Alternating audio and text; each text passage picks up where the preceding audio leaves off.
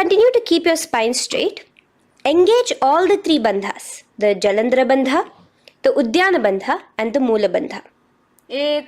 As you are holding your knee, visualize yourself holding, caressing a baby. Balalingasana. The next asana is Pada Asana. Now the same foot which is raised, clasp it with your hands and pull it behind towards your body, holding it with both your hands. Again, engage all the three bandhas, standing tall. Visualize Swamiji, the Supreme Pontiff of Hinduism, in your inner space.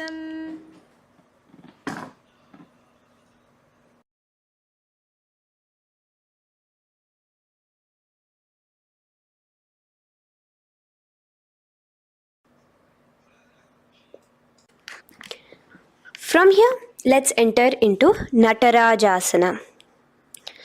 Now, the same foot you're already holding behind your back, twist the same hand of that leg inwards and pull the leg back. Extend the opposite hand forward with the index and thumbs together, again in the Bindu Mudra.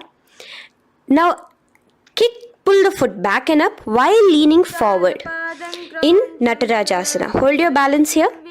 Here you will be engaging only the Moola Bandha, visualizing yourself as Lord Nataraja, the Lord of Dance.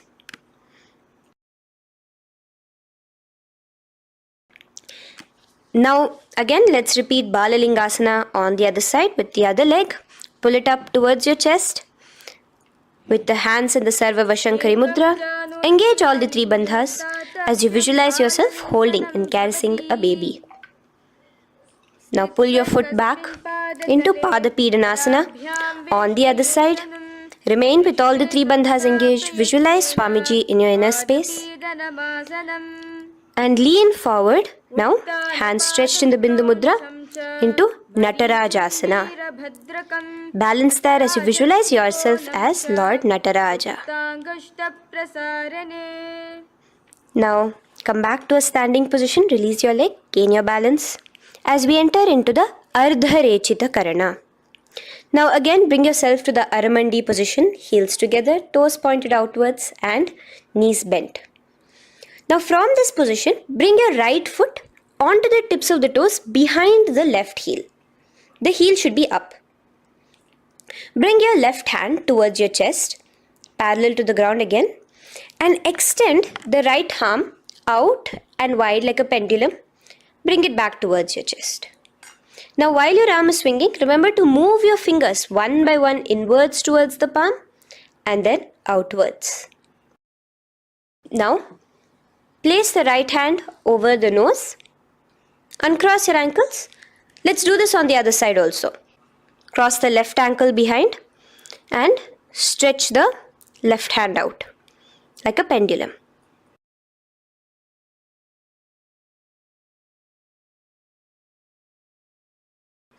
Bring it to your nose and cross the ankles.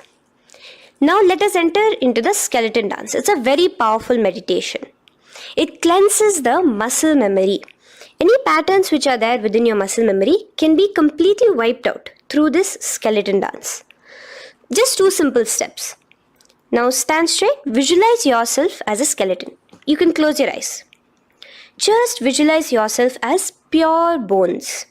There are no muscles, no veins, no nerves, tissues, organs, nothing. Just bones, a skeleton form. And shake your body intensely. As a skeleton, you are moving yourself wildly, intensely. Just shake it all out. Move your hands, move your legs, your head. Let there be no bone in your body untouched. Just move it. Move wildly, shake. Literally feel yourself throwing all the patterns out of your system with the intensity of your shaking.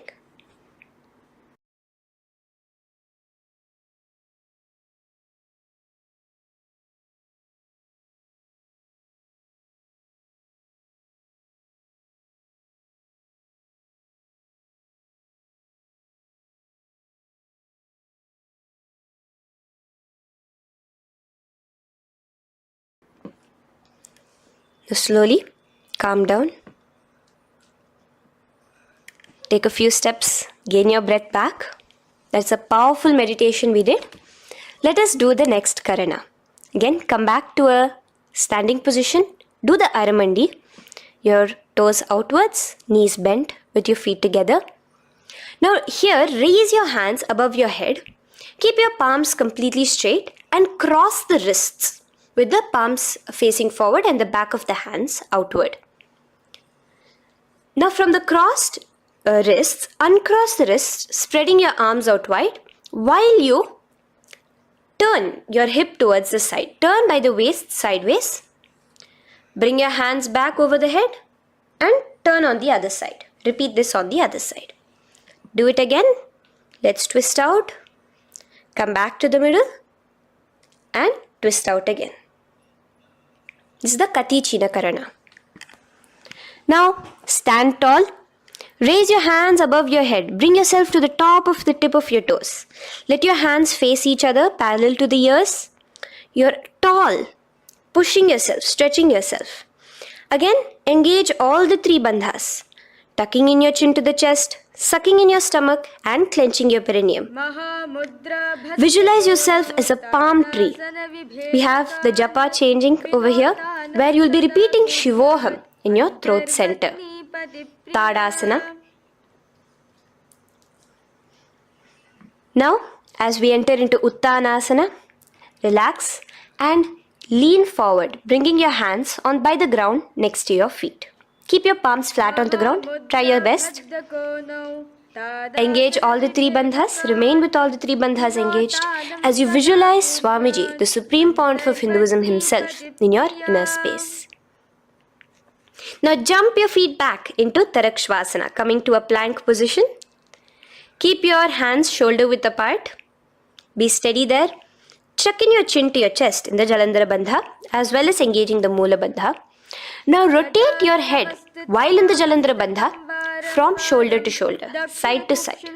This is Tarakshvasana. Visualize Swamiji, the Supreme Pontiff of Hinduism, in your inner space. Yes. Now lay flat onto the ground in Bhujangasana. Lower your entire body down. Now point your toes backwards. Keep your hands by the side of your chest and push yourself off the ground. Remember to use the strength of your lower back to hold yourself up. Open your mouth wide. Inhale through the hollow of your throat and exhale through your nose. This is the Bhujangani Mudra. In Bhujangasana, you will visualize yourself as a cobra. Now come back into a plank position. So you can tuck in your toes and come back into a plank position. In Shashasana, alternate bringing one knee towards your chest, back and forth. So you'll bring one knee front, push it back and bring the other knee. Repeat this again and again. Do the Sahaja Kumbhaka. Simple breathing in, breathing out.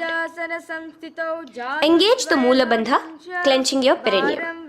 Visualize Swamiji, the Supreme Pontiff of Hinduism. Okay. Now place your legs back into the plank position as we enter into Rathasana. Again, bring one foot between your hands and alternate jumping one foot back and bringing the other foot forward simultaneously. Again and again. Continue the Sahaja Kumbhaka and the Moola Bandha engaged as you visualize yourself as a chariot, a Ratha, in Rathasana. Now, into Veerabhadrasana. Remain one leg in between your hands. So as you jump, one leg comes between your hands. Stop in that position. One leg stretched back. And raise yourself up into a standing position. So the front foot will be pointing forwards and bent at a 90-degree angle. The knee will be bent at a 90-degree angle. The other leg, which is extended back, the foot will be pointed sideways at a 45-degree angle. Now raise your palms, hands up, parallel beside your ears. Do the Uddiyana Bandha along with the Moola Bandha, pulling in your stomach in. Gaze towards your third eye as you visualize yourself as Lord Veerabhadra. Now relax down, switch your legs around And let us do Virabhadrasana on the other side. Stretch your hands up, gaze towards your third eye, suck in your stomach in the Uddiyana Bandha, and visualize yourself as Lord Virabhadra. Okay, bring your feet together now. Let us move into Vrikshasana. Now stand tall, gain your balance here slowly. Bring one foot towards the inner thigh. Bring your palms together, raise them up above your head in the Anjali Mudra. Keep your elbows as straight as you can. Again, continue the Uddiyana Bandha, sucking in your stomach. Gaze forward, hold your balance, visualize yourself as a tree, the stability of a tree in Vrikshasana. Now, slowly bring your hands down.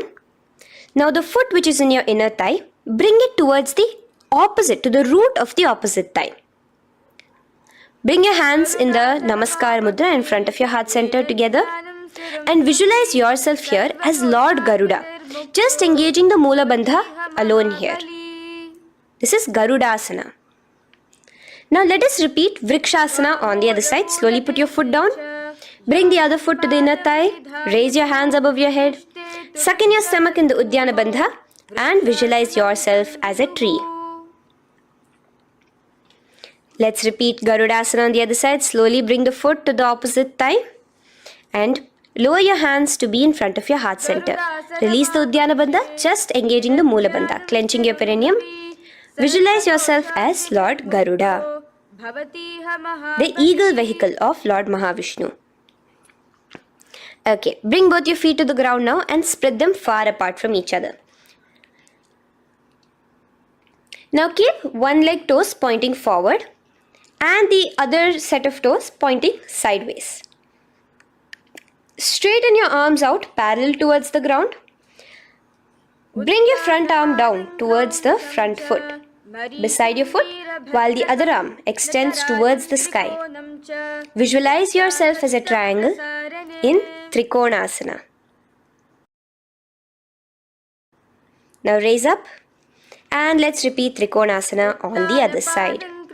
Switch the position of your legs around and go forward. The other arm raised towards the sky. Visualize yourself as a triangle.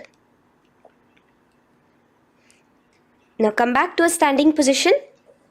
Bring your feet together. We are having another Karana, the Nikuttaka Karana. Bring yourself to the Aramandi position. Feet together, knees out wide. Here now bring your hands towards your chest, but keep both your palms parallel towards each other. Bring your right foot onto the toes with the heels up. And simultaneously bringing the right hand towards the top. Now drop the right foot, simultaneously lifting the left foot onto the toes and switch the hands position. Now the left hand is on the top and the right hand is on the bottom. Repeat and let us do this repeatedly. Okay, relax now, come back to a straight position and sit down onto your toes. Sit on your heels with your toes on the ground, knees raised up off the ground, together in front of you in Angushtasana. Bring your hands together in the Namaskara Mudra in front of your heart center. We have a very interesting pranayama over here, which is the Bhramari Kumbhaka, where you will be subtly buzzing like a bee as you do this asana. The japa we'll be entering into is Sadashivoham. In Angushtasana, engage the Moola Bandha as you visualize Swamiji, the Supreme Pontiff of Hinduism, in your inner space. Now in the same position, slowly bring your hands to the ground. Balance yourself as you stretch one foot forward, sitting on the heel of one foot and the other foot stretched forward, toes pointed upwards. Bring your hands to the Vara Mudra, just the tips of the finger on the ground while the palm faces forward, both your hands. Continue to engage the Moola Bandha, clenching the perineum as you visualize Swamiji, the Supreme Pontiff of Hinduism, in your inner space. Now, Stretch, the leg is stretched forward, right? Stretch the same hand, the respective hand forward and clasp onto the big toe of that foot in the Prana Mudra with your index and middle fingers. The other hand, bring it to the back of the respective heel in Vidhunanasana as you visualize Swamiji in your inner space. Okay, bring your 2 feet back together as we repeat Saurasana on the other side. Stretch your left leg forward now. Palms in the Varamudra on the ground. Visualize Swamiji in your inner space.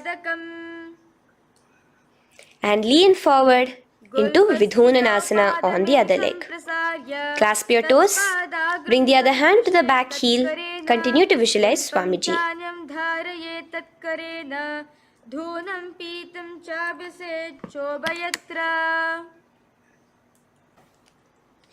Now bring your 2 feet back together as you continue to sit on the heels, getting a nice toe workout here. Balance on your toes, bring your knees together in front of you. Now place your palms on top of the respective knees with the hands facing upwards, the palms facing upwards. Leave a slight gap between your palms and knees. As you gaze forward, engage the Jalandhara Bandha, tucking in your chin to your chest, and look between the gap between your hands. Brahma Jurankushasana. The next is Kapilasana. Now spread your knees wide and place them onto the ground. Keep your hands on the respective knees. Pull your stomach in and up in the Uddiyana Bandha. Gaze towards your nose as you visualize yourself as Maha Kapila Muni, the first man that ever started thinking. In the same position, just release that Uddiyana Bandha. Release the lock of the stomach, but continue to clench your perineum in Mula Bandha as you switch your gaze to your third eye. So from your nose, switch your gaze to the third eye. Visualize Swamiji, the Supreme Pontiff of Hinduism, in your inner space. Bhadra Gorakshasana. Next is Suryasana. Now, your toes are tucked. Just lift your knees off the ground, wide apart. Bring your hands together in the Padma Mudra with the little fingers and thumbs joined together. Engage the Uddiyana Bandha, suck in your stomach and raise your hands up tall above your head. Slightly lean back as you look towards the gap between your hands. Visualize Lord Surya in your inner space. Now relax, slowly bring your hands to the ground. Sit on top of your heels, the toes flat. Here, keep your hands on top of your knees and lift your tongue up against the roof of your mouth in the Manduki Mudra. Do the Sahaja Kumbhaka, simple breathing in and out. Engage the Mula Bandha, clenching your perineum. With the Japa Sadashivoham, repeating in your inner space, here you will visualize yourself as a frog in Mandukasana. Your tongue pressed against the upper palate. Is your frog-like tongue catching the nectar of immortality dripping from your Sahasrara Chakra? Gaze towards your third eye in Mandukasana. Now from here itself, moving into Uttana Mandukasana. Just bring your hands to the opposite shoulders, remaining in the same seated position. Continue with the Uddiyana Bandha engaged, gazing at your third eye. The Manduki Mudra, tongue pressed against the top of your palate, visualizing yourself as a frog in Uttana Mandukasana. Slowly bring your hands out from behind your back. Now slightly raise up and cross your ankles behind you. Sit on top of your crossed ankles. Keep your knees wide and your fingers spread on the top of your knees, both your hands. Open your mouth wide and stick out your tongue, exhaling forcefully. Gaze at the tip of your nose. Repeat this several times because you're visualizing yourself as a lion in Simhasana. The next asana is Bhadrasana. Now you can release yourself and uncross your ankles. Just keep your toes crossed behind you. Again, sit on top of your heels, keeping your knees wide apart. Cross your hands behind your back, hold on to the big toes in the Prana Mudra with your index and middle fingers. Apply the Jalandhara Bandha, tuck in your chin to your chest along with the Mula Bandha, sucking in your perineum. as you gaze towards your nose. Here, resume the Brahmari Kumbhaka, buzzing like a bee subtly in your inner space as you visualize Swamiji, the Supreme Pontiff of Hinduism, in your inner space. Now, bring your hands out from behind you. As you bring yourself to a squatting position. Keep your feet flat onto the ground as close together as possible, but your knees opened wide. Bring your body in between your knees, your torso in between your knees, and take your arms in and around your knees towards the back, clasping your fingers, interlacing your fingers behind you in the Parashumudra. Gaze towards your nose. Visualize yourself as a crow in Kakabhusandhyasana. The next asana is Kanipavasana. Unclasp your hands in the Mahamudra Bandha as you visualize Devi Kali in your inner space in Ugrasana. The next is Marichiyasana. So raise up and keep one leg pointed forward while you bring the other leg towards the groin, the knee pointed upwards. Place the foot flat on the ground. Now lean forward. Bring both your hands, wrap your arms around the raised knee, clasping your hands behind the back together. Bring your chest to the thigh with your head towards the knee. Here engage just the Moola Bandha, sucking in your perineum, as you visualize yourself as Rishi Marichi in Marichiyasana. The next asana is Mahamudrasana. Now slowly raise up. And the raised knee, let it rest by your side with your leg towards the inner thigh of the opposite leg. Now again reach down, hold your foot, bring your elbows to the ground, your forehead to your knees. Engage all the three bandhas in the Mahamudra Bandha. Gaze at your nose, visualize Swamiji himself in your inner space. Raise up. Let's repeat Marichiyasana on the other side. Bring the other foot straight while the other foot comes into the groin. Knee up. Lean forward, clasping your hands behind your back. Visualize yourself as Sage Marichi. Now from here, raise up, engage all the three bandhas. As you let your knee fall to the side, lean forward, clasping the foot. Gaze at your nose. Visualize Swamiji in your inner space in Mahamudrasana on the other side. Yes, relax flat onto the ground into Makarasana. Lay down completely flat. Keep your feet pointing outwards, far away from each other. Place your forehead on the mat. Interlace your fingers behind your neck in the Parashumudra. Just relax, visualizing yourself as a crocodile as we go back to the Sahaja Kumbhaka, the simple breathing in, breathing out. Just keep the Moola Bandha alone engaged.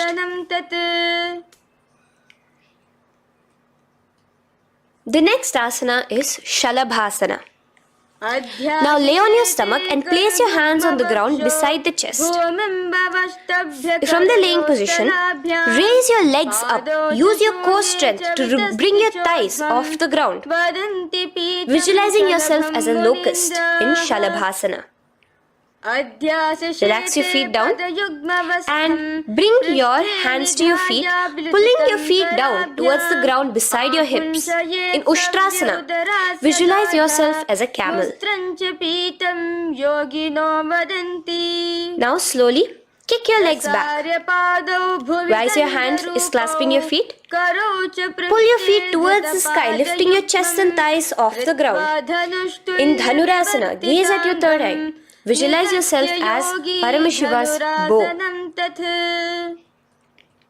Relax slowly and come up to a sitting position. In Bhagasana, sit on both your knees with your head, neck and spine straight. Clench your perineum in the Moola Bandha. Place your hands on top of your knees.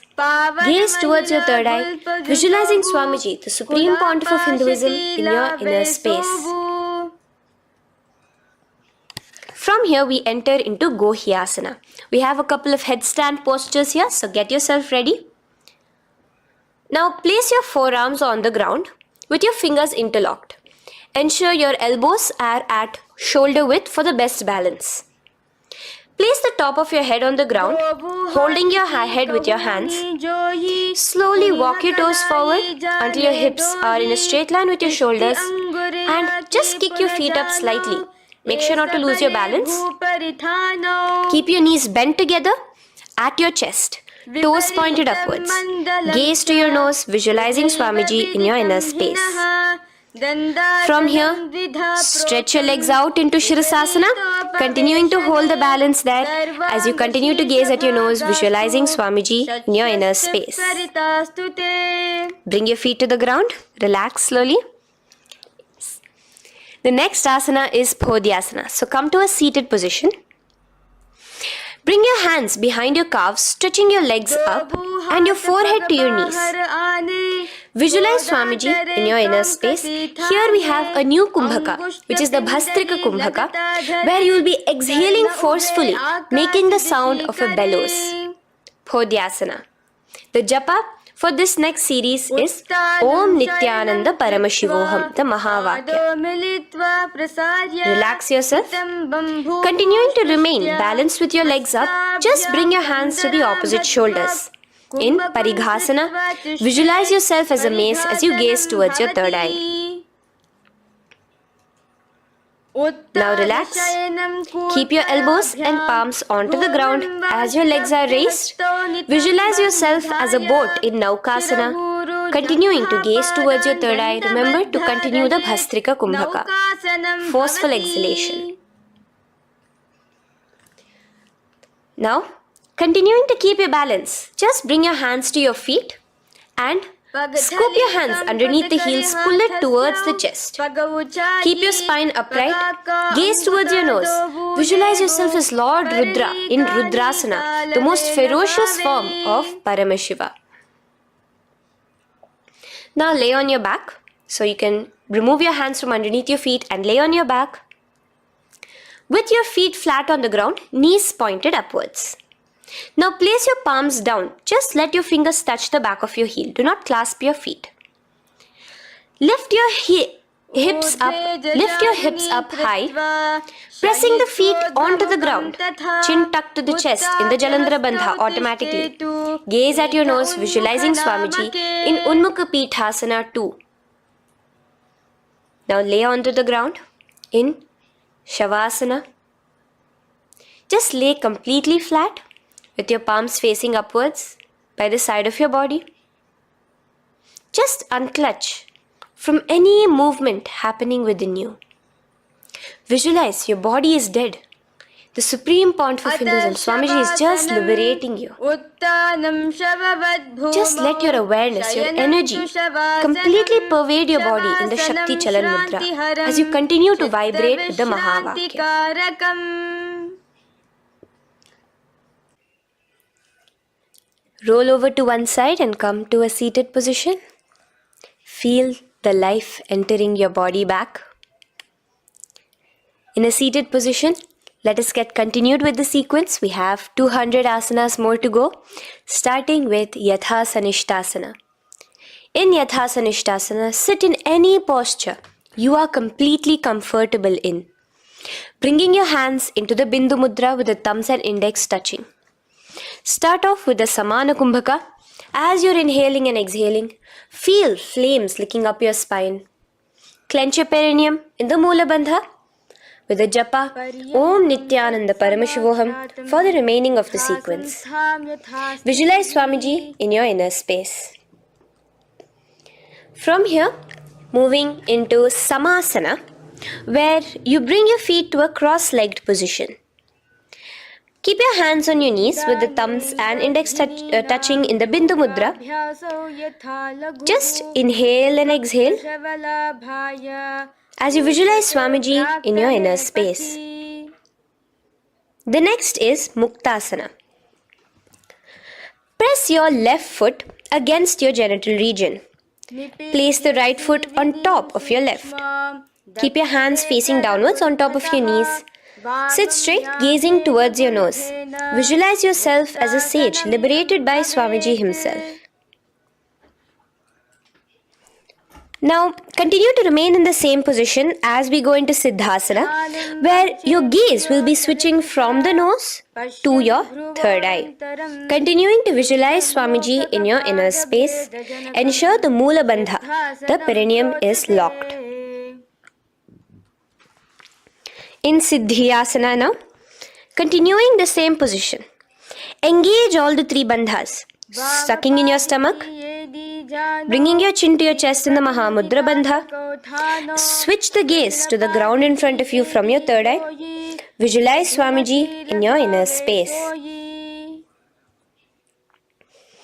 Now, relax the Uddiyana Bandha and Jalandhara Bandha. Just keep the Moola Bandha, the perineum alone clenched, as we enter Rudrasana 2, where your legs will remain in the same position, just your hands alone, from resting on your knees, will turn around to the Bindu Mudra, the thumbs and index touching.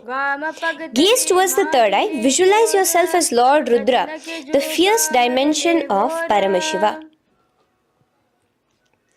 The next is Santadhunasana. Keep your hands in the Bindu Mudra, your legs crossed in the same position. As you switch your gaze from your third eye to your nose, visualizing Swamiji, his tranquility, unshakable nature. Now, relax the Bindu Mudra, keep your legs in the same position, and bring your hands to your navel, cupping one palm over the other in the Samputa Mudra. It looks sort of like a lotus bud. Continue to visualize Swamiji in your inner space in Siddhasana 2. The next asana is Bandha Yoni Asana. Maintaining one heel over the other in the same position of the legs, bring your hands to your face in the Shanmukhi Mudra. So just listen carefully now. Bring your little fingers beneath the bottom lip of both hands. Your ring fingers above your upper lip. Your middle fingers closing your nose, your nostrils. Your index finger covering your eyes. And your thumbs pressed into your ears. This is Bandha Yoni Asana, visualizing Swamiji in your inner space.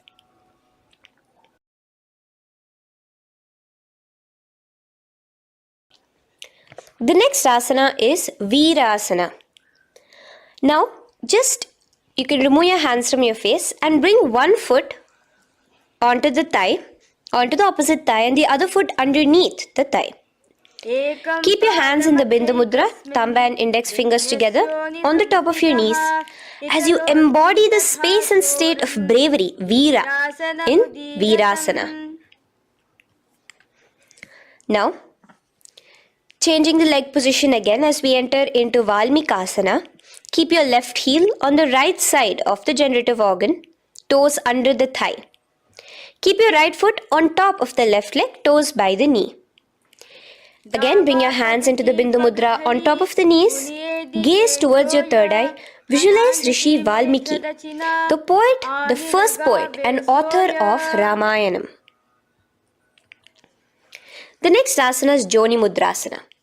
So you're going to remain here as you switch your gaze to your nose, visualizing the Yoni Mandala, a beautiful formation, divine cosmic geometry, representing Devi, Shakti, a symbol of the creative energy of the universe in Joni Mudrasana. In the same position, switch your gaze to your third eye, continuing to visualize the Yoni Mandala in your inner space. Now, let's move into Bhadrasana 3. So bring your feet, the soles of your feet together, uncross them and bring them together in front of your body. Hold it with both your hands, pulling it against you. Push your knees down towards the ground. As you gaze at your nose, suck your stomach in the Uddiyana Bandha. Visualize Lord Veerabhadra in your inner space. Bhadrasana 3. In the same position, we are entering into Aghorasana, where your left hand will rest on top of the left knee, while your right hand comes towards your face. Now, do the Khechari Mudra, where you are bringing your tongue towards the upper palate, gazing towards your third eye. Now, with your right hand, cover your mouth, close the left nostril with your index finger, inhale through the right nostril. Close both the nostrils, hold your breath and exhale through the left nostril in the Abhyantara Kumbhaka. Repeat this on the other side. Visualize yourself as an Aghori, completely dedicated to Paramashiva in Aghorasana. The next asana is Kaneri Pavasana. So you can distance your feet a little away from your body. As you lean forward, place your elbows onto the soles of your feet and rest your chin on your palms. Gaze at your nose, suck your stomach in Uddiyana Bandha. Here, continuing with the Rechaka Kumbhaka, where your exhalations are prolonged than your inhalations, visualizing yourself as a female elephant drinking water in Kaneri Pavasana. The next asana is Parasana. So now, come to a seated position, raise yourself up and keep your knees raised.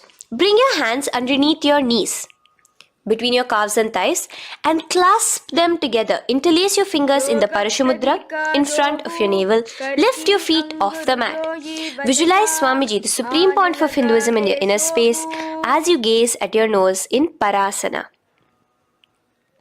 The next asana we'll be moving into is Gopi Chandasana. Now take your hands out from in between the feet as you let your feet rest on the ground. Take your hands out from underneath your calves. Interlace your fingers around the feet with the soles of the feet together and raise it up towards your chest. Rest your knee on top of your feet. Gaze at your nose. Embody the state and space of a king in Gopi Chandasana. The next asana is Udarasana. So now just quickly release your legs, bring your hands underneath your calves and hold on to your feet again from inside out, both your feet together. Bring your feet up to your chin, resting your chin on top of the interlaced fingers. Bring your feet to your chest, gaze at your nose, visualizing your body, the Supreme Pontiff of Hinduism, free from any defects in Udarasana. Now, in the same position, just lift your legs up towards your head. Let the top of your hands come towards the top of your head, your forehead. And this is Vishishtasana. Visualize yourself excelling in everything in this posture. Now, slowly relax. Keep your hands underneath your shins as you take your hands up to the shoulder, pulling your hand and interlacing your fingers behind your neck. In Bhujasana, visualize yourself as a cobra. The next asana is Kalyanasana. So in the same seated posture, bring your hands around from behind your neck, remove them and put them around your back, interlacing the fingers behind you. Gaze at your nose.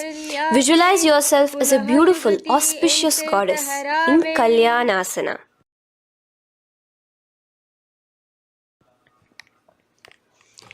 The next posture is Sankatasana. So now, uncross your hands from behind you. Release yourself completely onto the ground. Place your left knee on the mat and the left foot flat.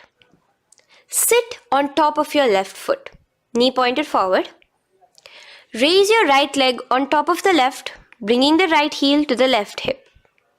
Place your hands on the opposite knees. Here, do the Ujjayi Pranayama. As you inhale and exhale, make the sound of an ocean. Visualize yourself as a swan, a beautiful swan in Sankatasana. The next is Dhenukasana. Just in the same position, slide your left heel to the left hip. Keep your right knee on top of the left. Place both your hands on your right thigh. Visualize a cow in your inner space as you suck your stomach in the Uddiyana Bandha, Dhenukasana. Now slowly uncross your legs as we move into Matsyendrasana. Place the right foot on the left thigh, the left foot on the right knee. Bring your left hand behind your back, hold the right thigh. Twist a little bit. Place your right hand on your left thigh. Twist your body, gaze towards your third eye, visualizing Swamiji in your inner space. The next asana, Matsyendrasana 2, just untwist your body. As you clasp the respective toes of both your feet with your hands, lean forward and down, bringing your forehead to the ground in front of your feet. Visualize Swamiji, the Supreme Pontiff of Hinduism, in your inner space. Raise up now. Keep your legs in the same position. We have the Guru Asana. Interlace your fingers together and place it over the topmost knee. Suck in your stomach in the Uddiyana Bandha. Clench your perineum in the Moola Bandha. Tuck your chin to your chest in the Jalandhara Bandha. As you engage all three bandhas, visualize Swamiji in your inner space. Let us now repeat Sankatasana on the other side. So, you can release your hands, your legs as you cross the other leg over. Visualizing yourself as a swan, remember to put your hands on the opposite knees. The next asana, Dhenukasana, repeating it on the other side. Slide your leg out, bring both your hands to the topmost knee. Suck your stomach in the Uddiyana Bandha. Visualize a cow in your inner space. Matsyendrasana again, repeating it on the other side. Bring your legs to the cross-leg position. Twist your body around as you gaze at your third eye, visualizing Swamiji in your inner space. Untwist as we enter into Matsyendrasana 2 on the other side. Hold on to your feet, bring your forehead to the ground, continuing to visualize Swamiji in your inner space. Slowly raise up and let us do Guru Asana on the other side. Engage all the three bandhas in the Mahamudra Bandha. Interlace your fingers, place it on top of your knee. Continue to visualize Swamiji, the Supreme Pontiff of Hinduism, as we do Guru Asana. Now, slowly uncross your feet and place them flat on the ground, knees towards the chest in Pashasana.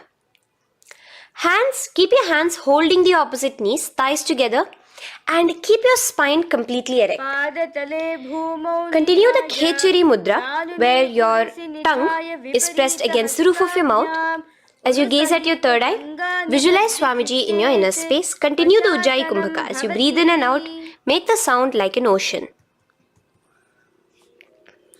Now in the same position, just bring your chin towards your knees in Bodha Shokasana.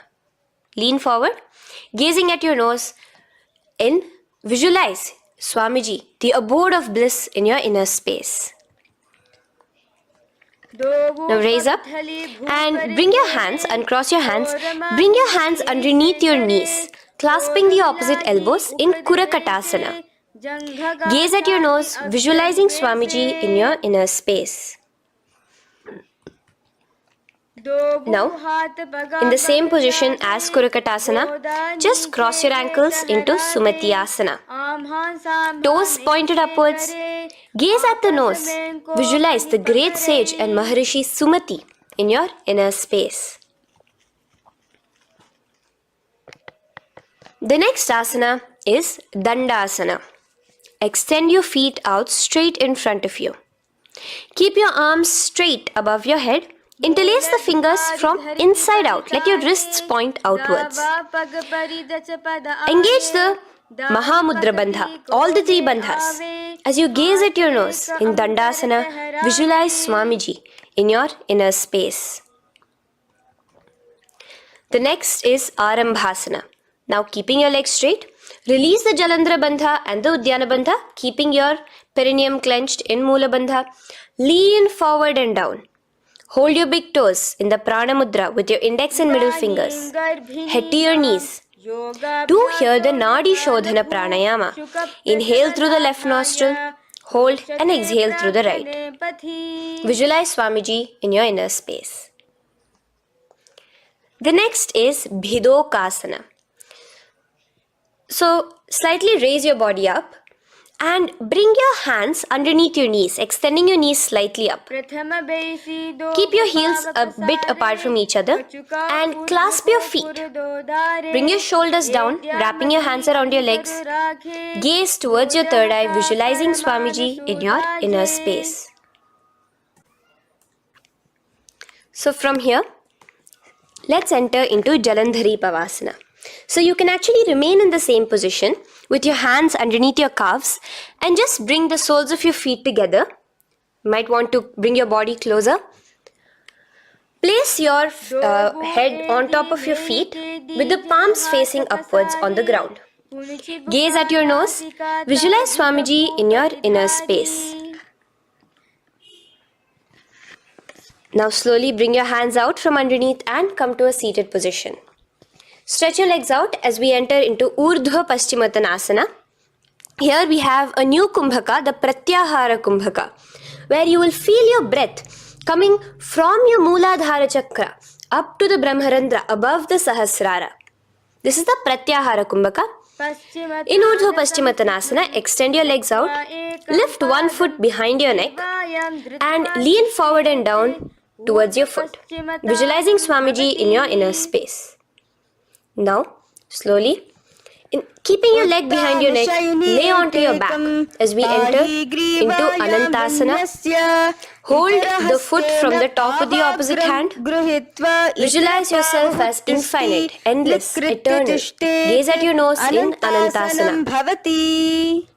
Just now, in the same position, roll onto your elbow of the hand holding the foot. Gaze at your nose, feeling in complete control like Swamiji in Ankushasana. Slowly remove the leg from behind your neck. Take a moment to stretch, relax. Lay on your back. Bring your knees towards your chest. Bring your hands around, encircling the thighs and the calves with your arms. Roll to the left and right in Drishasana, visualizing Swamiji in your inner space. The next asana is Urdhva Paschimottanasana. On the other side, let us repeat it. Raise up to a sitting position and bring the other foot behind your neck. Lean forward and down, clasping your foot. Repeating Anantasana on the other side, lay on your back, bring the opposite hand to the foot, gaze at your nose, and continuing to gaze at your nose, roll onto the elbow as we repeat Ankushasana on the other side. Now, you can release your foot and try to remain in the same position without removing the leg from behind your neck as you bring the other leg too to cross behind your neck with both your legs behind your head. Laying on your back, bring both your hands to clasp behind your back. Gaze to your nose, visualizing Swamiji in your inner space in Yoga Nidrasana. As we enter into Atmaramasana, in the same position you can uncross your hands from behind your back. Bring it up, continuing to keep it underneath the legs. Just clasp it behind your neck. So you can bring your legs out from behind your neck. Just let your hands interlace behind your neck, gazing to your nose, visualizing the Atma Rama, Bhagavan Mahavishnu within you as your soul blessing you, as you gaze at your nose in Atma Ramasana. Now, you can release your hands and legs. Continue to lay on your back as we enter into Kochikasana. Bring your knees to your chest with the soles facing upwards. Extend your arms sideways as you gaze towards your third eye, visualizing Swamiji in your inner space. Now, from Kochikasana, keep your arms reached out to the sides at shoulder level. As we enter into Jatara Parivritti 1, keep one knee bent, twist it and bring it to the ground on the opposite side with the other leg extended straight. In Jatara Parivritti 2, keep both the knees bent to one side. And in Jatara Parivritti 3, keep both the legs straight to one side. Throughout this, keep your head looking in the opposite direction. And let us repeat this on the other side. You can bring your knees back to your chest. Let your legs out, go to the other side and do Jatara Parivritti 1, 2 and 3.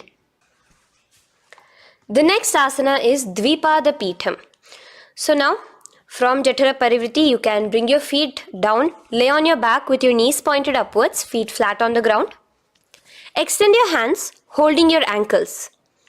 And lift your hips up. Engage the Jalandhara Bandha automatically as you raise your hips up, gaze at your nose, visualizing yourself as a bridge in Dvipadapitham. Now in Paryankasana, so you can lay back onto the ground and place your feet flat. Bring your arms over your head, placing the hands flat near your shoulders with the fingers pointing towards the feet. Lift your entire body up and off the ground in Paryankasana as you visualize yourself as sturdy as stone furniture. Lay back down slowly as you bring your hands out. Keep your knees to your chest here and your hands on the shoulders as we enter into Svottanasana. Visualize you're laying on your back as a playful dog. Move your hips in the circular motion. Do the Sahaja Kumbhaka. Now let us enter into Viparita Karani. First, bringing your arms out from behind your shoulders. Let your arms be extended by the side of your body. Use the strength of your arms, palms flat on the ground, to push your body, your upper body, your lower body off the mat. And keep your legs straight above you, extended. Move your legs around and around in Viparita Karani. Automatically the Jalandhara Bandha is engaged. Breathing during the Jalandhara Bandha is the Murcha Kumbhaka. Visualize Swamiji in your inner space. The next is Viparita Karani 2. In the same position, just stop the rotational movement of your legs. Visualize Swamiji in your inner space. Now, as we enter into Langalasana, just let your feet from the top rest onto the ground above your head. Interlace your fingers in the Parashu Mudra behind your body. Visualize yourself as a plow in Langalasana, continuing to engage the Jalandhara Bandha. Bhumim karshayet Langalasanam bhavati. Now, in Shaita Paschimottanasana, bring your hands out from behind your body and hold on to the toes above your head. Keep your legs and hands completely straight.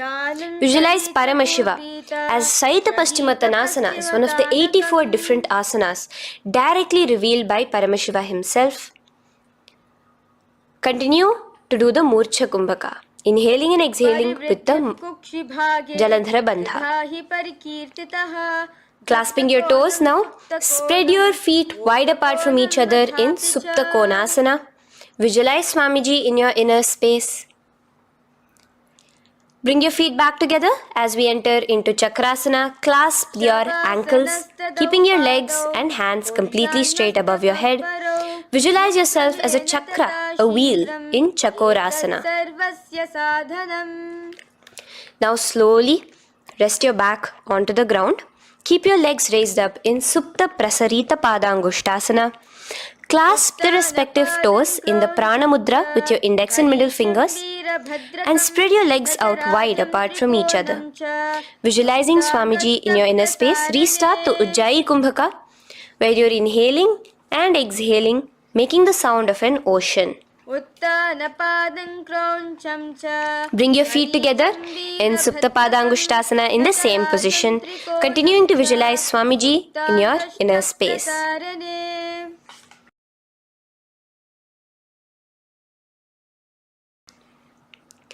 Now, bring your feet, release your feet and bring them into Padmasana.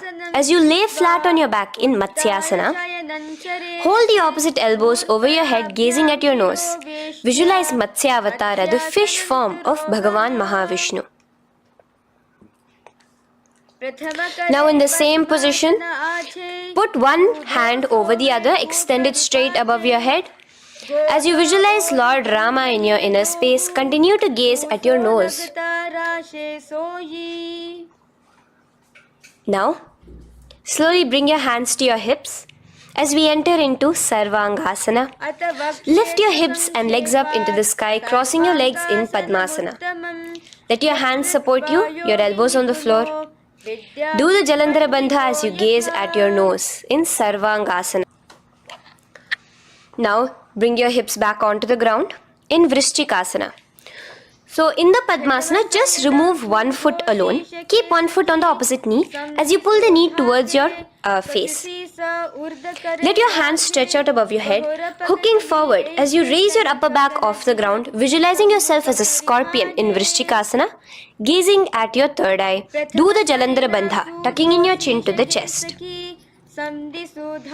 Now just switch your legs around as we repeat Vrishchikasana on the other side. Continuing to visualize yourself as a scorpion, gaze at your third eye. The next asana is Vrishapada Kshepasana. So come now to a complete flat position on your mat. Come down to a complete lying down position and interlace your fingers around your neck. Now raise both your feet off the ground. Extend one leg straight and the other knee to the chest in a bicycle motion. Alternate between extending and raising the knee again and again, bringing your opposite elbows to the respective knees. Visualize Swamiji in your inner space. Breathe in and out in the Sahaja. From Vrishapada Kshepasana, now lay flat onto the ground with your hands by your side as we enter into Marottanasana, where you will be lifting your legs one by one, touching the ears with your knees. Visualize Swamiji in your inner space. The next asana is Vrikasana. Now what you'll be doing is laying on your back. Bring the soles of your feet flat onto the ground. Stand up completely and lay back down. Visualize yourself as a wolf in Vrikasana.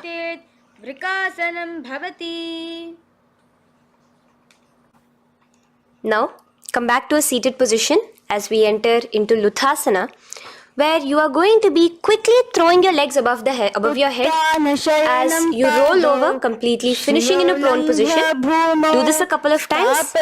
Come forward, roll over. Come forward and roll over again. Visualize Swamiji, the Supreme Pontiff of Hinduism, in your inner space. Now, take a moment to relax. Lay on your belly with your toes extended in Sarathasana. Keep your hands onto the ground by your shoulders. Now here, contract your lips and make a sound like a flute, whistling while inhaling.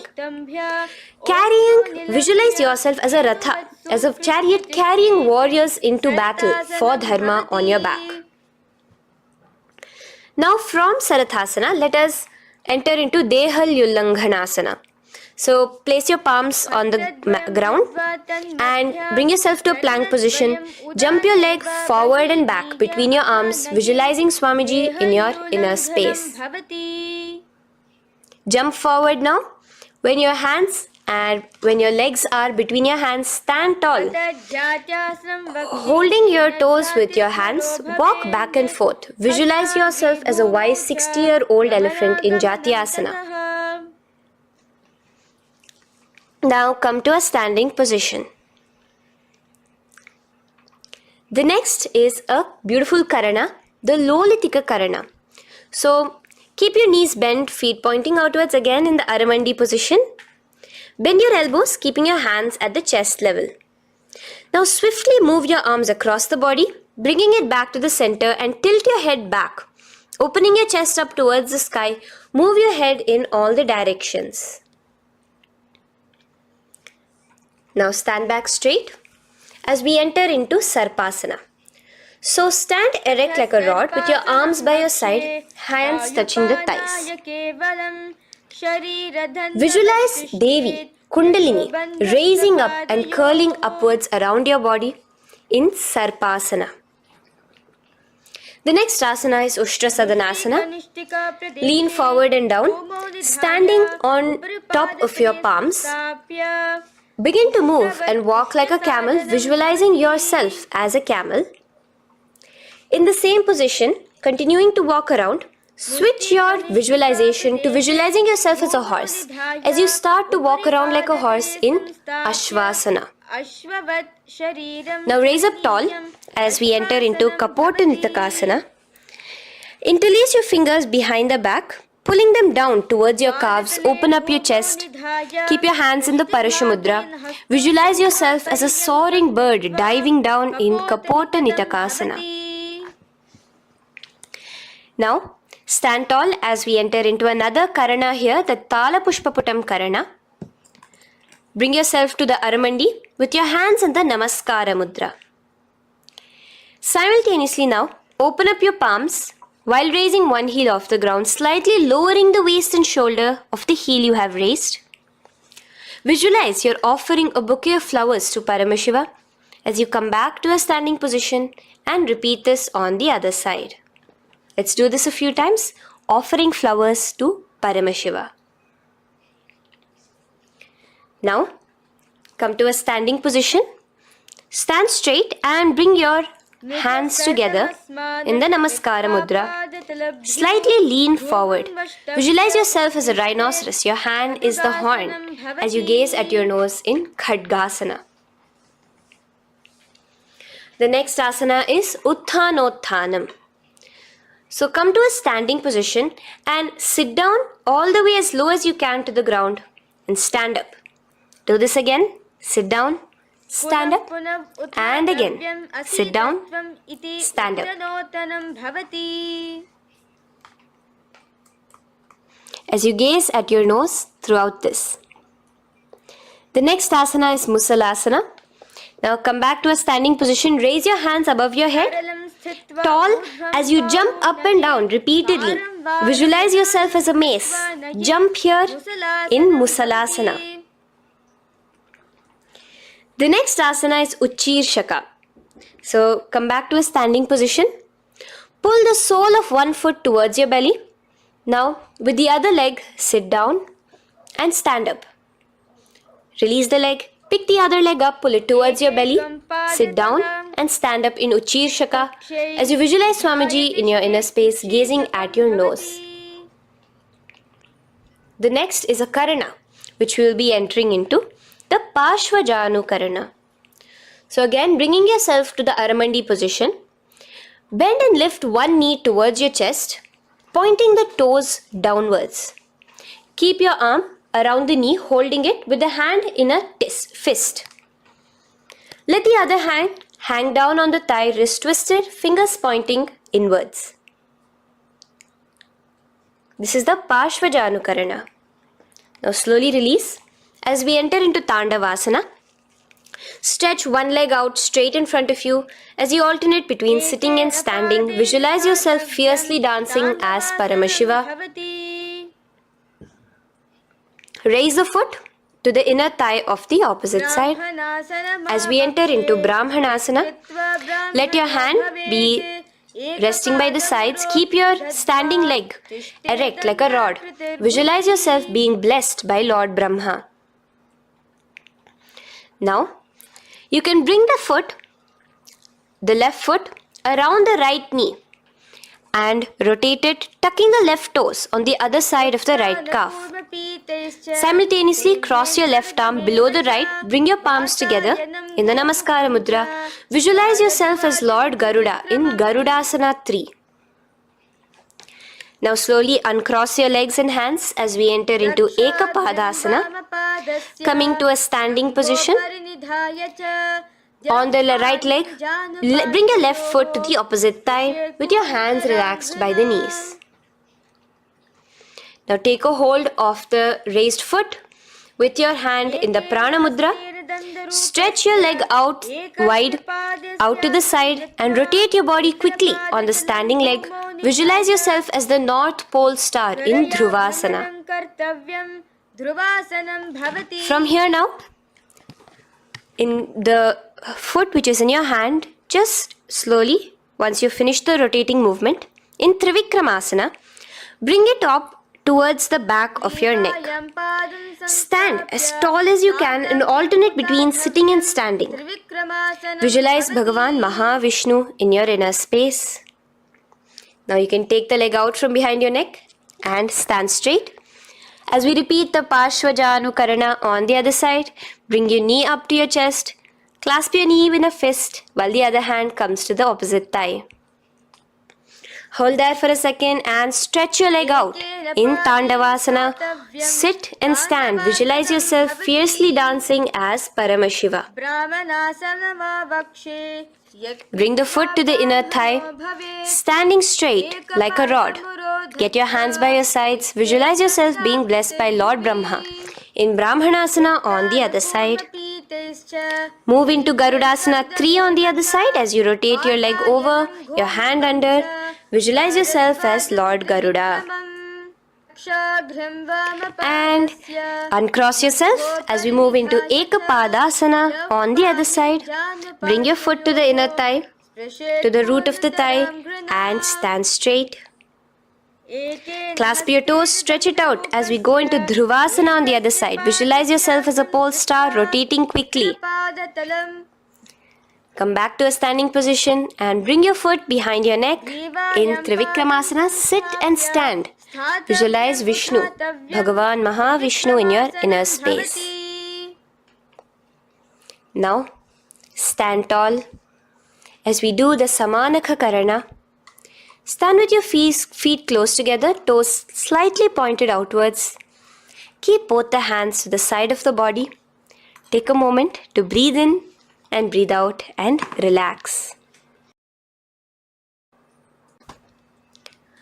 Now, slowly relax and from the standing position, slowly bend forward, bringing both your hands underneath your knees. Now once you have squatted down fully, interlace the fingers together in the Parashamudra. Bring that interlaced fingers in front of your navel. In Ghorakanjali Asana, visualize the great sage Goraknatha, the founder of the Natha Yoga Hindu Sampradaya.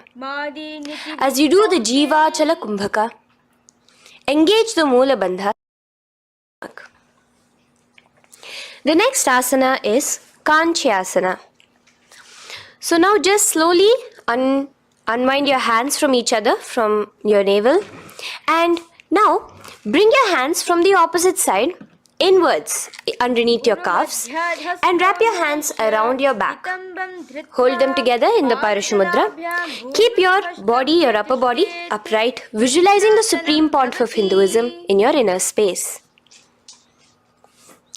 The next is Bhairu Asana.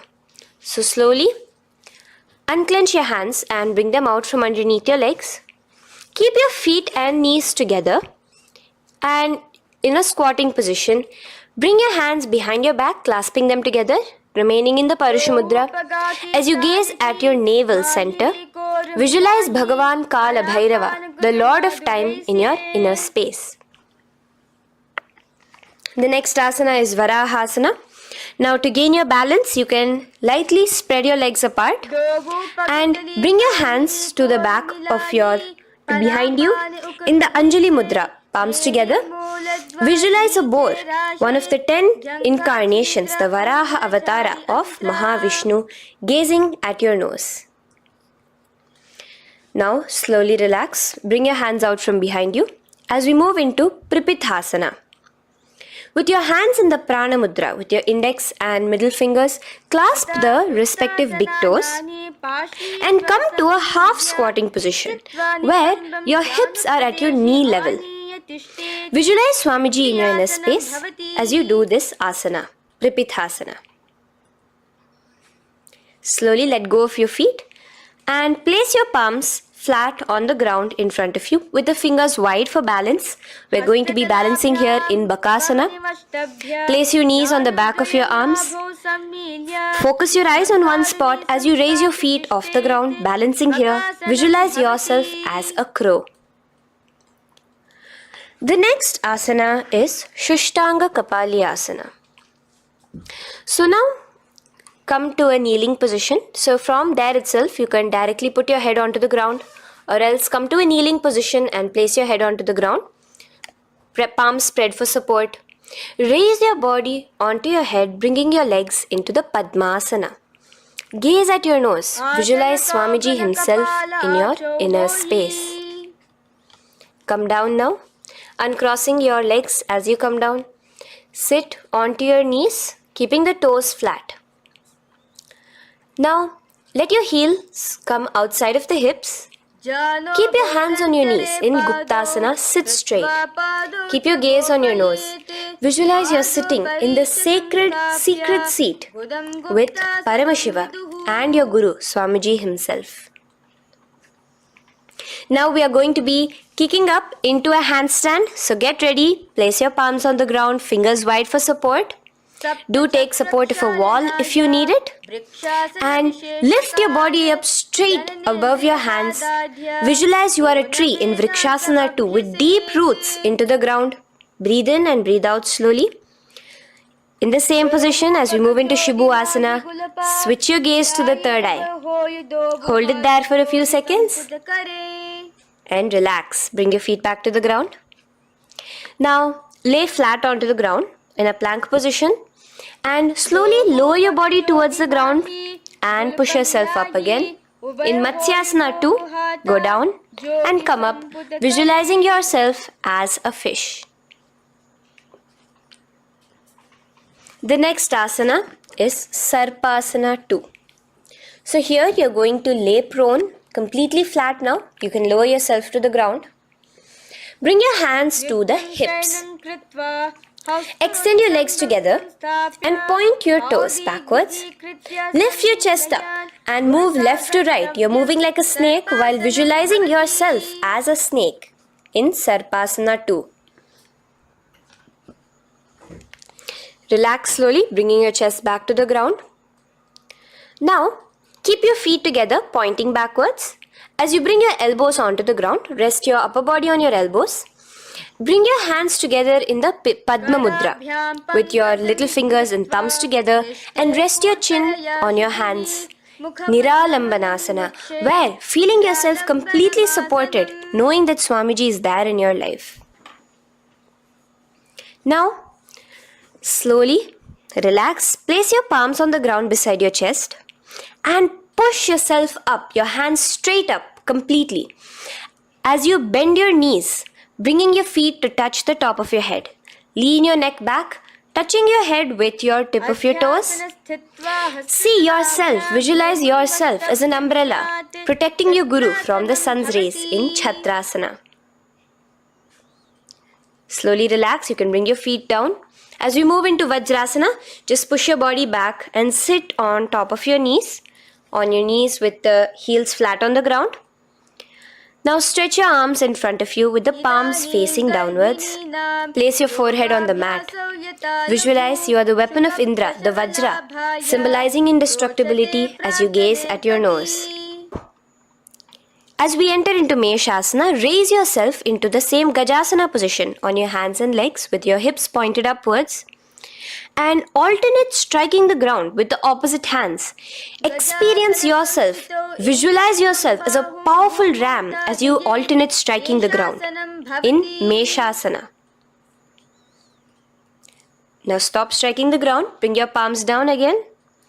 As we move into Ajasana, kick your legs off the ground and lower your forehead to the mat. Let's do it again. Kick your legs off the mat. Lower your forehead to the ground. You are unborn, existing for all of eternity in Ajasana. Now, come to a seated position as we move into Dhanantara Asana. Sit on your heel with your legs together. Pull your toes underneath you. As you bring your hands top of the knees, gaze at your nose, visualize Swamiji in your inner space. Here, do the Ujjayi Pranayama, inhaling and exhaling like an ocean, Dhanantara Asana. From Dhanantara Asana, now interlace your fingers in front of you and then behind you. Stretch your arms towards all the sides, backwards, forwards. Giving a massage to the various different joints and muscles in your body. Lean forward, get up again. Continuing to visualize Swamiji in your inner space. Relax your hands and now take your respective heels and point them outwards, outside the side of your hips. Keep your hands on your knees with your thighs and knees resting on the ground, spine straight. Visualize yourself as Lord Garuda in Garudasana 4. You have Mahavishnu and Mahalakshmi on your back as you are flying. The next asana is Ananda Mandirasana. Now you can continue to remain in the same position. You can bring your feet pointing inwards.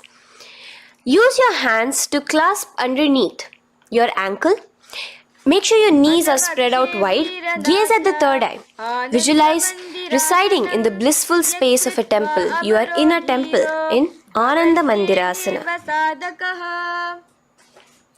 Now, as we move into Mandukasana, keep your knees wide and sit on top of your ankles.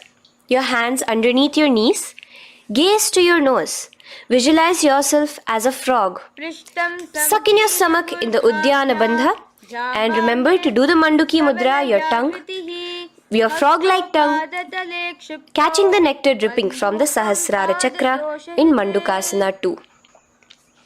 Now, as we move into Narasimhasana, tuck your toes in and sit on top of the heels.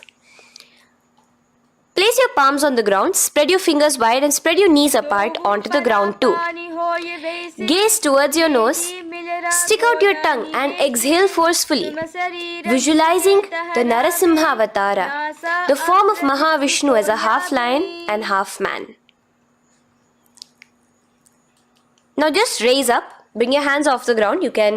Here we'll be doing a new pranayama, which is the Bhishraka pranayama, as we enter into Bhishrakasana. So continue to keep your knees and feet on the floor. As you bring your hand up to your face, make a hollow of your palms and place it over the mouth. Keep your thumbs under your teeth and close your lips. Gaze to your nose. Inhale through your left nostril, exhaling through the mouth. Gaze at your nose again. Visualize yourself as Devi, presiding over any and all minuscule fears you may have within you. Now moving back into the Ujjayi Pranayama, let us do Makadasana. So you can take your hands off your face and slowly remaining in the same position, bring it to your armpits. Bring your fingers to your armpits. Imitate as if a monkey is scratching. As you gaze to your third eye, visualize yourself as a playful monkey in Makadasana. From Makadasana, let's move into Vajra Sangharasana. So you can slowly lift your knees off the ground, just balancing on your toes, sitting on the heels. Bring your hands behind your back and clasp the opposite elbows. Gaze to your nose, embody a diamond, visualize yourself as a diamond-like strength for yourself and your Sangha. The next asana is Khanjanasana. So now you can uncross your hands, rest on top of the heels with your knees on the ground. Keep the toes down, ankles crossed behind. Place your palms on the mat to your side. Suck your stomach in the Uddiyana Bandha as you gaze at your nose in Khanjanasana. Now, you can uncross your ankles and just sit with your toes flat. Keep your knees wide on the floor. Rest your hands on the knees. Just relax the Uddiyana Bandha, just sucking in your perineum in the Mula Bandha. Gaze at your nose, visualize yourself as a turtle with a stable body and mind to live for hundreds of years. And without changing anything in your physical posture, just visualize yourself uniting with Swamiji himself in Yogasana. Now, raise up onto your knees, cross your ankles behind your back until the feet are coming towards the opposite knees. Now, bring your hands behind you and hold on to the calves with the fingers inside, the thumbs outside. Gaze at the third eye as you visualize yourself in a space of oneness with Paramashiva himself as Swamiji. Now you can uncross your ankles, come back to standing on your knees as we enter into Ushtrasana 2. So now, in a kneeling position, bend backward, hold your ankles with your hands. Keep your arms straight. As you push your hips forward and tilt your head backwards, visualize yourself as a camel in Ushtrasana 2. Slowly, in the same position, lower yourself onto your back. in Jatyasana 2. As you are lowering yourself, experience yourself as a blooming lotus. Bring your head, the back of your head onto the mat. Gaze to your nose. Now, let's move into Viratasana. So, try your best to do this without the support of your hands, but you can use your hand support if needed as you raise up from Jatyasana and back down. Raise up and go back down as you gaze at your nose. Raise up and go back down. Visualize Swamiji in your inner space. Now from Viratasana, raise your hips up higher, bringing your forearms onto the mat behind you in a short back bend posture. Hold the back of your heels in Kapotasana. Visualize yourself as a beautiful dove, a Kapota, in your inner. As we move on from Kapotasana into Varasana. So stand upright on your knees with the toes tucked. Hold your arms with the opposite hands. Gaze at your nose. This is the boon fulfilling posture. Visualize your boon becoming a reality directly from Paramashiva himself in Varasana. Now, keeping your knees together, toes tucked, just lean forward, bringing your head onto the mat, holding your head with your hands. Visualize yourself as a boar, as the Varaha avatar of Bhagavan Mahavishnu in Varaha Asana 2. Now, just kick your legs off the ground as we enter into Mundasana. Raise yourself up into a headstand posture, visualizing yourself as a lopped tree. Gaze at your nose. Breathe in and out in the Sahaja Kumbhaka. Slowly come down now. Relax. Come to a kneeling posture. Sit on your heels. Bring your head down beside your knees. Your elbows adjacent to the knees. Your hands holding your head. Exhale through your mouth as you gaze at your nose, visualizing Swamiji in your inner space in Andhasana. Now from here, push yourself off the mat as you come lying prone on your belly. Let your arms be extended straight out and together lift your thighs, arms and chest off the ground, stretching your body, balancing there. Visualize yourself as a locust in Viparita Shalabhasana.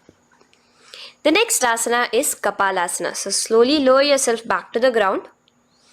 Now, laying on your belly, bring your arms to your side, palms downwards. Keep your forehead on the ground and your chest on the mat. Only lift your legs up into the air. Only your legs are lifting up. Visualize yourself as a skull. You are a mind with purified thoughts, a strong will to attain enlightenment in Kapalasana. The next asana is Akasha Kapotasana. So now, in the same position as you are, let your arms be straight out behind you. As you kick your legs up and over your head, bring your feet slowly to the mat in front of you. Push yourself, balance there. Visualize yourself as a free and open flying dove in Akasha Kapotasana. Bring your legs back out. As you lay flat on the mat, now push yourself onto your knees. Place your forearms on the ground and your chest down such that your navel is touching your knees. Be sturdy, visualizing yourself as a sparrow in Chatakasana. The next asana is Vrishchikasana 2. So your forearms are on the ground. Now slowly raise to your toes and kick your legs off the mat. Slowly lowering your legs to your head. Visualize yourself as a scorpion as you balance in Vrishchikasana 2. Slowly release yourself, coming back to the ground. As we enter into Vrishasana, sit down on top of your right heel and let your left foot remain outside of the hip, the ankle to the side. Place your hands on the mat, visualizing yourself as a bull in Vrishasana. Now, bring both your knees underneath you, sit on both your heels. Cross your left leg over top of the right, lightly, and in Lolasana, push yourself off the ground. Your knees are off the ground, you're just balancing on your hand above the mat. Visualize Swamiji in your inner space. Lower down now. Bring the left foot now outside. Bring the right foot out and sit on your left heel now. As we do Vrishasana on the other side, visualize yourself as a bull. From here, let us get into a very powerful asana, Balagunasana. So, place your left toes on the ground, sit on the heel of your left foot. Place the right foot flat with the knees raised towards your chest. Maintain your palms on the respective knees. Be upright. Visualize Balagunahai, one of the 84 siddhas in your inner space in Balagunasana. Now come to a squatting position. Let your feet be flat as you bring your elbows under your thighs and calves, wrapping it around your shins. Hold on to your ankles from the outside in Grahasana, visualizing yourself as an entire planet. Now, you can unwrap yourself as you sit on top of the opposite heel in Balagunasana on the other side. Maintain your palms on the respective knees. Visualize Balagunahai, one of the 84 siddhas in your inner space. Now, sit upon both the toes with the heels up and knees off the mat, knees pointing forward. Now, keep your hands downwards on the respective knees. Keep your spine upright as you visualize Swamiji in your inner space in Utkatasana. The next asana is Vajra Sangharasana. Just spread your knees out wide in Utkatasana. Spread your knees out wide. Clasp the elbows behind your back. Visualize Swamiji in your inner space in Vajra Sangharasana too. The next asana is Anilasana. Now, sit with your feet hip width apart. Bring your hands under the soles of your feet from inside. Your palms facing downwards. Step onto your hands. Keep your arms straight, elbows together at the navel. Gaze to your nose. Visualize yourself able to consume and live off of air alone in Anilasana. The next is Padukasana. So from Anilasana, you can release your hands. Place the back of your hands on the mat with your fingers facing upwards. With your fingers facing towards your body, palms upwards.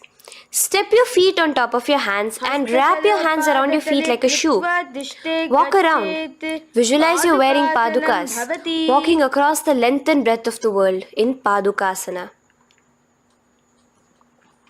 Now bring your palms onto the ground. Stop moving around as we move into Kukutodana. Kick your feet up into the air and let them fall back down. Let's go up again and come down. Kick up and go down. Visualize yourself as a rooster in Kukutodana. The next is Viparita Nrityasana. So as you're kicking yourself up, you can go up into a complete handstand posture, which is Viparita Nrityasana. Do take support if needed. And move around on your two hands as if you are dancing in Viparita Nrityasana. Slowly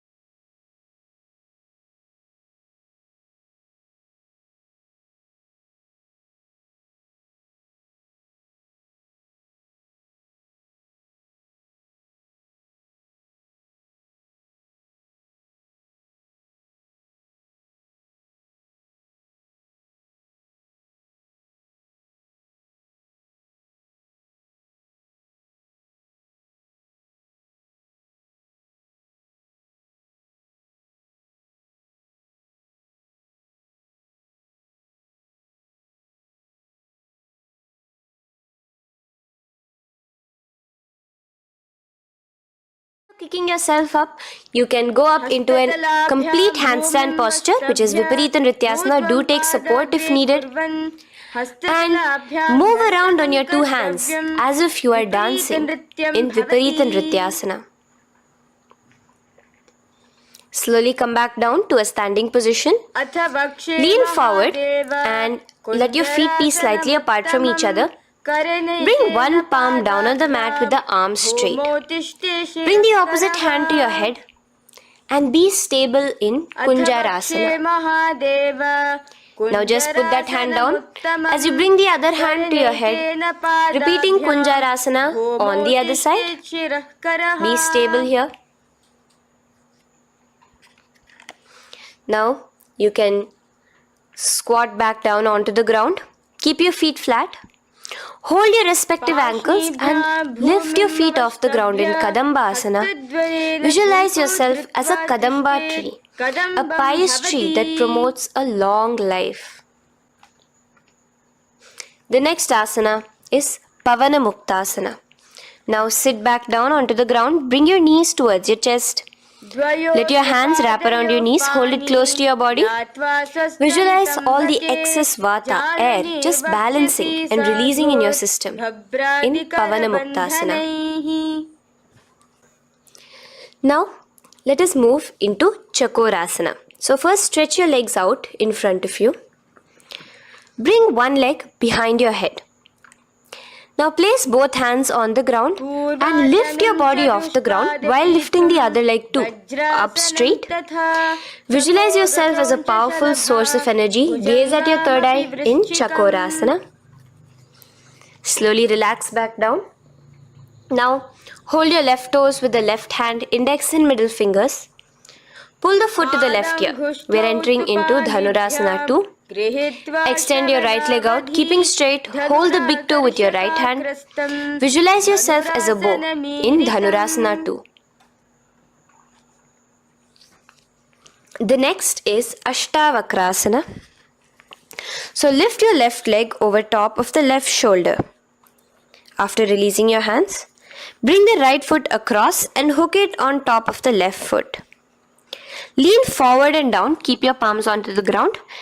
Extend your legs out to the left. Lift your head up and chest. You're completely balancing only on your hands as you visualize yourself as a flying crane in Ashtavakrasana. Now slowly relax down. From here, bring your right foot to the left thigh and your left foot flat onto the ground. Knees raised up. Have your left shoulder underneath the respective leg and place your hands flat on the ground. Gaze towards your third eye. Visualize you are immortal, able to exist solely from prana alone in Pranasana. From here, moving into Parshva Matsyendrasana. Place your right foot at the root of the left thigh. Then the left leg by the side of the right knee. Hold the left leg by the right hand. Twist your body out. Remain steady here, gazing at the third eye. Visualize Matsyendranatha, the great Rishi, Yogi, master of Hatha Yoga, in your inner space. Now slowly unwind yourself. As we repeat Chakorasana on the other side, lift the other leg behind your head. Place both your hands on the ground and keep your entire body off the ground straight up. Gaze at your third eye, visualizing yourself as a powerful source of energy. Now relax back onto the ground. Let's repeat Dhanurasana 2 on the other side. Clasp your respective hands with the feet. Pull one foot back, the other foot extended forward. Visualizing yourself as a bow. Release your feet as you cross them over each other, over top the shoulder in Ashtavakrasana on the other side. Raise off the ground. Visualize yourself as a flying crane. The next asana, we'll be repeating Pranasana on the other side. Bring the right foot to the left thigh. Bring your hands onto the ground with the knee raised. Gaze at your third eye, visualizing yourself able to live off just prana, just air alone. And relax as we do Parshva on the other side. Twist yourself, visualizing Matsyendranatha, gaze towards your third eye. And from there, let us enter into Ardha Paschimottanasana. Keep one leg straight and press your perineum with the other heel. Bring your chest forward and down. Hold your toes and feet and bring your head towards your knees. Here in Ardha Paschimottanasana, visualize Swamiji in your inner space. Now raise up, and the foot which was at the inner thigh, now rotate it outside of the hip. Now hold the sole of your other foot and lift your leg up towards your forehead. Try to bring your knee to your forehead as you keep your knee straight. Gaze to the nose in Kraunchasana. Visualize yourself as a crane. Now slowly relax down your leg. Now the leg that is now straight, you can bring it to the inner thigh as you straighten out the other leg. As we repeat, Ardha Paschimottanasana on the other side. Lean forward and down, clasping your foot. Bring your forehead to your knee. Visualize Swamiji in your inner space. Slowly raise up. Place your right ankle outside of the hip now. Hold the sole of the left foot, lifting the leg up towards your forehead. Stretch yourself there. Gaze at the tip of your nose. Visualize yourself as a crane in Kraunchasana on the other side. Now from here, bring the soles between the thighs and calves. So once you have relaxed yourself, bring your soles between the thighs and calves. Keep your spine straight. Palms resting on your knees. Visualize a swastika, embodying peace, well-being, good fortune and prosperity as you gaze at your nose in swastikasana.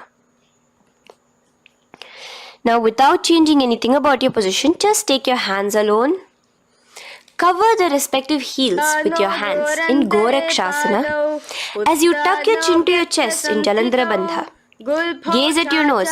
Visualize the great Rishi Gorakhnatha, the founder of the Natha Yoga Hindu order. Now release the Jalandhara Bandha. Continue to keep the Mula Bandha engaged throughout the whole sequence. As you raise one foot to the opposite thigh, bring your hands to your face in the Shanmukhi Mudra, closing your eyes with your index finger, nose with the middle finger, ears with the thumbs. Gaze at your third eye as you meditate on Swamiji himself, the Supreme Pontiff of Hinduism. Now release the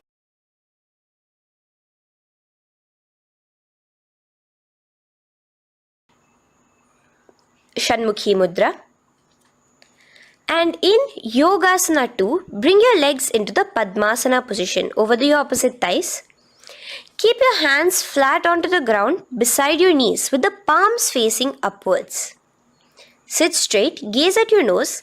Here we'll be starting the Kaka Chanchu Kumbhaka, where your inhalation will be through your tongue wrapped like a pipe, and your exhalation will be through your nose. From Yogasana 2, now keeping your palms beside your body, just switch them around to be flat on the ground and push your entire body off the ground, balancing. Visualize yourself as a rooster in Urdhva Kukkutasana. Now relax down, come back to a seated position on the floor, keeping your legs in Padmasana. Insert your hands through your knees and place them on the mat. Remember, do not lift your body up, just stay seated down there. In Siddha Harituliyasana, gaze to your nose, visualize Swamiji himself in your inner space. From there, let's enter into Hamsasana, where you will actually be pushing yourself off the ground. Lift your thighs up high above your shoulder, above your elbows as much as possible. Gaze to your nose, visualizing yourself as an elegant swan in Hamsasana. Now release yourself. Now, do not take your hands out from between your thighs and calves. Just go onto your knees and reach your hands behind your body with your fingers interlaced in the Parashamudra. Bring your forehead to the floor as you gaze at your nose. Visualize yourself as Lord Paramashiva's bow in Karmukasana. Now, slowly come back to the seated position as we move into Kurmasana 2. Keeping your hands in between your thighs and calves, bend your elbows and hold your respective shoulders with your hands. Visualize yourself as a turtle, a stable body and mind to live for hundreds of years. Now in the same position, just engage the Jalandhara Bandha, tucking your chin to your chest as we move into Granthi Bhedasana, gazing at your nose. Rejoice, knowing you are in Paramashiva's secret knot posture. And from there, release the Jalandhara Bandha as you roll onto your back. Keep your hands on the shoulders, laying flat on your back. As you visualize yourself as a turtle on its back, playful, gaze at your nose in Uttana Kurmasana. Now rock yourself back to a seated position as we do Pangu Kukkutasana.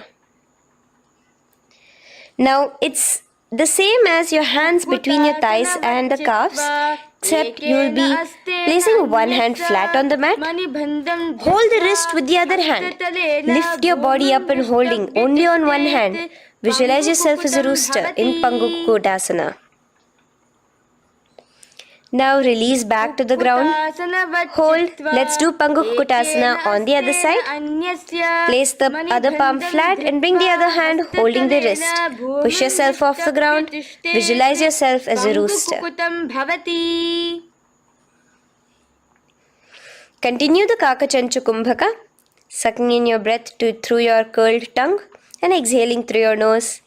As you slowly extricate your hands from between your thighs and calves, let's do Girdharasana here. So now, interlace your fingers in the Parashamudra as you place your elbows on the feet, remaining your legs in Padmasana. Lean forward and down, resting your chin on your knuckles. Place your thumbs to your throat in Girdharasana. Visualize Swamiji in your inner space. From there now, sit straight into Padmasana 3. So with your legs in Padmasana, bring one hand over the other near your navel center. Engage all the three bandhas, suck in your stomach, clench your perineum, tuck your chin to your chest and gaze at your nose in Padmasana 3. Slowly now, as we move into Padmasana 4, bring your hands to the respective knees. Release the Jalandhara Bandha and release the Uddiyana Bandha, just engaging the Moola Bandha alone. Visualize Paramashiva in your inner space as you gaze at your nose in Padmasana 4. Now we'll be entering into Karmukasana 2. So in the Padmasana position, hook your right hand index and middle finger in the Prana Mudra around the toe. Pull it back while your left hand rests on the knee. Now, as you visualize yourself as Paramashiva's bow, just release your right foot, bring your left hand to the left toe, right toe, and let your right hand be on the right knee. Now from here, let's do Karmukasana 3. So you can release your toes, cross your hands behind your back, continue to keep your legs in Padmasana, and with your respective hands, cross behind your back. Hold on to the toes in the Prana Mudra. Engage all the three bandhas, suck in your stomach, clench your perineum, tuck your chin to your chest. Visualize yourself as Paramashiva's bow in Karmukasana 3. Slowly relax the bandhas Just keeping the Moola Bandha, continue to hold on to your toes. Release the Udyana Bandha and the Jalandhara Bandha. Switch your gaze to the third eye. Visualize you are Paramashiva's third eye itself. Anything you come across, you just rejuvenate it, destroy it in Dridhasana. Now, try to keep your hands at the toes. If not, just keep your hands crossed behind you as you lean onto your back in Padmasana, where you are entering into the Nagrasana position. Lay flat onto the back, visualizing yourself as a snake, gaze at your nose. In Nagrasana, do the Sahaja Kumbhaka, simple breathing, inhaling and exhaling.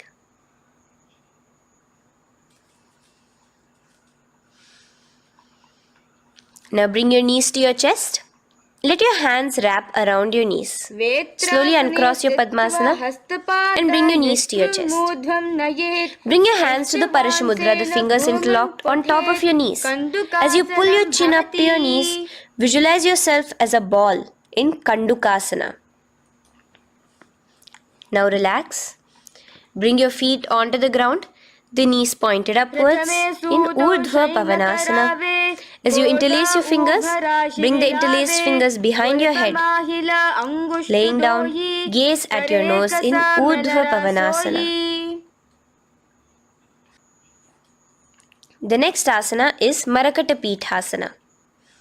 Now, from behind your head, take your hands out and clasp onto your feet. Just step lightly onto your palms.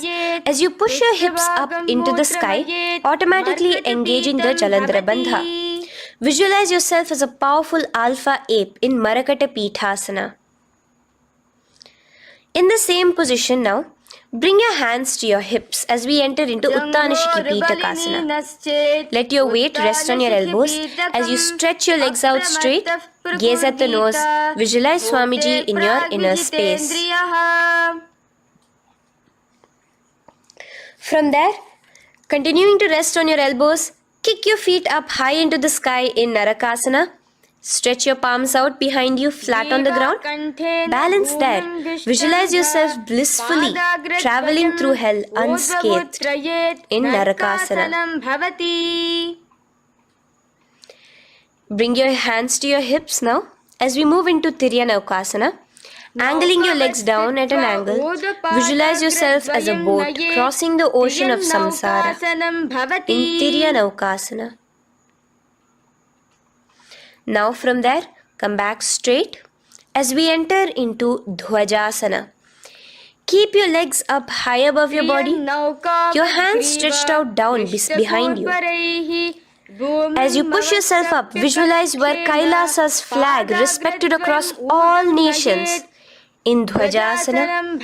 Hold there for a few seconds and relax now. Flat onto the ground, palms slightly away from your body. Do not move at all in Mritasana. Your body is dead. Visualize that. Visualize the Supreme Pontiff of Hinduism liberating you. Let your awareness travel to all the parts of your body in the Shakti Chalan Mudra as we do Mritasana.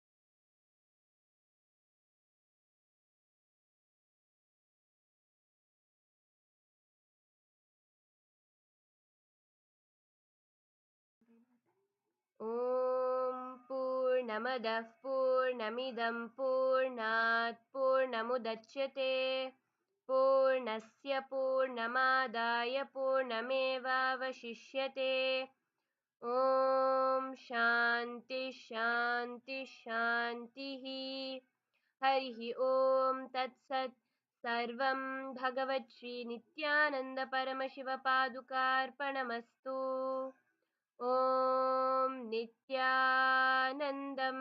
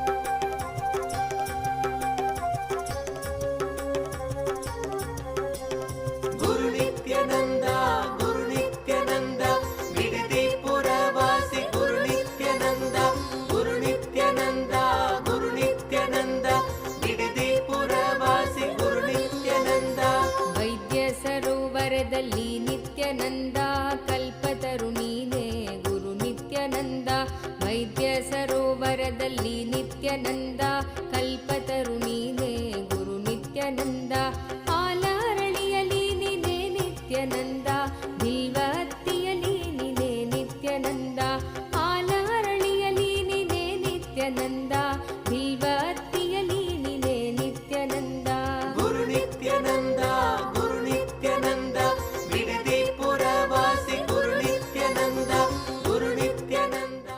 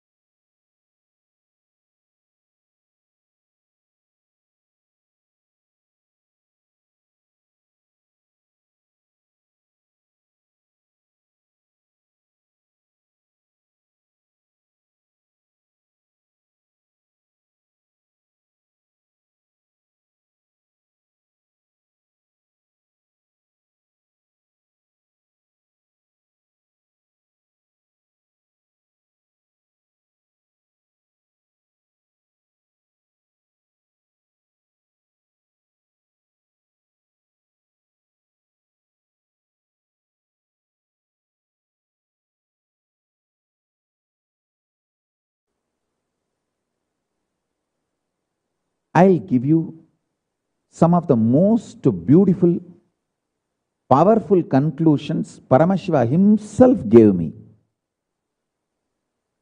Paramashiva himself gave me some of the most beautiful, powerful conclusions, cognitions. I will spell out everything. 1. Life has no complication. Second, sometimes you believe people saying Paramashiva is far away in Kailasa. Sometimes you believe, no. Paramashiva is literally inside you, not somewhere far away in Kailasa. But listen to the truth. Paramashiva himself gave. He is in far away Kailasa and inside you as your very core existence, both. Understand? Is far away in Kailasa as the center, core of Brahmanda, macrocosm. Same Paramashiva is inside you, depth, core of your existence, microcosm, Pindanda, the center of Pindanda. It's like a time warp. Paramashiva is the superconscious happening in you. Because that superconscious happening in you, you feel you are alive. So the source of your first person, source of the existence of your first person is the superconscious happening called Paramashiva. Be very clear.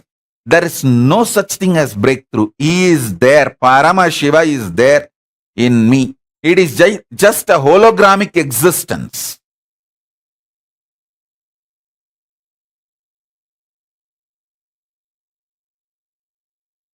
If you cut the hologram, there will be another one hologram. If you cut that hologram, there will be another one. If you cut that, there will be another one.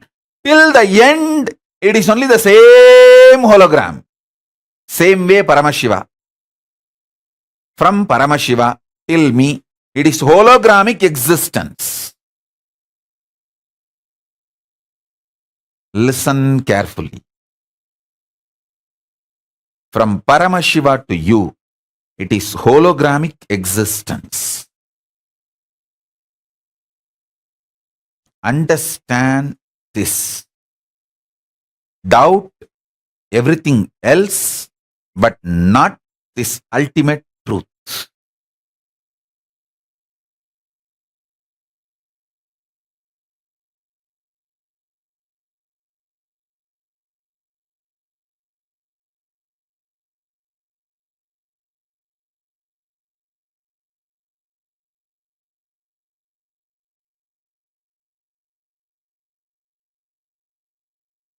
Paramashiva and you are in the relationship of holographic existence.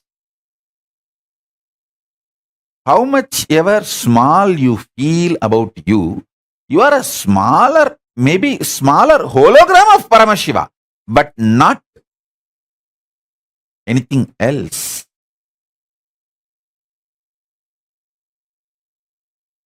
Purnamada Purnamidam Purnat Purnamudachyate Purnasya Purnamadaya Purnamevavasishyate.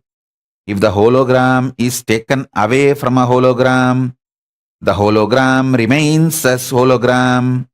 The hologram which is taken away from the hologram also remains as the hologram. The hologram which is taken away or from which it is taken away, both continues to remain as a hologram. and both continue to remain as a hologram. Because of that, we cannot use the word called both.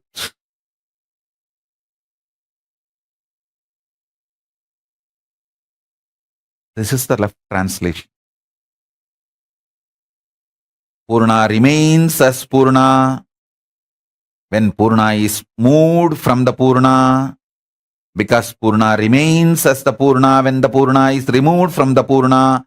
You cannot call that Purna is removed from the Purna, and you cannot call there are two Purnas, one Purna removed from one Purna. Both Purnas remain as Purna. No.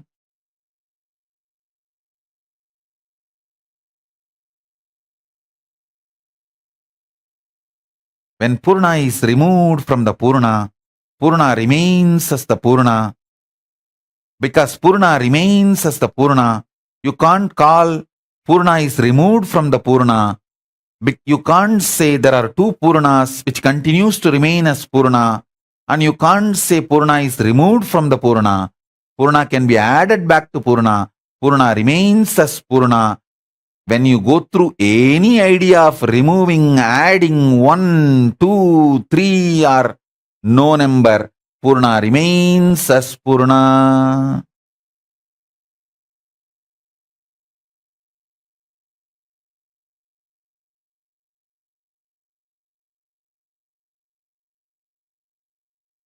Purnamata Purnamidam Purnat Purnamudachyate Purnasya Purnamadaya Purnamevavasishyate.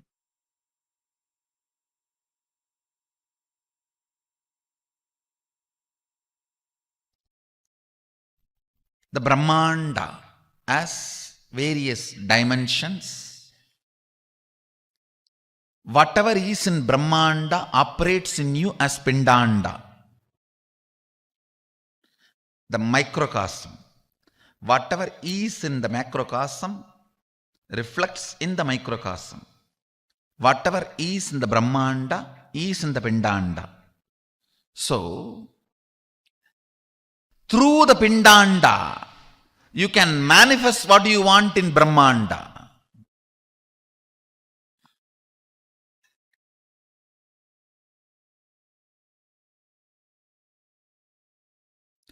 Through the Pindanda.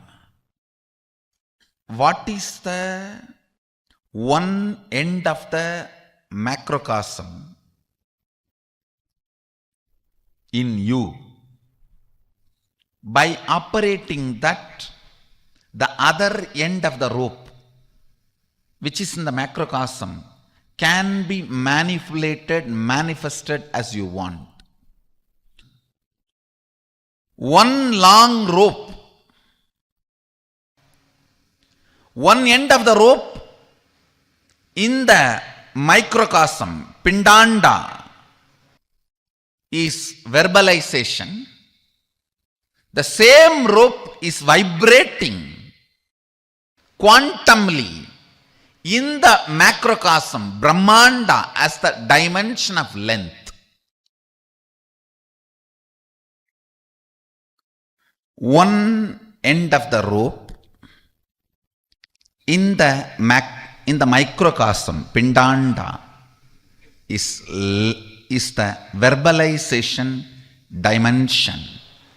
Quantumly the same functions, the other end of the rope, in the Brahmanda macrocosm as length dimension. Same way, what functions in the microcosm as visualization in the Brahmanda, in the macrocosm, that is only is breath. Listen, now third statement is very important. What functions in you as cognition, how you cognize yourself, individual inner image in Pindanda microcosm. how you feel about you. That same only, that cognition, inner image, vibrates as the dimension of depth in the macrocosm. That is why your inner image matters for your life. What you attract, what you manifest, how you live matters, I tell you. Never allow lower inner image in you. There is nobody has a right to judge you. Even your guru has only right to help you, not judge you. Listen. Even your guru only has a right to help you, not to judge you. Even guru does not have a right to judge you, then who else?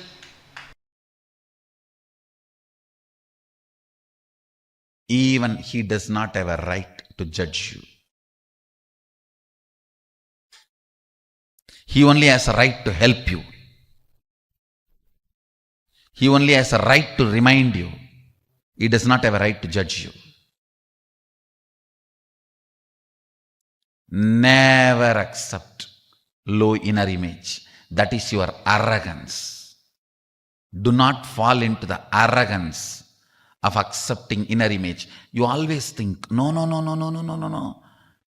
Inner image is very humble. No. Weak inner image is arrogance. Don't call it as humbleness or meekness or goodness. No. Don't ever give any good word for it. These are all some of the ultimate laws which can never be changed at any time. Low self inner image means quantumly you are sending the signal to the macrocosm to keep you in the lower depth of the cosmic dimension. Understand? The kind of a frequency you send from here, the way you are dealing the rope in one end, are you pulling or pushing or burning? One end of the rope is in your hand, the other end of the rope is with the cosmos. Listen, one end of the rope is in your hand, the other end of the rope is in the cosmos. The macrocosm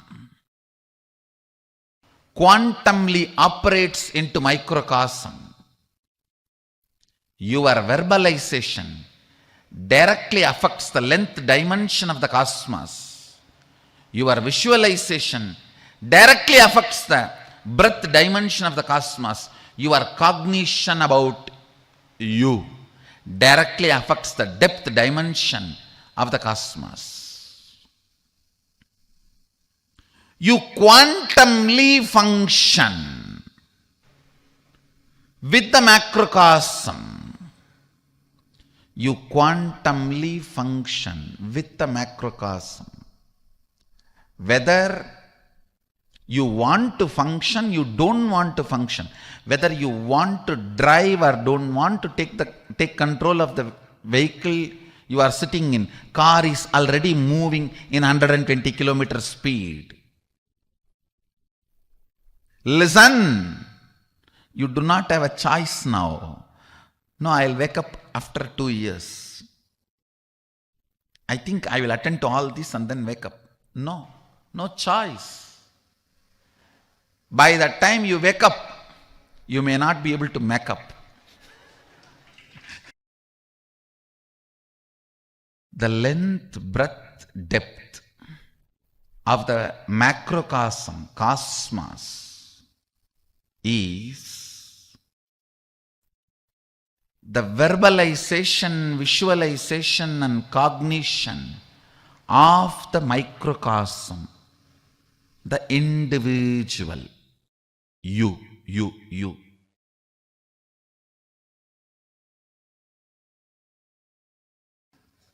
So the higher inner image and the visualizations and verbalizations triggered by the higher inner image.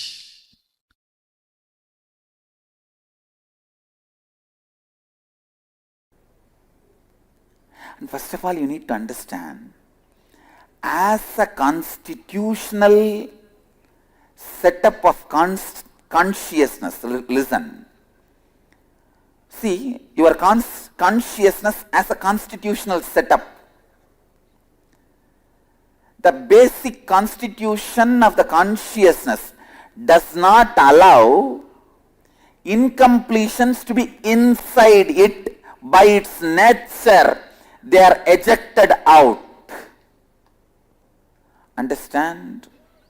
A good DVD player, the moment you put corrupt CD, no, as a setup, it just ejects it out. It does not play. It does not tolerate it. Same way, the constitutional setup of your consciousness does not play with incompletion. By its very nature, it just ejects it, rejects it. So, don't be sitting and calculating the plastic covers and coffee tumblers lying in the Marina Beach and thinking that such a dirty place, how will the tsunami come?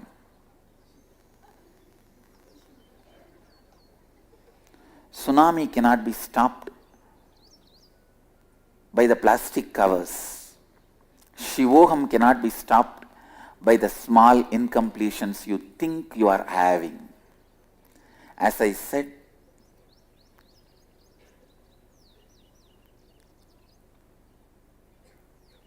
start living, start living, start living. That is the only key. I can bless you tons of times, but only you can live it. So more than my blessings, you need your blessings. This hand is always showing victory, victory, victory and want to join. This hand also should decide to join. Only then it becomes whole.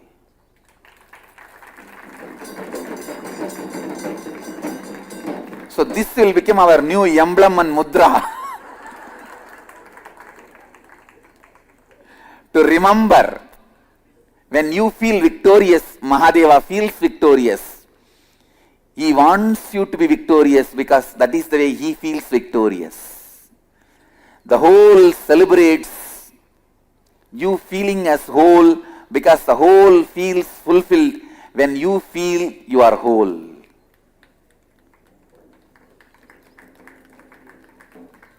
Understand, I am telling you the secret.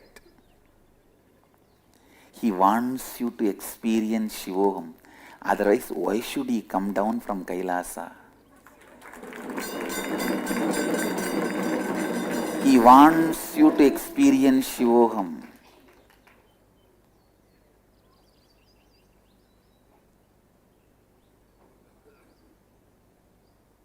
There is no other reason for him to make himself available to you other than making you experience Shivoham, because he also celebrates you experiencing Shivoham. Understand?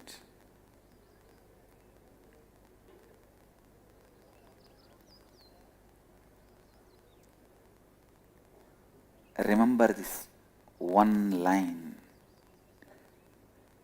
He celebrates when he is able to make you celebrate. Because Mahadeva loves you.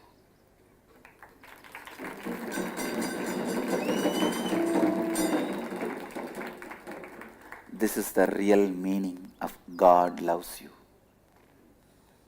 Understand?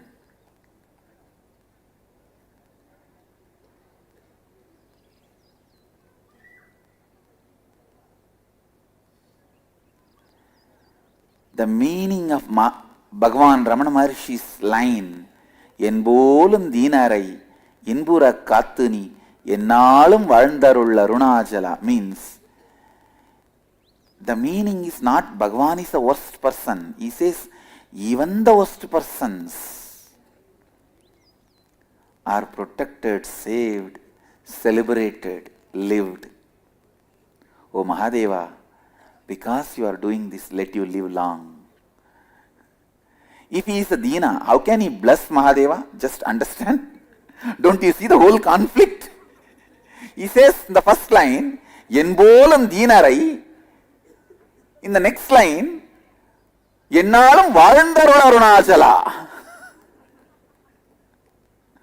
And he blesses him. Understand? He has a powerful message in that one line.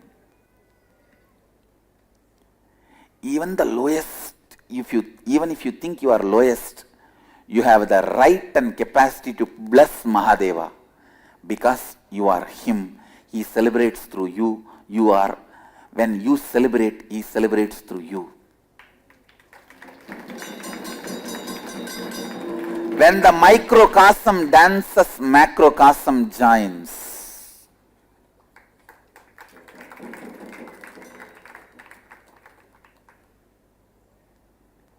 When you do Natana,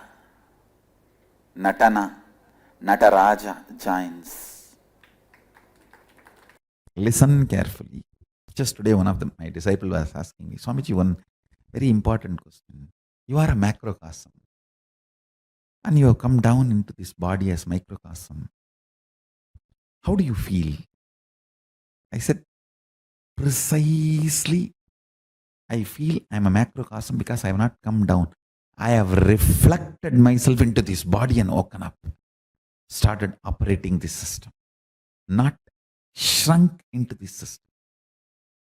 This system is not exclusive of me, it is inclusive of me before the system was created, during the system was functioning, after the system stops functioning. Throughout, this was inclusive of me. Whenever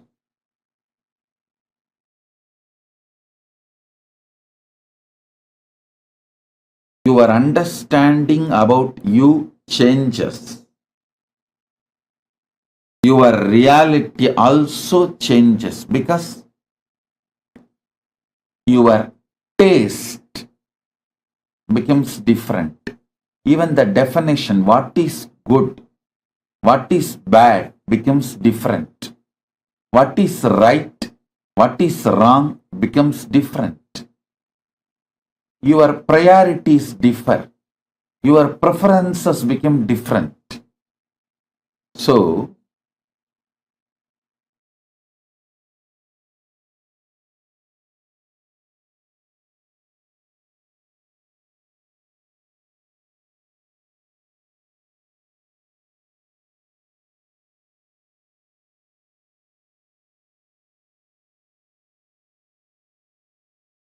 your existence,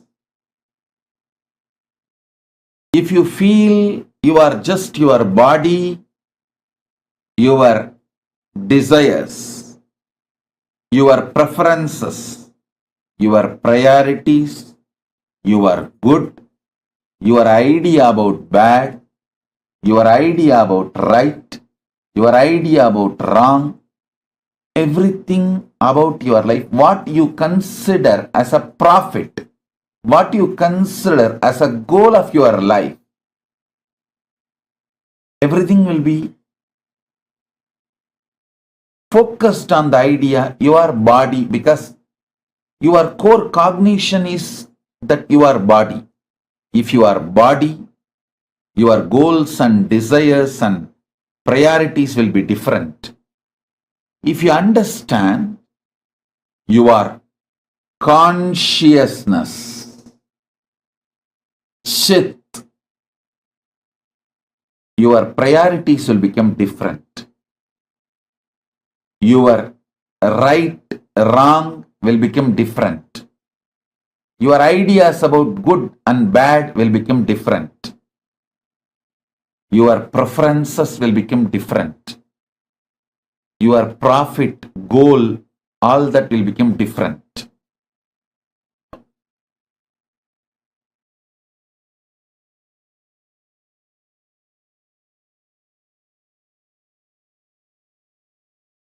So what you cognize about you as you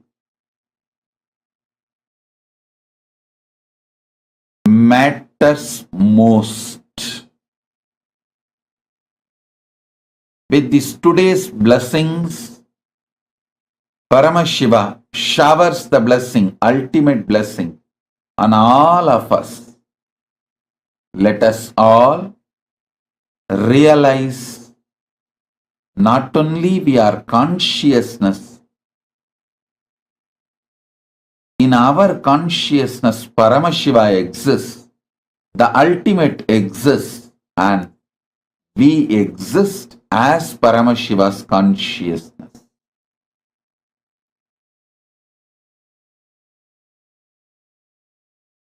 Job of the Guru in Hindu tradition is to make you realize you are Paramashiva. Paramashiva's consciousness exists in your consciousness. You exist in Paramashiva's consciousness. The ultimate consciousness exists in you, making you experience Paramashiva Chit Gana is the job of Guru.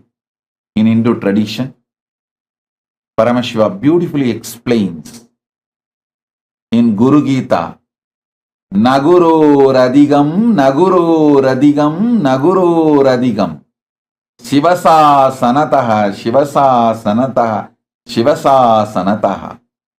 Means there is nothing higher than Guru, there is nothing higher than Guru, there is nothing higher than Guru. This is the constitution, Sasana of Shiva. Thus Shiva declares, thus Shiva declares as Shiva Sasanataha, means this is Shiva's constitution. This is Shiva's constitution. This is Shiva's constitution.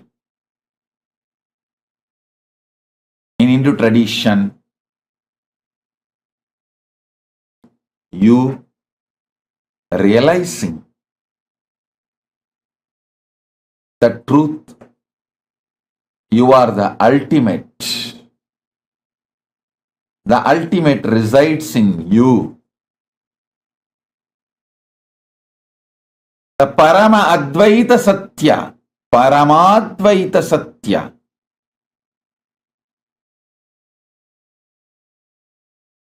is the focus of all Hindu traditions.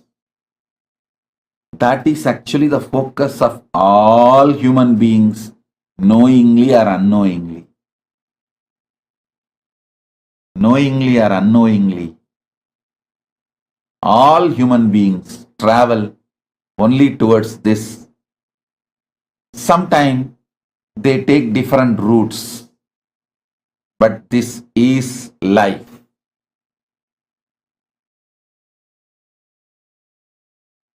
Listen. The more you turn towards consciousness, not only you start experiencing, living, your consciousness reflects the universal consciousness, or the universal consciousness resides in your consciousness, you will understand you are not engaged in your body. You are just engaged with your body. You have a right to feel you are Paramashiva. You have a right to live as Paramashiva. You have a right to be treated by others as Paramashiva. This is the constitutional right you are given by Paramashiva in the Kailasa's constitution for every being, every living being. Kailasa's constitution guarantees conscious sovereignty. Listen. Free will, which can create, change, manipulate, alter, destroy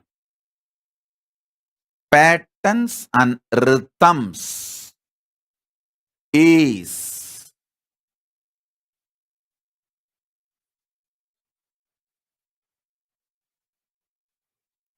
called Sankalpa, or individual independent intelligence, which can make decisions. Listen, this is the third universe. In the parallel universe layer, the next parallel universe layer, actually this whole parallel universe you can see in your macrocosm, in your body, and in the microcosm. It is same, holographic. Just it's a hologram. What is there is here. Brahmanda resides in Pindanda.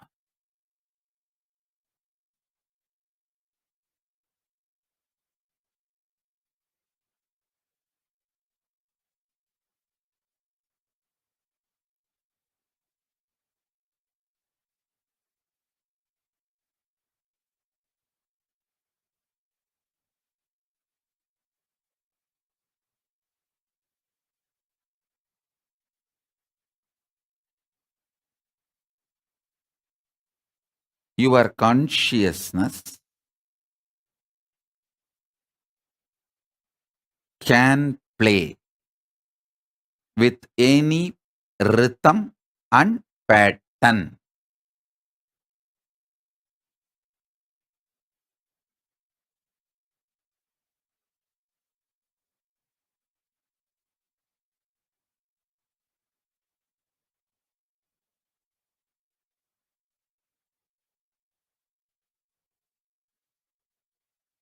How many of you understand it? Your consciousness can interfere, change, alter, delete your rhythms and patterns. Listen here. I'll explain now. Next thing.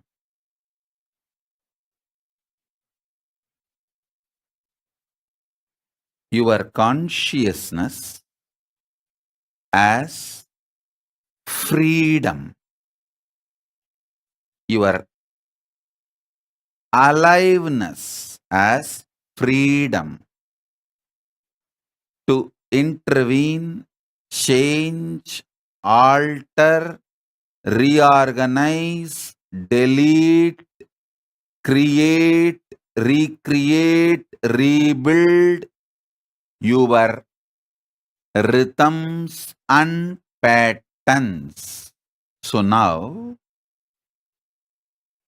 the more you intervene with your patterns and rhythms, more alive you become. more you allow your patterns and rhythms take over you, more dead and frustrated and useless you feel about life.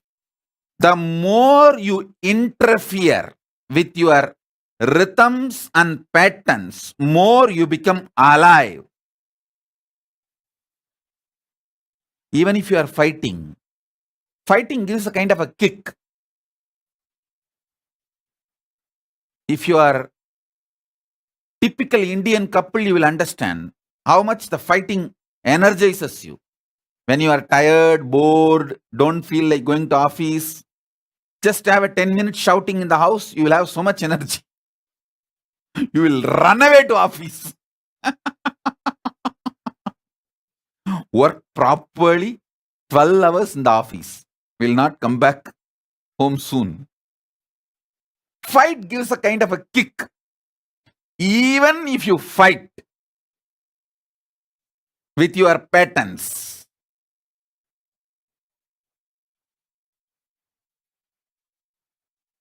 any decision to intervene with your rhythms and patterns makes you more alive.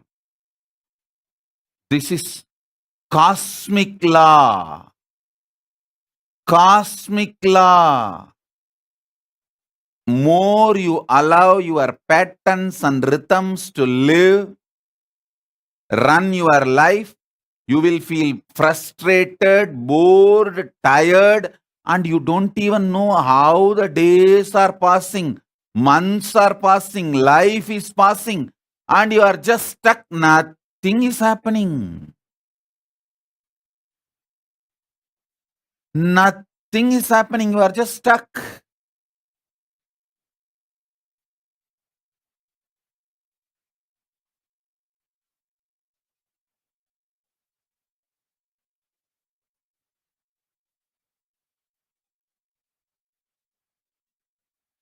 How many of you feel when you let your rhythms and patterns take your life, you just become couch potatoes? You don't know how these days and weeks just disappear. Tired, bored, frustrated, nothing happens, stuck in the life. How many of you understand this? Give thumbs up.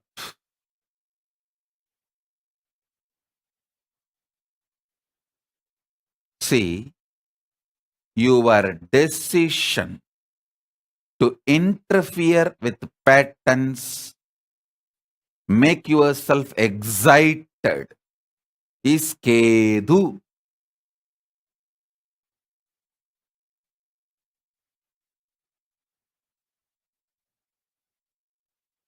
Listen.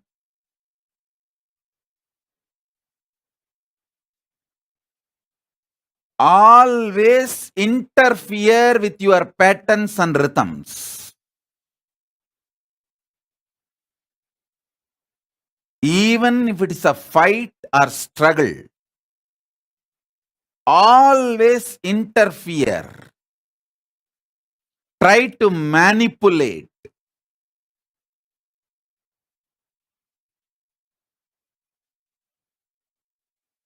Rebuild. Revive.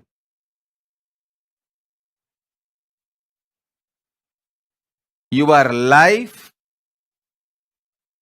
Constantly fight with your patterns and rhythms.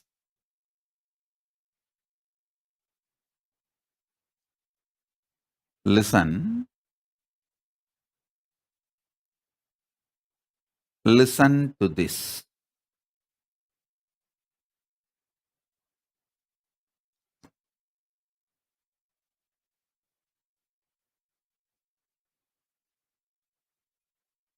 Fighting with your patterns is not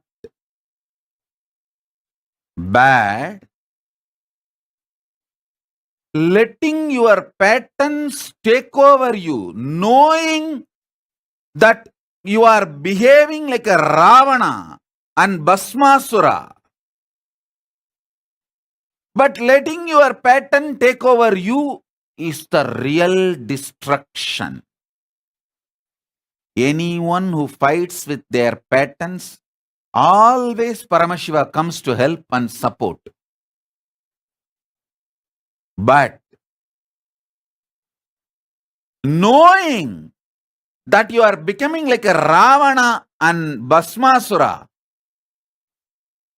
and letting your patterns take over you is the worst hypocrisy. That is the worst destruction. How many of you understand? Knowingly, you allow this destruction pattern of being Ravana, behaving like a Bhasmasura. Raise your hand. Let me see.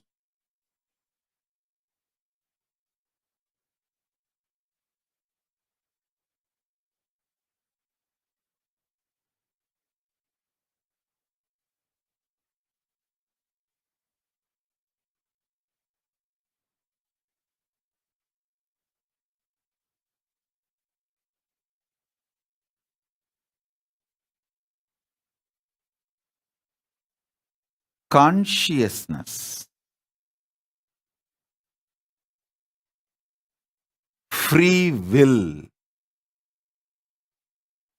You always want to have free will over others instead of you. But you are not understanding. The free will first has to prevail on you. Only then it can manifest on others. It has to prevail on you. Then it has to manifest on others.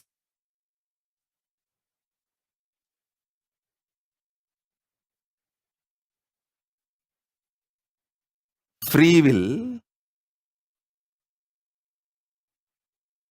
freedom, powerfulness, all that first has to manifest within you, over you.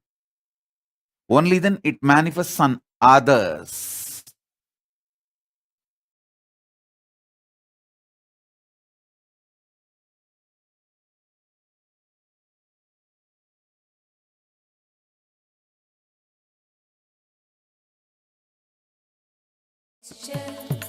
अच्छित्रे कोमलैश्चुभै तव पूजां करिष्यामि एकबिल्वं नित्यार्पणम् एकबिल्वं नित्यार्पणम् सर्वत्रैलोक्यकर्तारं सर्वत्रैलोक्यपावनं सर्वत्रैलोक्यहर्तारम् एकबिल्वं नित्यार्पणम् एकबिल्वं नित्यार्पणम् नागादिराजवलयं नागहारेण भूषितं नागकुण्डलसंयुक्तम् एकबिल्वं नित्यार्पणम् एकबिल्वं नित्यार्पणम्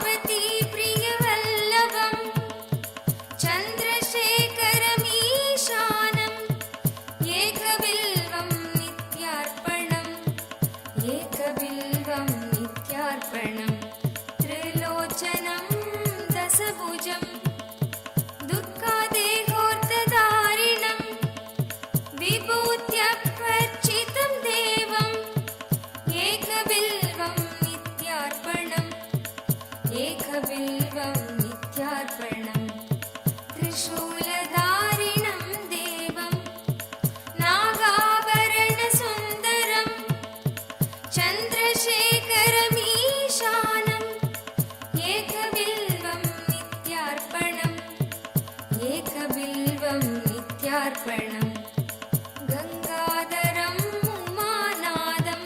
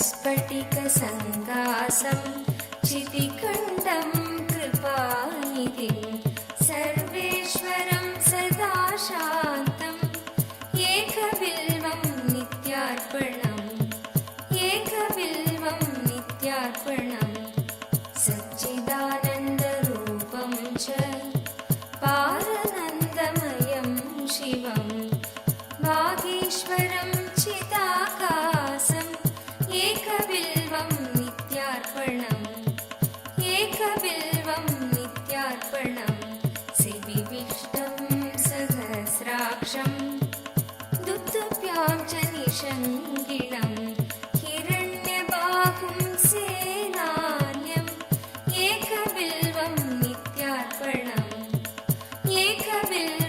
नित्यार्पणम् अरुणं वामनं दारं वास्तव्यं चैव वास्तुवम् ज्येष्ठं कनिष्ठं वैशान्तम् एकबिल्वं नित्यार्पणम् एकबिल्वं नित्यार्पणम्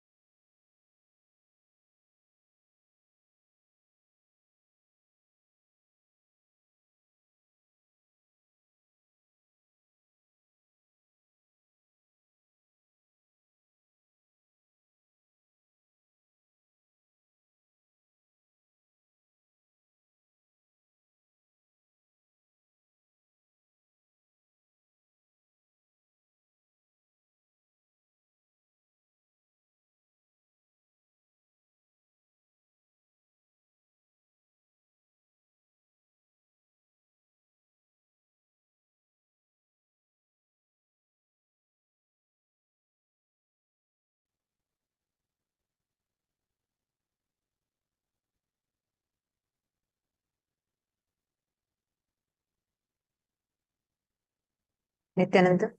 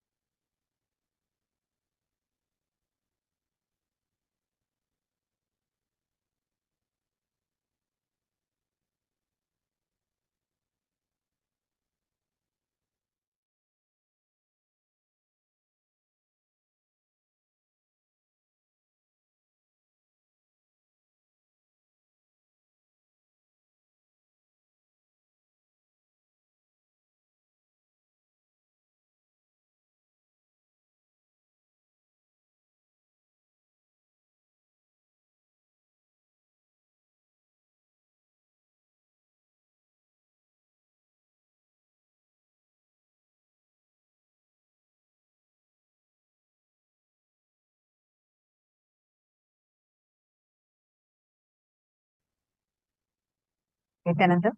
Hope all of you are able to hear us clearly. Great. Now we want to listen to such a powerful revelation from Swamiji, where Swamiji took us all through the understanding what the holographic exists, is how the macrocosm, the Brahmanda, operates in the microcosm Pindanda. Now, by this way, understanding is actually just by mere understanding, you will be able to then unlock many extraordinary powers that are stored inside of you. It's a very, very, very powerful blessing that we all have. Where only that you are going to be able to understand all this, the way how reality is. You will also be able to access the moment, just accessing all experience understand the powerful cognition and reach that. Now, that is all internalizing right, of this powerful system. And I also request of the participants, if you have any questions, doubts, to post it here in the chat and ask. Now, let's understand about this holographic business deeper. So, how? Let's see, it is not just that you are a reflection of the cosmos, but you're a program of the cosmos. Simply, there are so many studies that are how real this is, how our DNA alone is able to have so much information stored inside of it. Now, having the memory, all the from the beginning of this universe till now, everything has been recorded.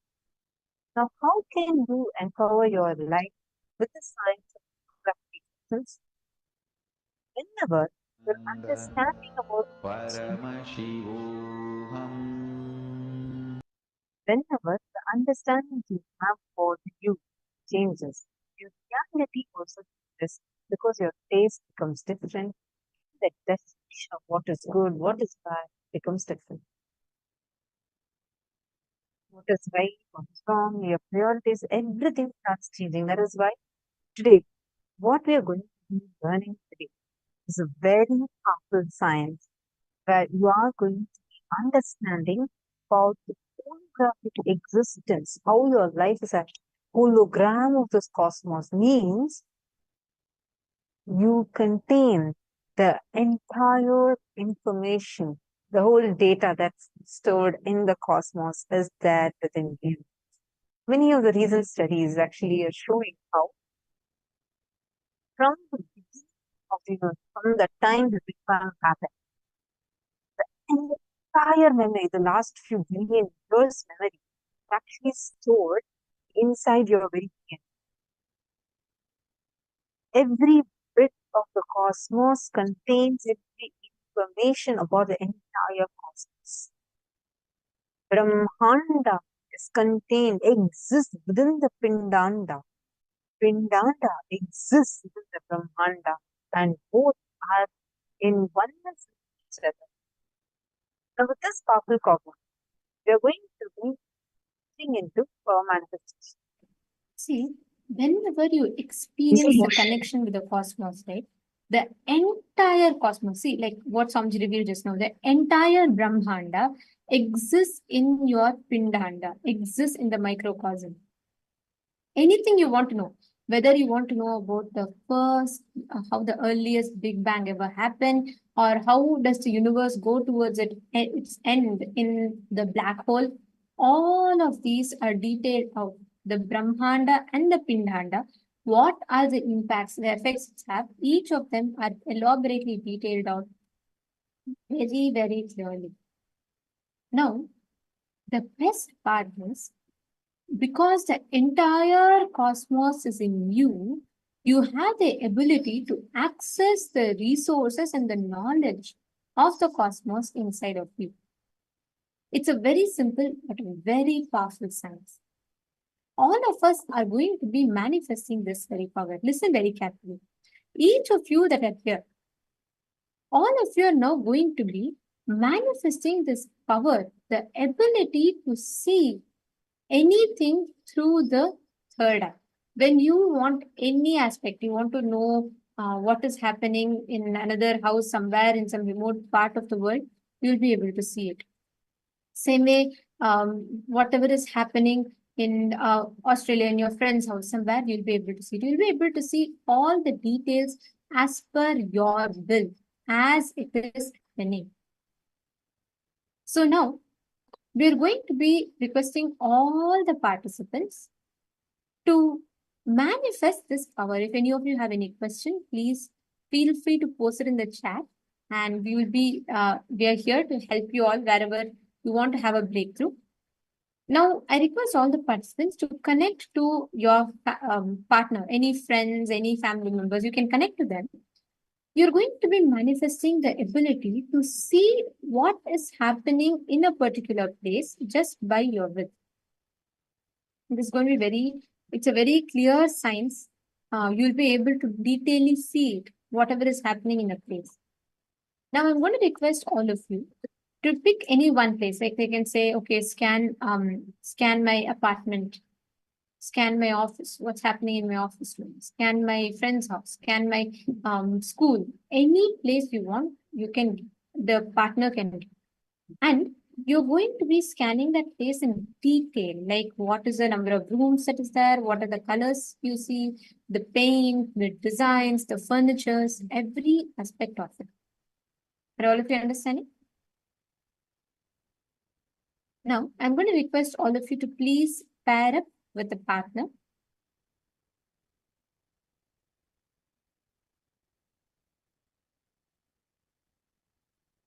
Connect to Swamiji.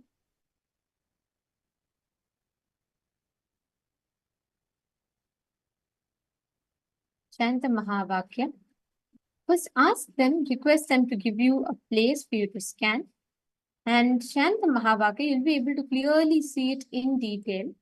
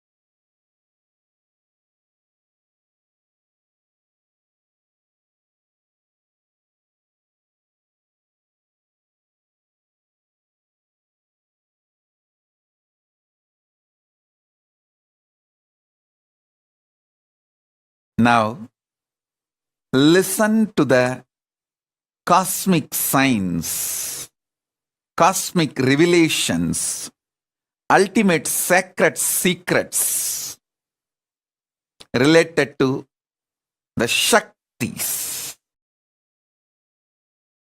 Understand? The modern day science is able to understand using the human mind the four forces. Listen. Modern day science is able to understand four forces using human mind. One, gravitation, the power of gravity, gravitation power. Second, electromagnetic force. Third, weak nuclear force. Fourth, strong nuclear force. I want to give you some of the powerful sacred secrets, revelations to all of you, so you can understand these powers and forces in the higher level, from the higher dimensions. Understand? Whatever is happening in Brahmanda is happening in Pindanda. Whatever is happening in macrocosm is happening in microcosm.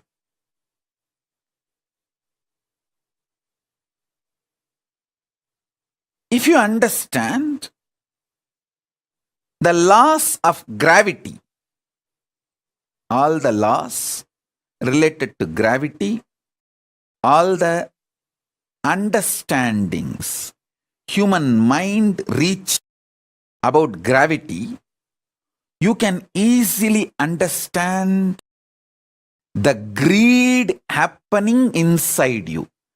Greed and gravity is one and the same. Greed happening in the macrocosm is gravity. Gravity happening in the microcosm is greed. Listen. Greed happening in the macrocosm is gravity. Gravity happening in the microcosm is greed. If you map all the understandings you have about gravity on your greed, and all the understandings you have about the principle of greed on the principle of gravity, you will have powerful insights about your life. Gravitating is nothing but greed for more. Greed for more. Listen carefully. First understanding. The second force is electromagnetic force. Fear happening in the macrocosmic level is electromagnetic force, and electromagnetic force happening in microcosmic level is fear. Understand? All the principles human mind knows about the fear.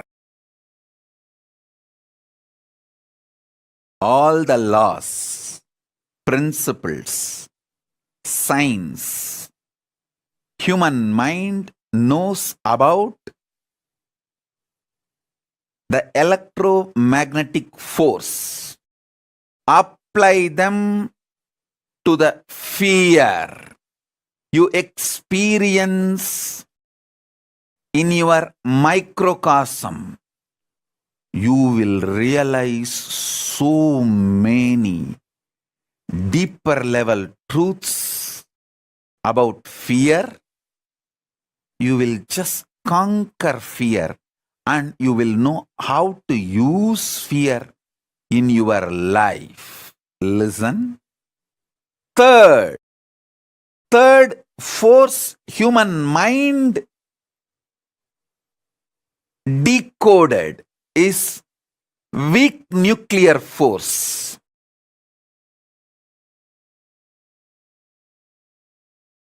Listen. Weak nuclear force.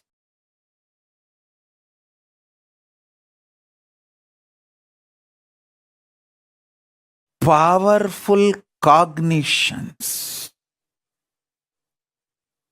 happening in microcosm is the weak nuclear force. Listen. Listen, I'm repeating. In microcosm,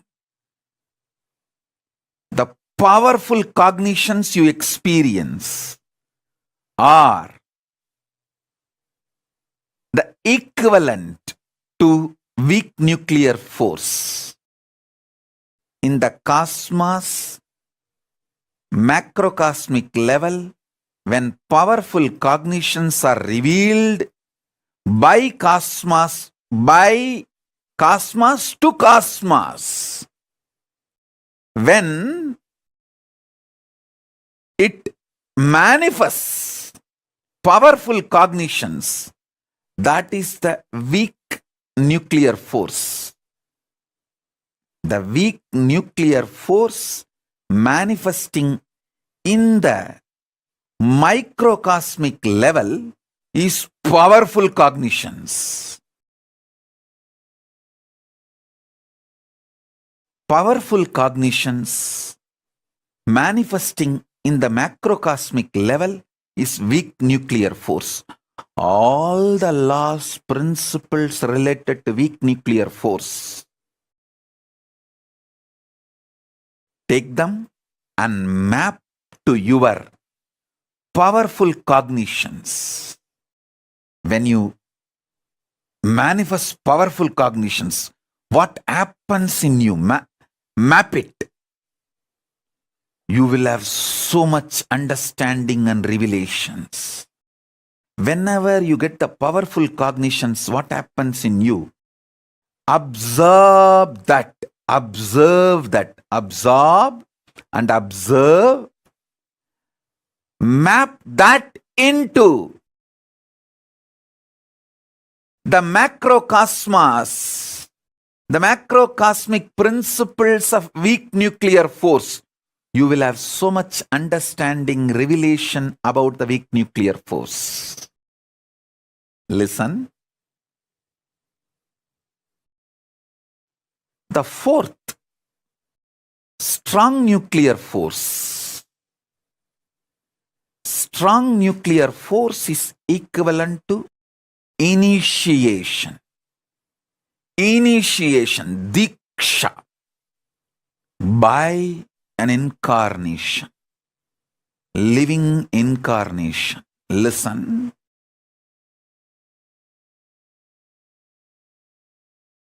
Strong nuclear force happening in the microcosmic level is diksha, initiation.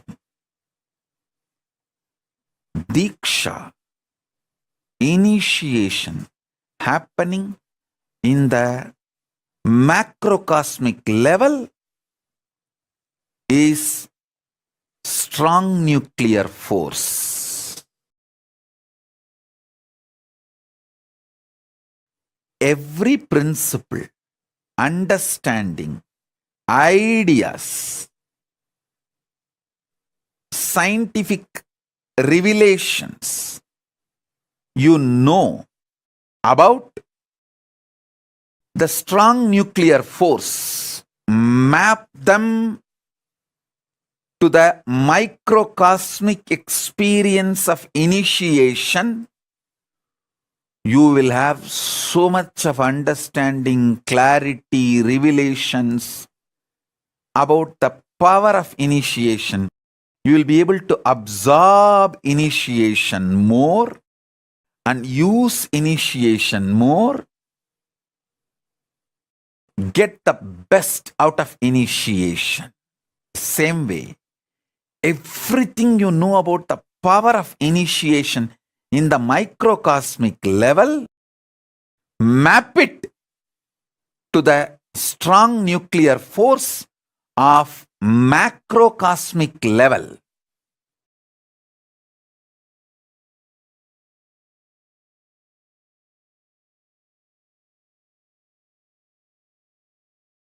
You will have not just new discoveries, inventions, revelations, new principles. You will be empowered to use the strong nuclear force in the macrocosmic level also.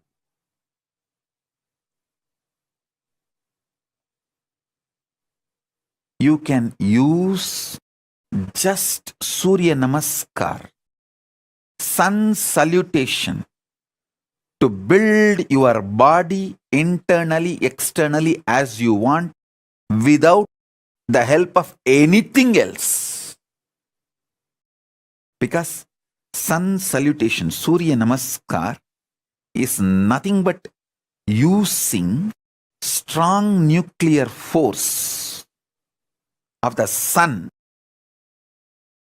to empower the microcosm you are carrying. Surya Namaskar is a direct initiation from Surya. Listen. I will repeat.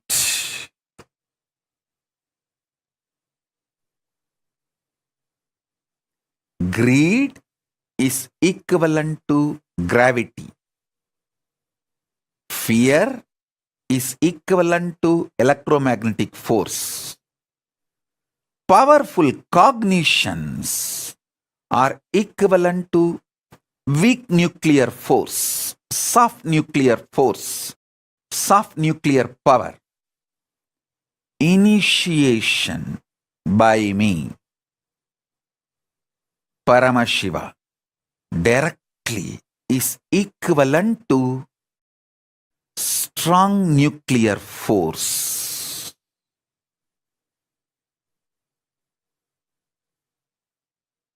Listen. Now I am initiating all of you. So listen. Now I am giving you the revelations, sacred secrets about the next fifth force. There are actually 14 forces. I will reveal the fifth force now. Fifth force is power of consciousness. Power of consciousness means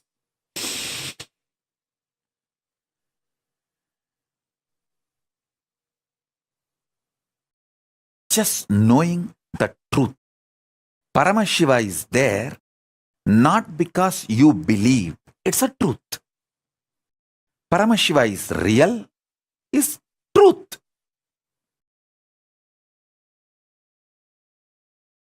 It is simply conscious.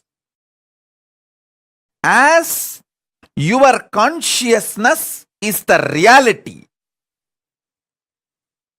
The existence of Paramashiva is real. The principle with which Paramashiva operates this universe is real. His existence is real. The principle with which he operates is real.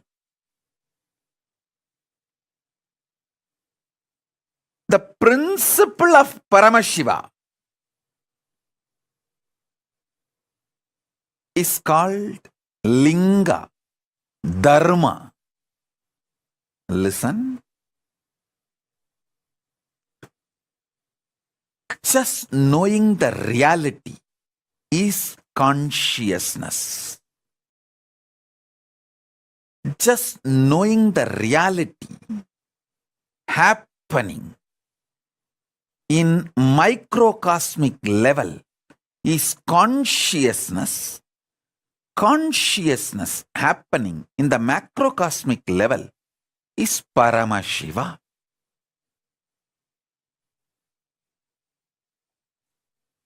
Paramashiva is real, is consciousness.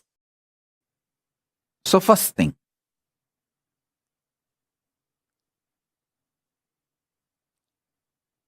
the first force human beings decoded is the power of gravity, gravitation force.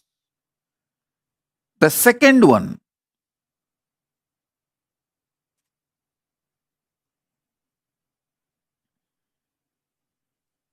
electromagnetic force. Third, weak nuclear force. Fourth, strong nuclear force. The fifth force is reality. Of course, it's not that just with the fifth it ends. No. With the fifth, it enters into a different space altogether. There are 6th, 7th, 8th, 9th, 11th, 12th, 13th, 14th, up to 14 dimension. Different forces exist. 14th force is that absolute Paramashiva, Paramashiva, Turyadita, Turyadita.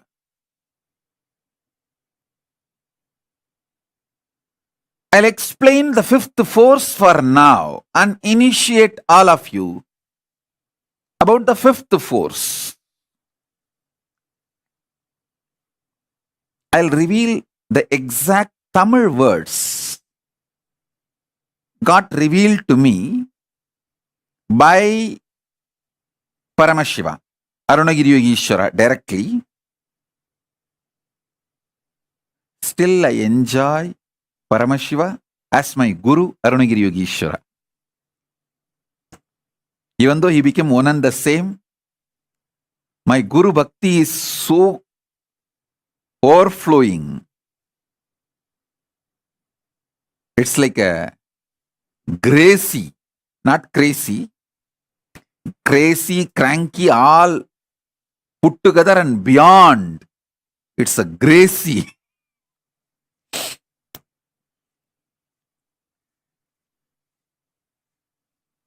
So I enjoy my Guru, Paramashiva, as Arunagiri Yogeshwara. புவியீர்ப்பாம் முதல்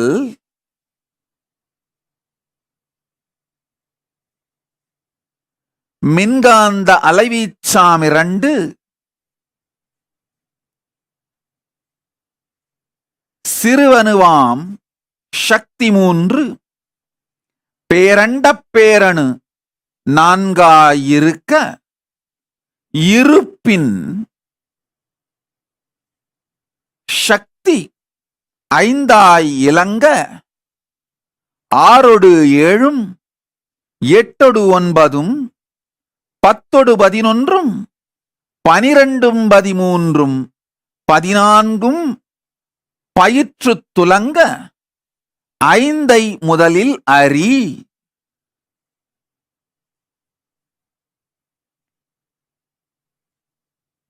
இருப்பின் இருப்பு பிண்டாண்டத்திற்குள் உயிரின் உணர்வாயும் உயிர்மையாயும் பிரம்மாண்டத்திற்குள் பரசிவமாயும் மலர்ந்து இருந்து துலங்குகிறது. Listen.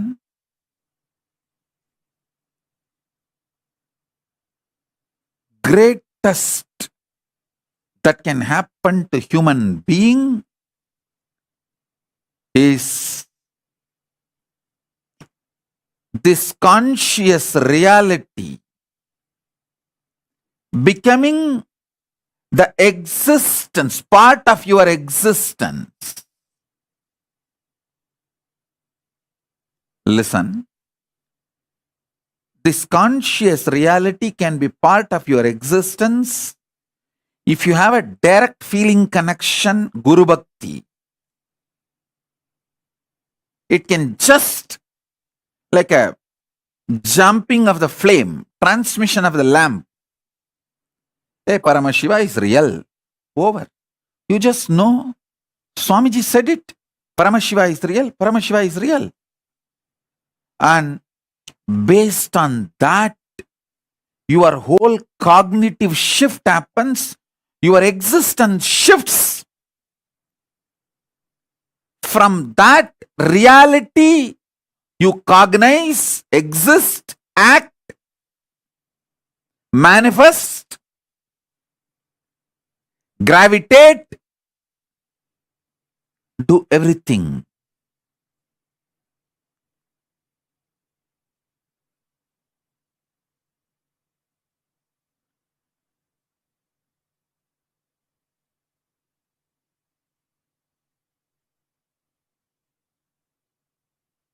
If you are not fortunate enough to have that kind of a Guru Bhakti, then at least listen to the Sankhya I am giving. Understanding from known to unknown. Then when the unknown becomes known, from that known to the next unknown. And when that unknown becomes known, from that known to the next unknown, this Sankhya which I am showing, at least move along with it. So you can start internalizing. Consciously, you telling Paramashivoham, I am Paramashiva. Consciously you declaring you are Paramashiva is much more powerful than all the four natural forces. Gravity, electromagnetic force, soft nuclear force and strong force. Listen. Your conscious declaration is so powerful. It can manipulate, play with all the four forces. I want all of you to meditate on this one truth. Your Paramashivoham, the declaration, should manifest in you in such powerful way. All four forces are lower than you. You are supreme, ultimate than these four forces. Gravitational, electromagnetism, weak nuclear force and strong force. Listen carefully. It is possible. Only thing you need to understand, gravity works on you as laziness in the brain. Electromagnetic force works on you as self-doubt in you. Weak nuclear force works on you as self-hatred in you. Strong nuclear force works on you as self-denial in you. Decide. You will declare the conscious truth. Nityananda Paramashivoham, to the level where your laziness is destroyed, your self-doubt, self-hatred, self-denial is destroyed. Understand? You are Paramashiva not because that idea has a utility value. You are Paramashiva because that is the truth. Even if you face the worst fears of your life, even while you are facing that worst fears, you are Paramashiva. Listen.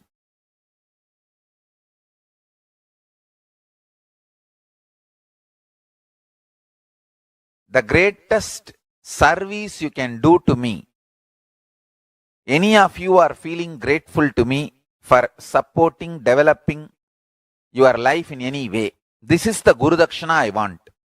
Declare you are Paramashiva today.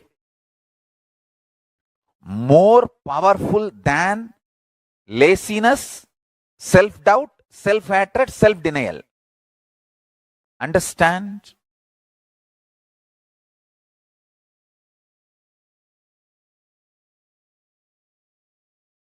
You don't need to conquer the external objects to be successful. If you conquer internal instinct, you will be successful.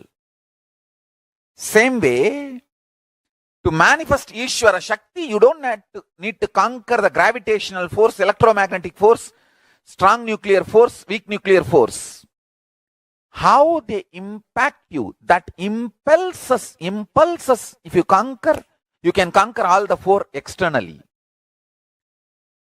The internal impact of gravity on your system is laziness. Internal impact of electromagnetic force on your system is self-doubt. The weak nuclear forces internal impact on your system is self-hatred. The strong nuclear forces internal impact on your system is self-denial. Understand? You can actually see how clearly all these four are mapping to laziness and SDHD.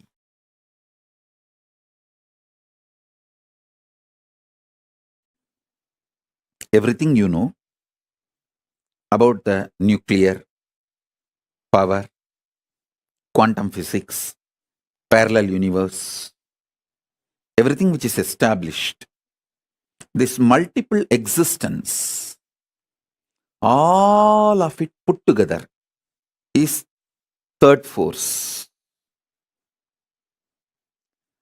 Third force's imaginary fantasy extension. If you do a scientific fiction movie, sci-fi movie, based on all your understandings about the third force, it is fourth force. Listen. Till now, human beings have not decoded the fourth force in a concrete way, but the fourth force is all possibility of third force. Because it is all possibility of the third force, any science fiction movie you develop based on anything you know about the third force is a reality in the fourth force. Listen to that. I'm repeating. Any fantasy imagination you develop centered on the principles you know about the third force is part of the fourth force. Because the fourth force is everything you can imagine as an extension, transformation, multiplication of the third force and more.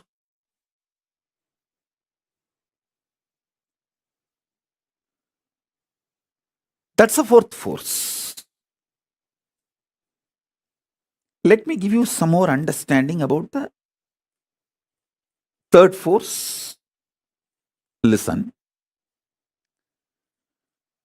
Multiple universes, planes exist. That's the first thing.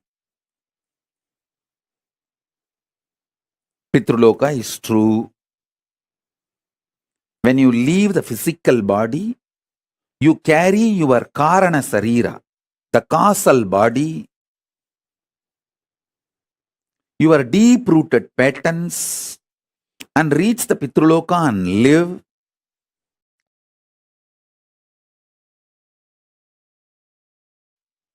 Listen, every word I am uttering today is a powerful cognition. Listen carefully. Just to share these truths to all of you, to the world, I am still alive. I am still protected by Kala Bhairava. Understand? I am still protected by Kala Bhairava, protected by Paramashiva, only to share all these truths with all of you and make this jnana and vijnana as realization in the planet Earth. Listen.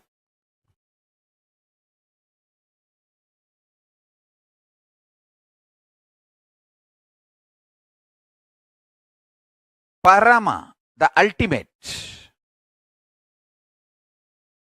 We can call it Parabrahma, Paramapada, Paramashiva, Parameshwara, Parashakti. That Parama, from the pure power space, gets embodied and manifests as Parameshwara. Shivatva manifesting as Ishwaratva. Power manifests as force. Listen.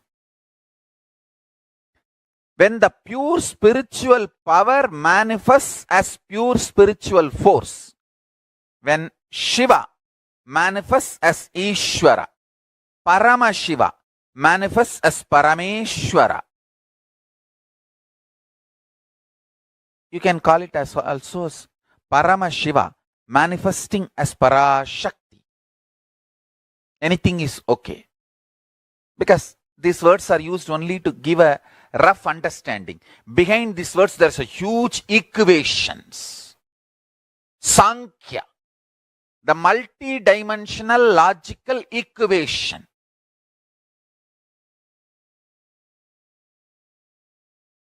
So listen.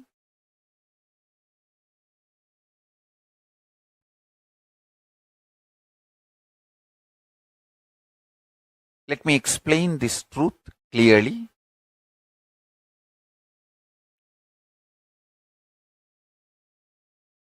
The important message Kailasa, Paramashiva want to convey to the whole humanity is Paramashiva is real. The pure spiritual power is real. He himself embodies and manifests as pure spiritual force, Parameshwara.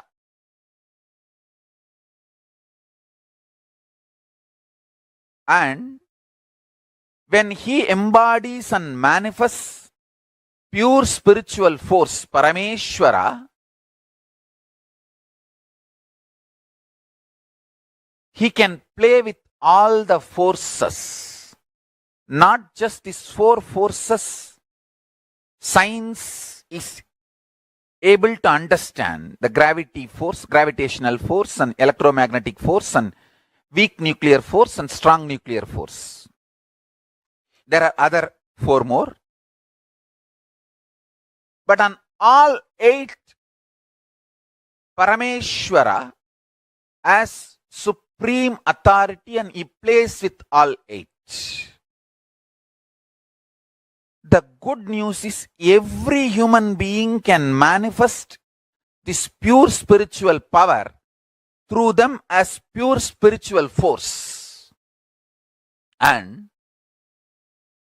every human being manifests this, raises the quality of the consciousness of the individual, himself and the world. Understand?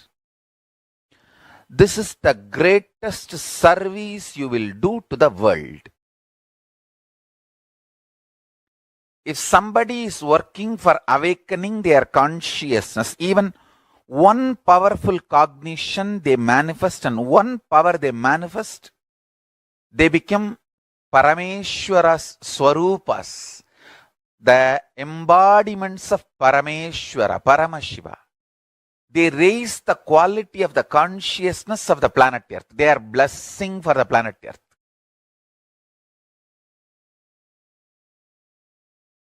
My only work is to make at least few million people understand this truth and live this science.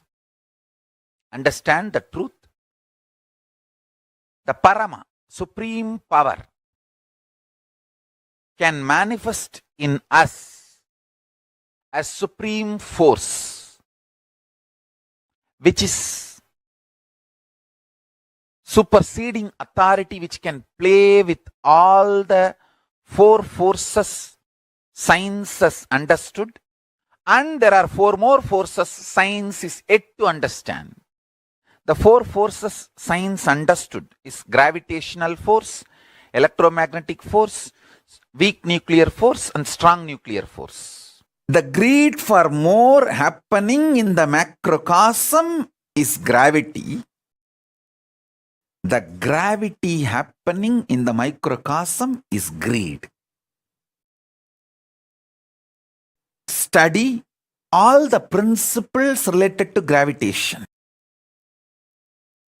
in every level, whether Newton's initial level theories or Einstein's quantum level theories or the modern day recent parallel universe, parallel life understandings and revelations. Study all of it. Map all of it to your greed. How your greed functions. How your greed becomes active or passive, aggressive or regressive. How it exists. How it manifests. How it manipulates. How it becomes life positive, sometimes life negative. Understand? How you attract, you gravitate what you want towards your life, you will be empowered with the knowledge, science, power of manifesting what you want. If you understand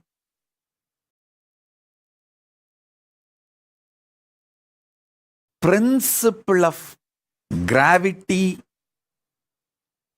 and map it to the principle of greed. Listen. All the understandings you have about fear, map it to electromagnetic force. You will have more understanding. You may even land in new understandings, revelations, inventions, discoveries related to electromagnetic force. You may discover new laws, principles,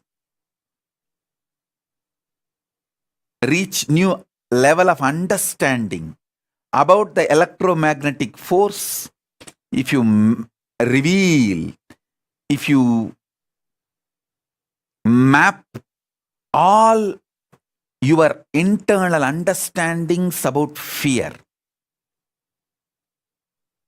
if you map all the scientific understandings, revelations, principles about electromagnetic force on fear, you will have more understanding about fear, and all the understandings you have about fear, if you map it on electromagnetic force, you will have more understanding about electromagnetic force. Electromagnetic force happening in macrocosm is fear. Fear happening in the macrocosm, cosmos, is electromagnetic force. Let me repeat. Electromagnetic force happening in microcosm, inside your system, is fear. Fear happening in the macrocosm, cosmos, is electromagnetic force. Listen. Whenever you get a powerful cognition, a powerful inspiration, like unclutching, understanding about unclutching is the powerful cognition. What happens to you in the microcosmic level?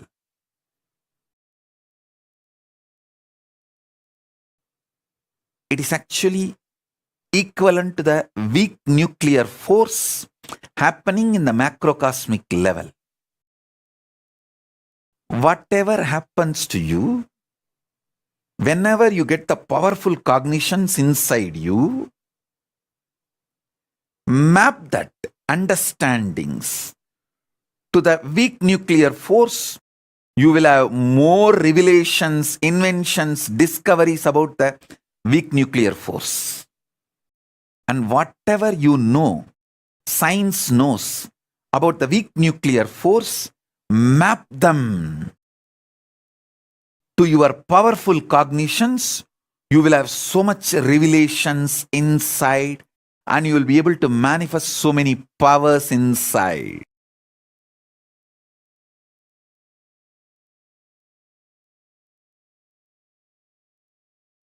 The greed in you is equivalent to gravity in the universe. The fear in you is equivalent to electromagnetic force in the universe. The powerful cognitions you experience is equivalent to weak nuclear force in the universe. All common practicing Hindus reach up to this 3 level.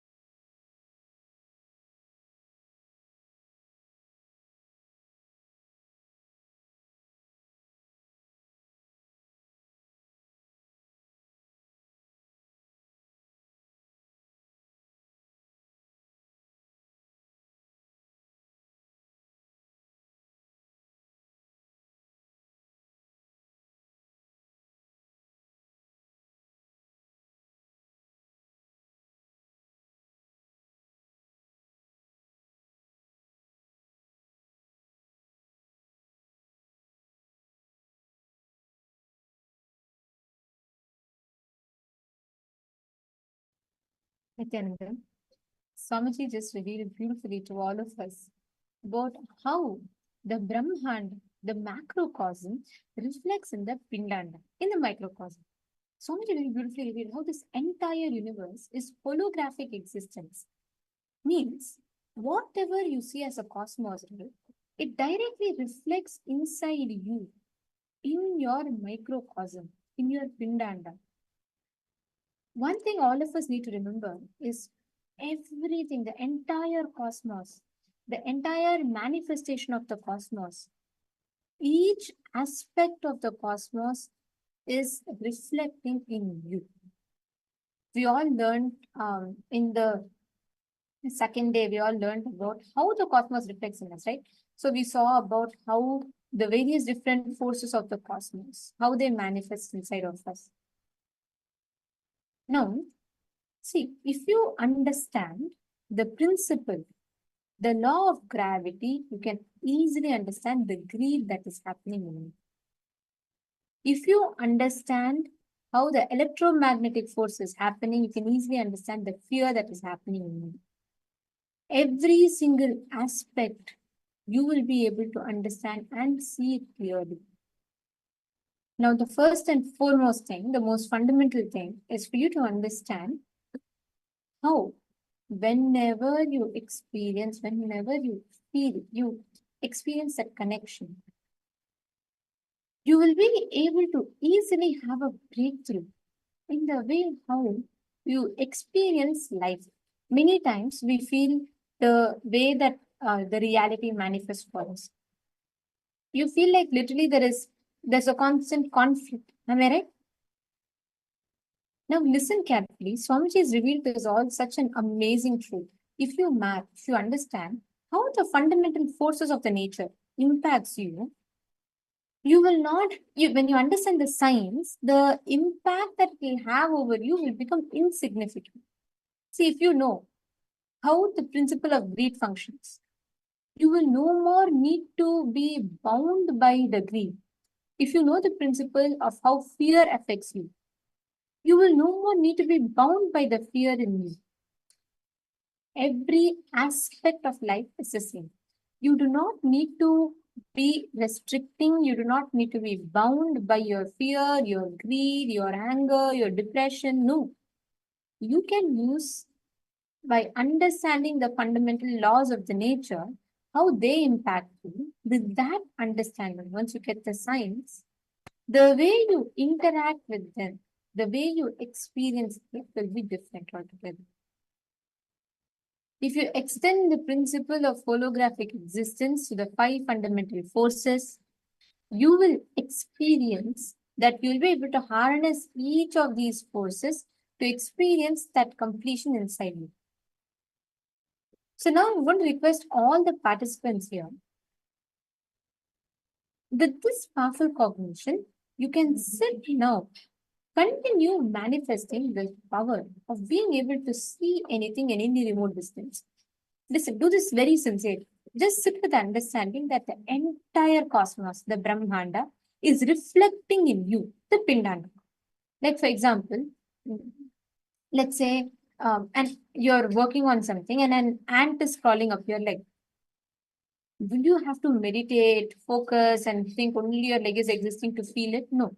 It's a simultaneous, spontaneous information in you, right? Like as you're doing something, if something is climbing on your leg or if someone is touching you from behind, you can feel all of this as a simultaneous process. That knowledge is accessible to you at all point in time. If you experience this whole body is you, you're able to feel it because you identify yourself. Your leg is you. You don't think it's a separate entity. Same way, if you identify yourself with the whole cosmos, every bit that is happening, if someone, like let's say some flood is happening in some country or some hurricane is happening somewhere or some tsunami is happening somewhere, or let's say you want to know what is exactly happening in Los Angeles, you will be able to zoom in and see it. You will be able to experientially feel that as a part of you. That is what all of us are going to be manifesting now. I'm going to request all of you to connect to your partners and scan and identify what is the exact design of a house. How you should start,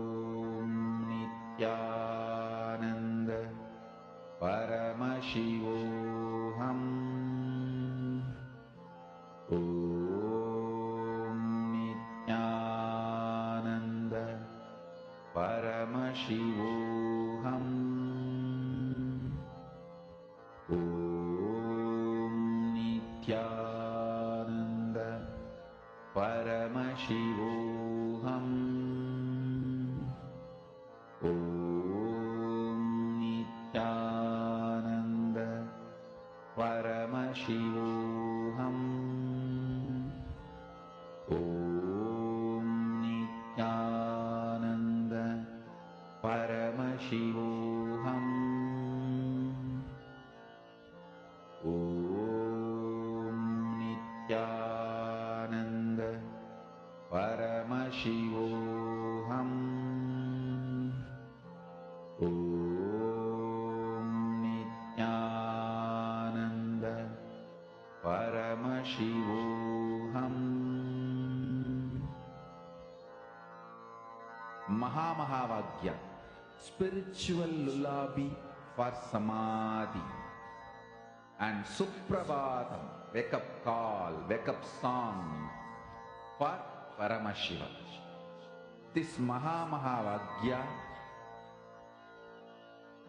is spiritual lullaby for you to fall into samadhi. Suprabhatam, wake up song for Paramashiva to wake up in you. Just remember this one powerful cognition. This Mahamahavagya puts me in samadhi. This is spiritual lullaby for samadhi, and Suprabhatam, wake up song for Paramashiva in me. For Paramashiva to manifest. With this one spiritual powerful cognition, chant this Mahamahavagya.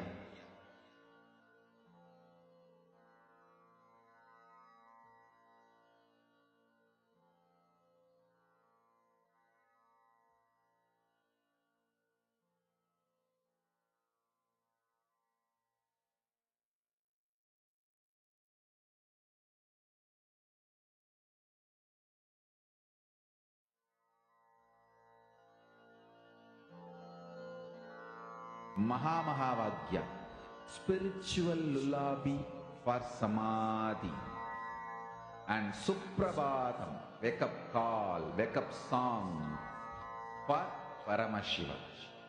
For Paramashiva to manifest.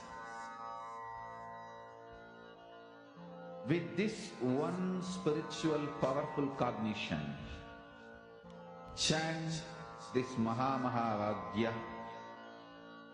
Om Nityananda Paramashivoham. Om Nityananda Paramashivoham. Om Nityananda Paramashivoham. Om Nityananda Paramashivoham. Om Nityananda Paramashivoham. Om Nityananda Paramashivoham. Om Nityananda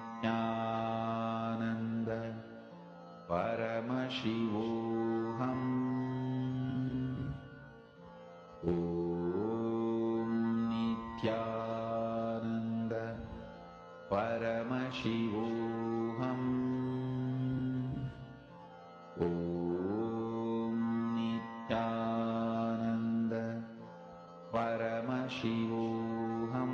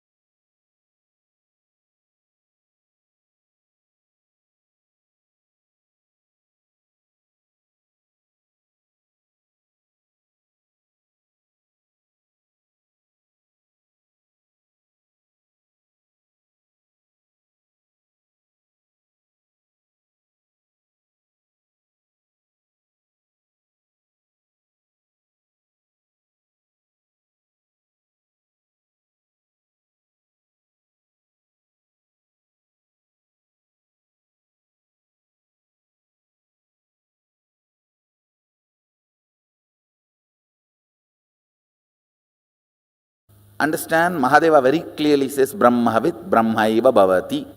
There are some Vedic verses he exactly repeats in Agama. Knowing which you become, that is Brahman, cosmos. Listen carefully. Just because if you know about this pillar, it's not that you will become this pillar. Just because you know about this screen, it's not that you will become this screen. But consciousness is such, just by knowing about it, you will become that. Brahmavit Brahmaiva Bhavati. Knowing cosmos, you become cosmos, because you are cosmos.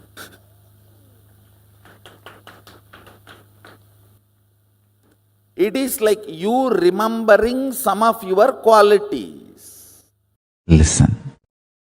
Paramashiva's message directly from Sri Kailasa.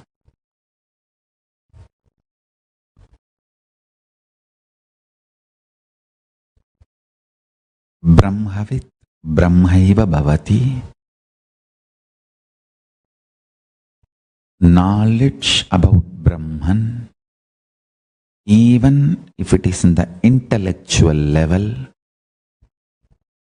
even if it has not become your realization in the physical world as on now, the very knowledge, jnana, a logically convinced, cognized understanding about Brahman itself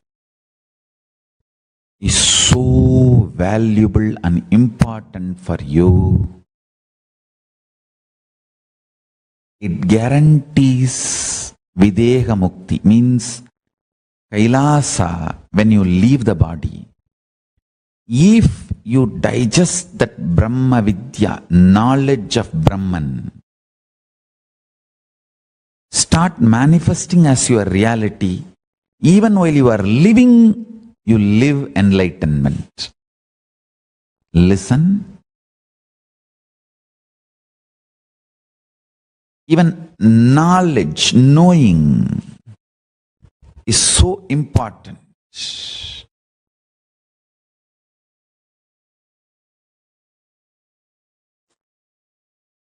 It helps you to plan and plant your future.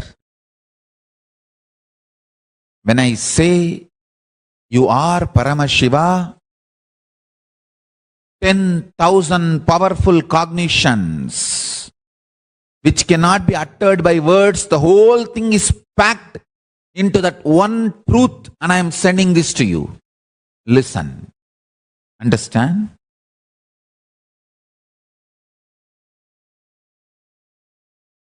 The higher space zones, the vertical space zones like Bhur, Bhuva, Suva, Tapa, Satya,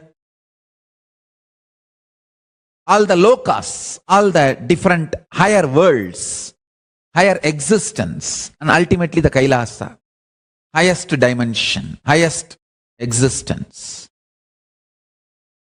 Even if you know information about those lokas, they become enlightenment. That is the important thing. Understand? In this world, the truths related to this world, knowing does not mean experiencing. The information does not become enlightenment. But the truths about that world, just information becomes enlightenment. Brahmavit Brahmaiva Bhavati. Knowledge becomes reality. Information becomes enlightenment. That is the way Musukunda Chakravarti went to Devaloka and brought Tyagaraja Swami of Tiruvarur. Just one Rishi came and gave the information about Devaloka, and that became experience for Musukunda Chakravarti. He just went there casually for a visit. Indra received him and said that I have a war now, can you help me? And Musukunda Chakravarti said, why not? And he took the whole Chola army and supported Indra, and Indra won the war. Because Indra won the war, Indra asked, I should give you some gift, what do you want? Understand? The inter-dimension travel, the inter-world, inter-space travel was common lifestyle for us. This is all not false. I am telling you, the evidence. Musukunda Chakravarti went there and supported Indra and won the war, and then came back. Evidence. 7 Tyagaraja Swami are in Tamil Nadu. Vedaranyam, that's one. Tiruvarur is the main deity. The 7 Tyagaraja Swami, nowhere in that deity you can see even one small symptom or any evidence it is man-made in this world. Like how Prahlada, whatever Prahlada heard from Narada, sitting in his mother's womb, when he came out, when he assumed the body, when he started growing,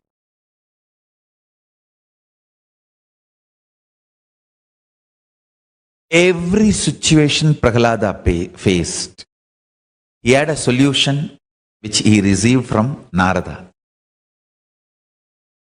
He had a solution which he received from Narada in the womb. And beautifully he was able to navigate his life and win the whole thing. Understand, you need to really understand. Knowledge about the cosmos is not necessarily demands your faith or belief. It only demands your integrated listening. For example, I am telling you, when you leave the body, the space where the life is happening to you, what we call Jiva, Chit, that will start moving, getting pulled, gravitated based on the kind of the vibration and thought current you cherish about the future. Understand, this is a very important statement I am making. It is not about how you lived the past. It is about how you want your future. That is too important information, fact you need to know. For example, you lived 90 years. And all the 90 years you did everything dirty, stupid. Suddenly, fortunately, just before the leaving the body, something clicks in you and you decide absolutely bright, right, pure, liberated future. And after you decided to live that liberated future, for some reason you did not continue to live for many days with the body, but you left the body. What you planned for your future, that will be the force gravitating you towards it. Listen carefully. Listen carefully. Your taste for your future is the gravitating force to which you will reach.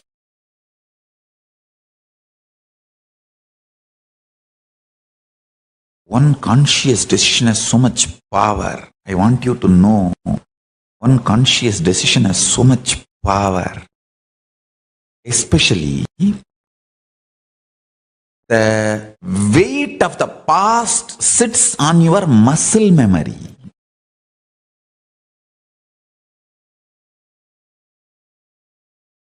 Power of decision is in your biomemory. So, when you leave the body, the weight of the past drastically reduces. You can just take off. Especially if you heard all these truths when you are in the body. Now itself, if you heard all this and gets inside your system, I'll tell you very point blank the truth. Nothing exists other than Shiva, the existence, auspicious, iruppu, chit, Shiva, Brahmavit, Brahmaiva bhavati. Just by knowing about the cosmos, about the universe, about the existence, you became one with that. You became that. Listen. Brahmavit, Brahmaiva bhavati. Knowing. Brahman. The word Brahman means yourself, God, universe. All the three put together is Brahman. Knowing Brahman. You become Brahman. Listen.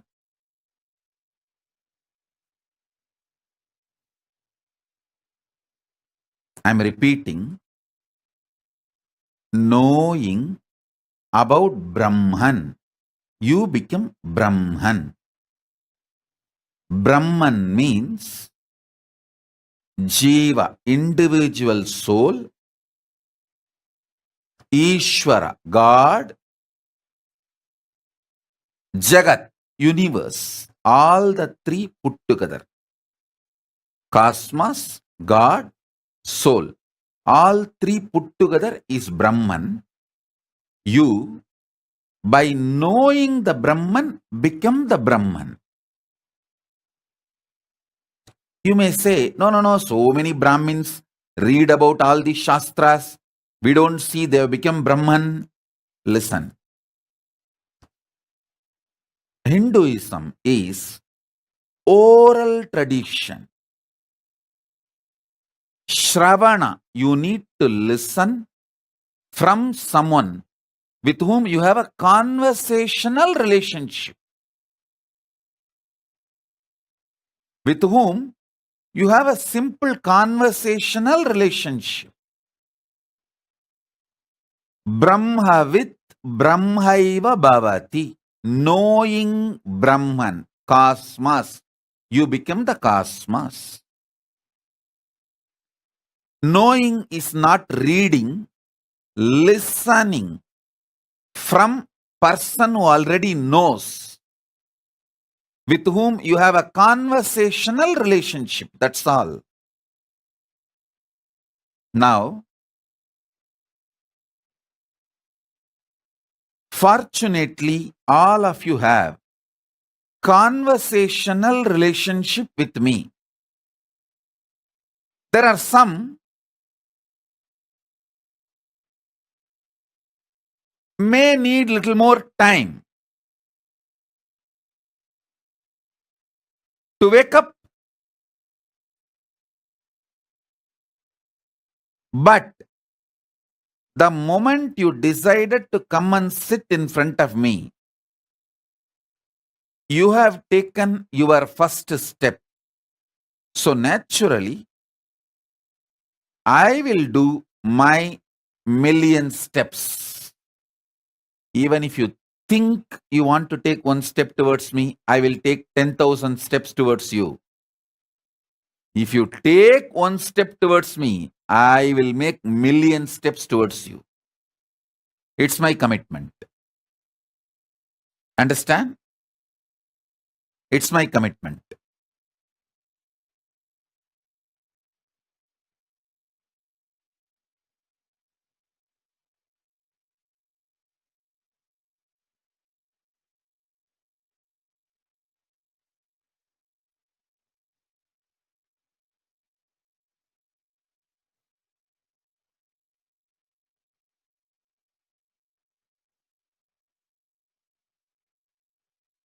Now, I will give you some more deeper understanding about this superconscious mutation process. Listen.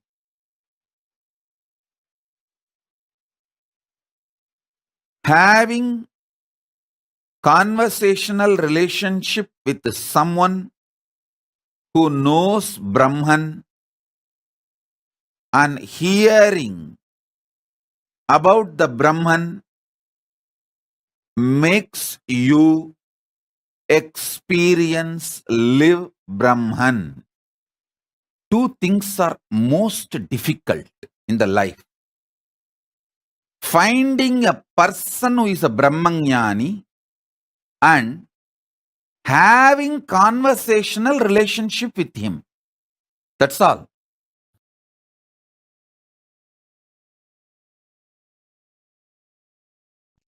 Knowledge, logically analyzed, understood, knowingly or unknowingly mixes into your cognition,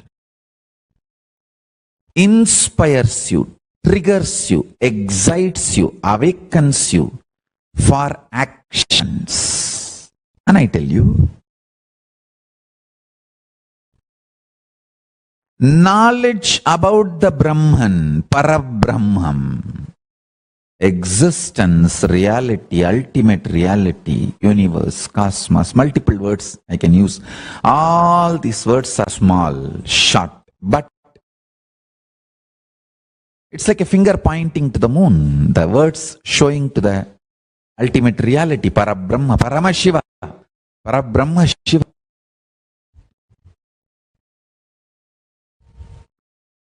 Listening to these great revelations, truths, internalizing,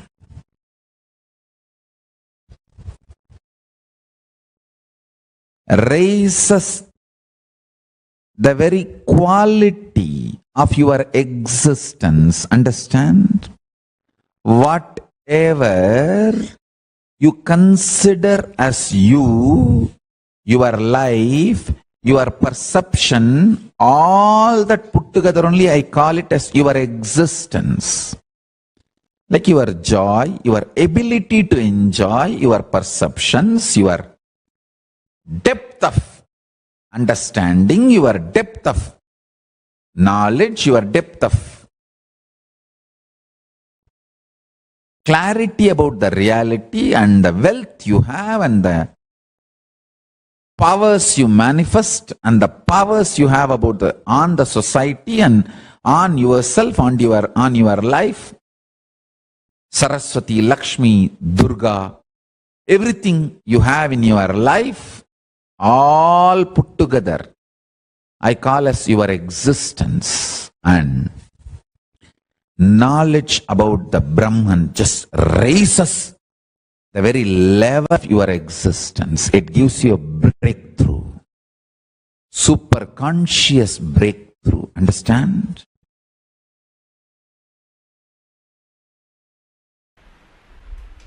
Brahma Sutras, first chapter, first section, 18th sutra. Kamacha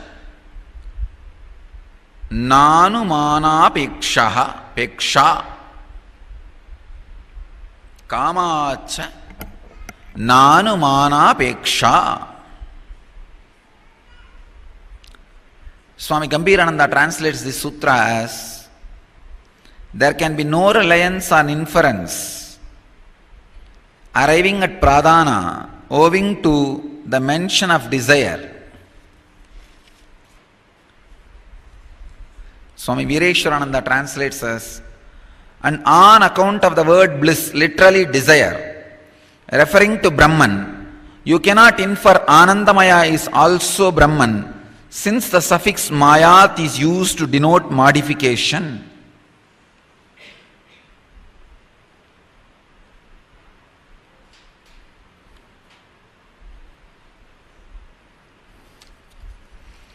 Swami Sivananda translates this sutra as, because of wishing or willing in the scriptural passage, we cannot say even inferentially that Anandamaya means Pradhana.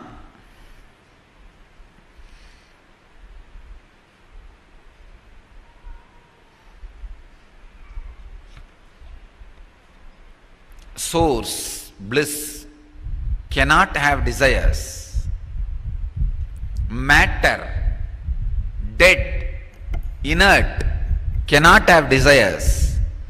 Desire is wrong cognizance you take while matter moves towards the energy by its very nature. When the matter moves towards the source because of its very natural flow,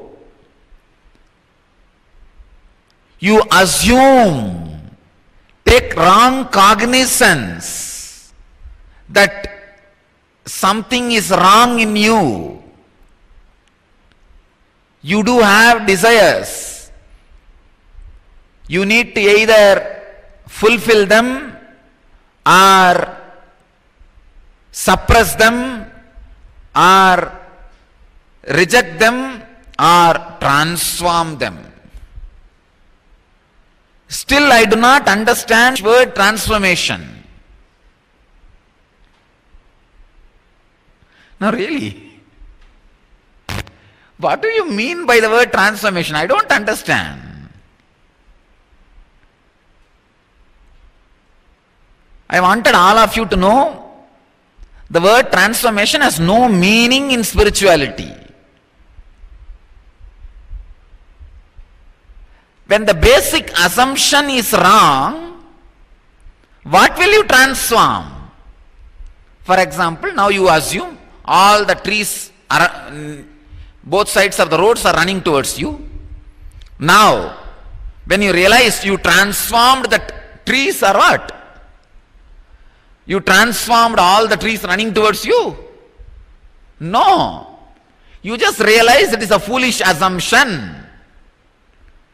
I can say you realizing your foolishness can be called as transformation. That's all. Otherwise, there is no such thing as transformation. The basic assumption you have desire is wrong.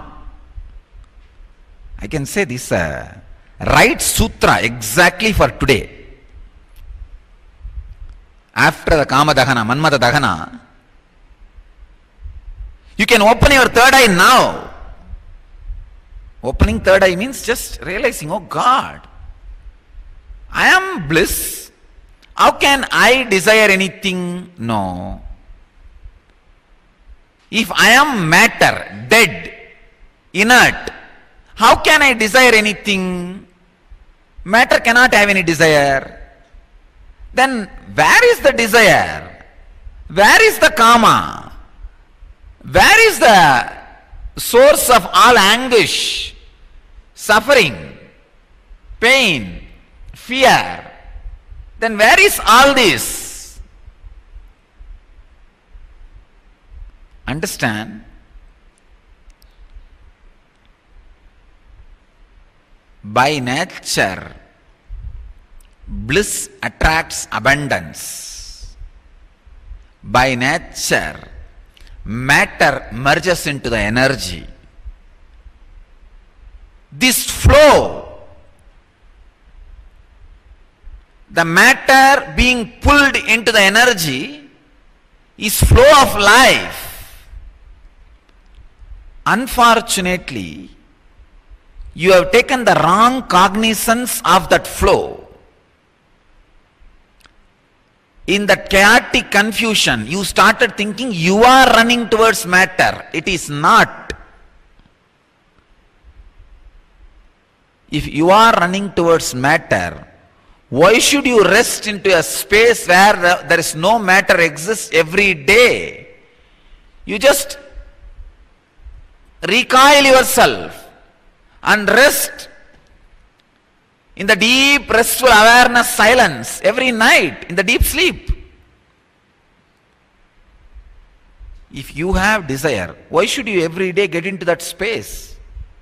Why not spend that time also in desire? No. Desire is the wrong cognizance you have taken about the flow of your energy. No such thing as desire exists. When one wrong cognizance is taken by you that you have desire, now whether you flow with that cognizance or try to oppose the cognizance, whatever you do, you are in a mess. First, the very cognizance should be withdrawn from your inner space. Brahman is abundance. Brahman is life. Existence is life. By very nature it goes on expanding, expanding, expanding. Understand? I will present the interpretation of this sutra. I will present this sutra maybe in this angle. Existence is bliss.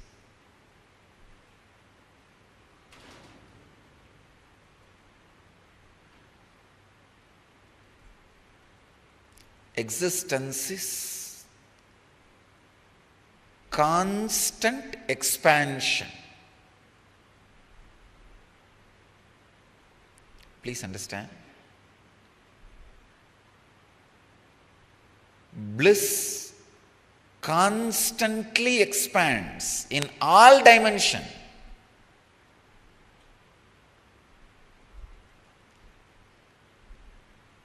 If you are experiencing levitation, automatically you will see you are expanding in the dimension of health, wealth, relationships, in every dimension. Please understand, if you are levitating and your wealth is not expanding, your health is not expanding, something is seriously wrong. It's not levitation, you are jumping around. Don't hop around. Because these are infallible informations which can never be false. Brahma Sutras, aphorisms of existence, cosmic law.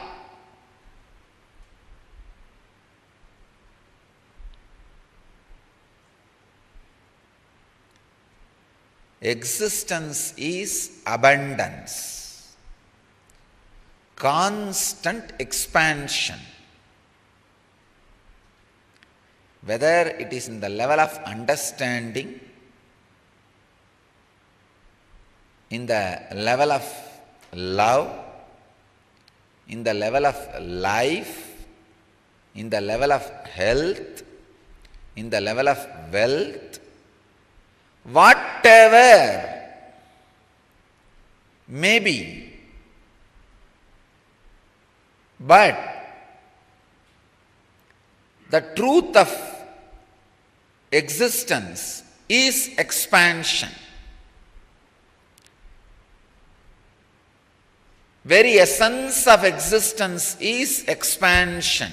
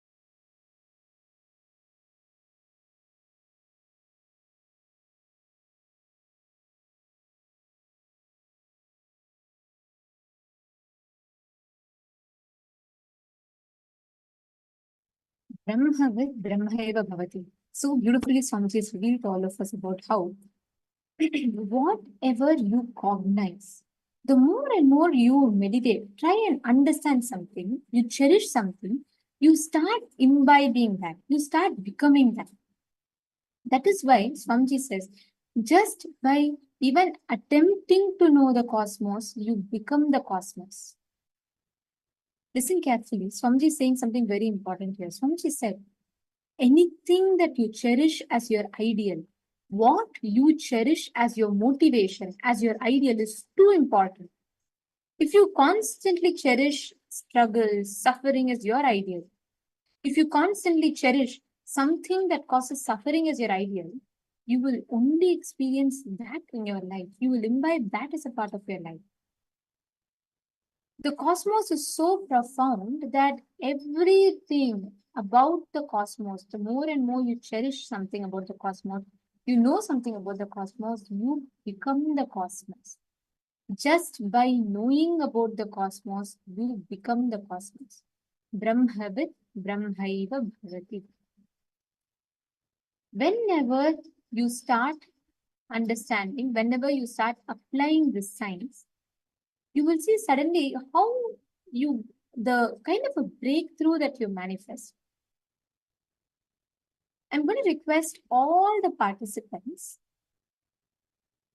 now, based on your decision, if you just sit deciding to cognize yourself as one with the cosmos,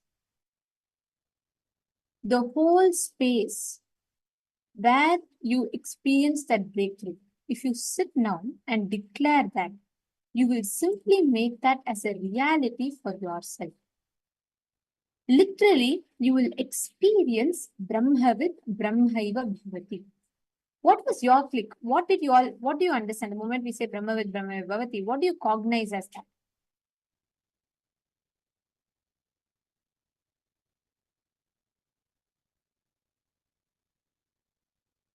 Now, sit with that same declaration, that same understanding, and intensely desire to manifest that space. ॐ नित्यानन्द परमशिवोऽहम् ॐ नित्यानन्द परमशिवोऽहम्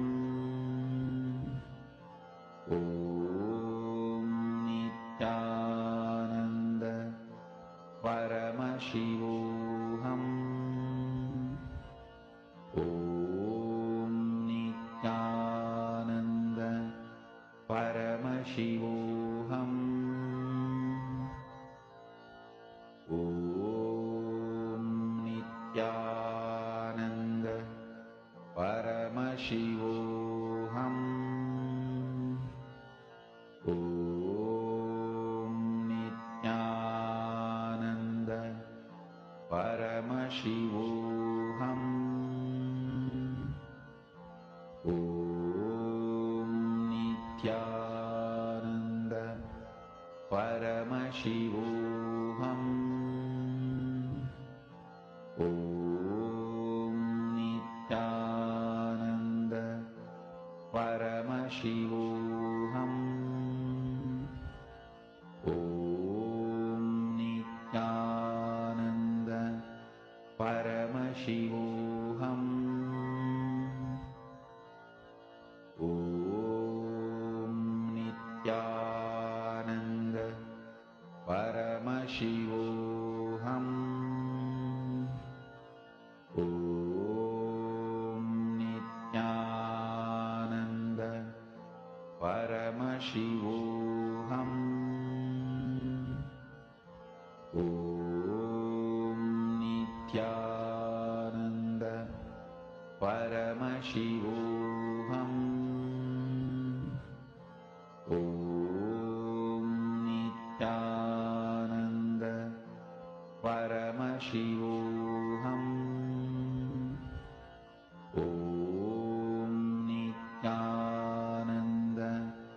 परमशिवोऽहम् ॐ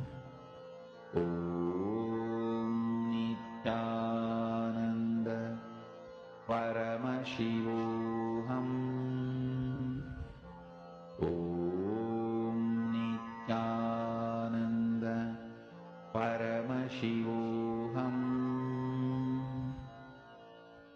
Om Nityananda Paramashivoham. Om Nityananda Paramashivoham. Om Nityananda Paramashivoham. Om Nityananda Paramashivoham. Om Nityananda Paramashivoham. Om Nityananda Paramashivoham.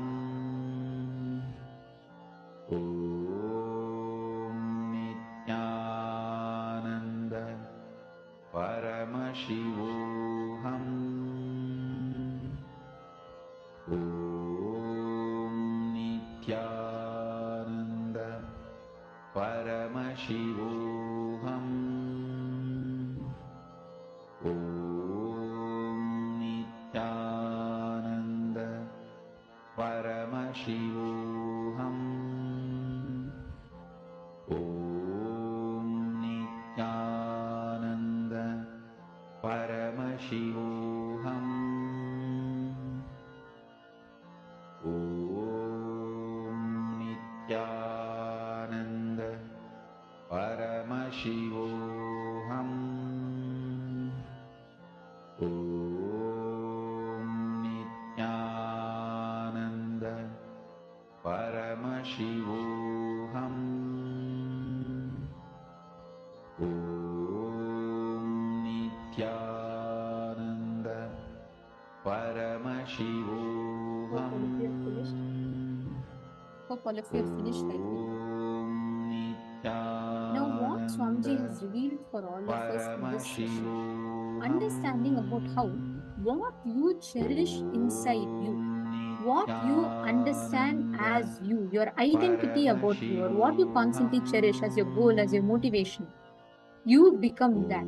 If you constantly cherish life negative ideas within you, if you constantly cherish hatred within you, anger within you, you will only become that. You will only see that manifesting in life. If you are someone who cherishes love, enriching, constantly inside you, you will only manifest that again and again and again in your life. What you create as a reality, what you manifest has a huge, the whole understanding of it is too important. The way you cognize yourself, how you cognize you, how you understand yourself, it is too important for you to digest this, for you to cognize this and apply this in your daily life. Now, we're all going to be entering into the next session, a very beautiful session where we're going to be understanding about the Navagrahas and the impact of the Navagrahas in our life. We all would have heard about this, right? The impacts of planets, planetary positions, astrology. And in Hinduism, there's a detailed scripture. There's an elaborate explanation on the malefic effects of planets and what are the impacts that they have and how you can harness the energies of the planet and how you can nullify the negative energies of the planet. All of this is detailedly described. Now, this entire thing is revealed in detail in what we call as a Hora Shastra, which is what all of us are going to be learning about now. So now, let us all listen to the revelations on the cosmology, introduction to cosmos, the impacts of planets in our lives.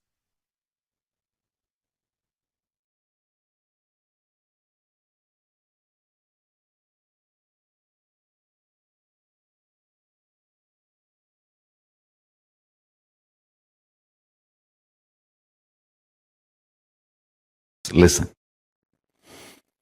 The moment I utter the word planets, I remember how my Guru, Paramashiva,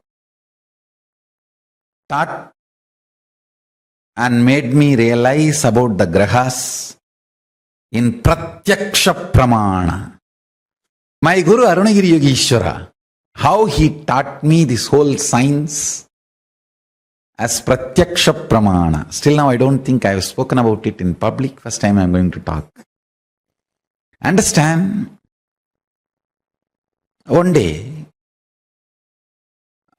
I was sitting at the feet of Arunagiri Yogeshwara and he was talking about so many things, and suddenly the conversation turned into grahas. He spoke about Navagrahas. I was looking at him so deeply. Literally everything he was revealing was getting into my system. So deep, like if he utters one word, like a condensed 1 petabyte material, information will be transformed into my system, transferred into my system. Listen. The number of words spoken, the quantity and quality of the knowledge transmitted was not matching. That is why I am saying Paramashiva teaches in silence. Listen carefully. When we say Dakshinamurti teaches in silence, it is not that he never utters a word, but the number of words uttered and the quantity and quality of the knowledge, information transmitted, the wisdom transmitted, does not logically connect or equate, rationally inexplicable. Just by a word, he will transmit almost 1 petabyte information. Every word he was uttering, petabytes of information was getting transmitted into my system. The system was getting loaded. What was happening between Arunagiri Yogeshwara and me? What Paramashiva shared with me, that very methodology I am adopting and transmitting. That is why even though you spend only half an hour listening to the satsang, whole day you are in that same mood, because time spent is only half an hour, but the amount of information, quantity and quality of the knowledge transmitted is disproportionate. It's not proportionate. Understand? It was like intense cosmic downloading happening from him to my system, like from his body to my body.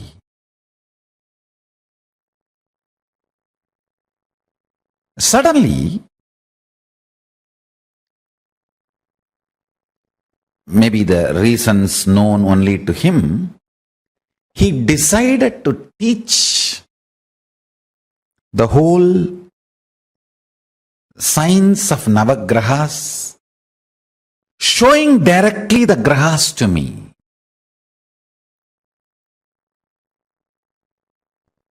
And he just did something like this.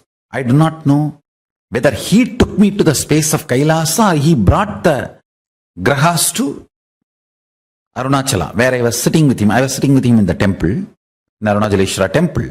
Whether he brought them here or he took me there, I do not know. But suddenly I saw like a chess coins all the Navagrahas, alive, living, moving. And I immediately bowed down to them. The moment I realized they are alive, I immediately bowed down to them.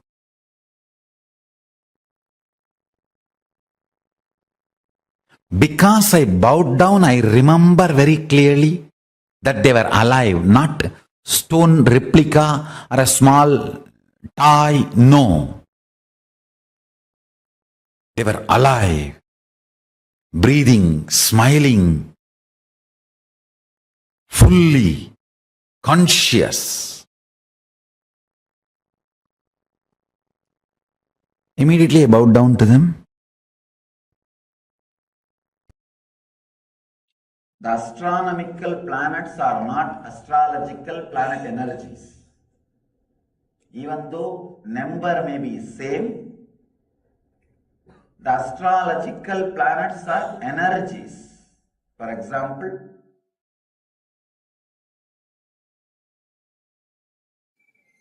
planet Earth is here. Maybe I can use the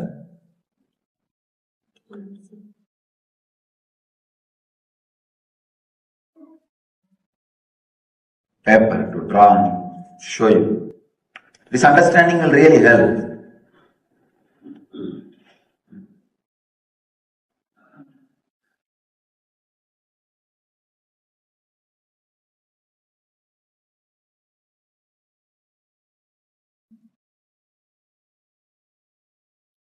Planet Earth is here.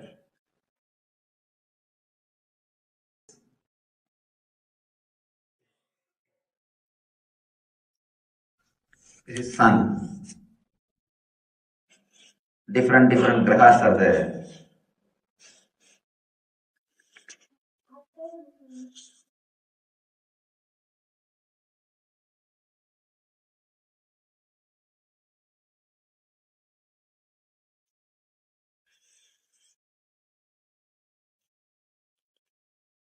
Please visualize this as eccentric circuits and this as some planets. Okay.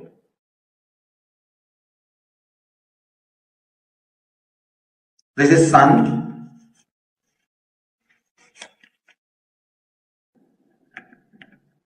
When we say here in our temple, if you see, there will be 9 planetary energies. Statue deities will be there.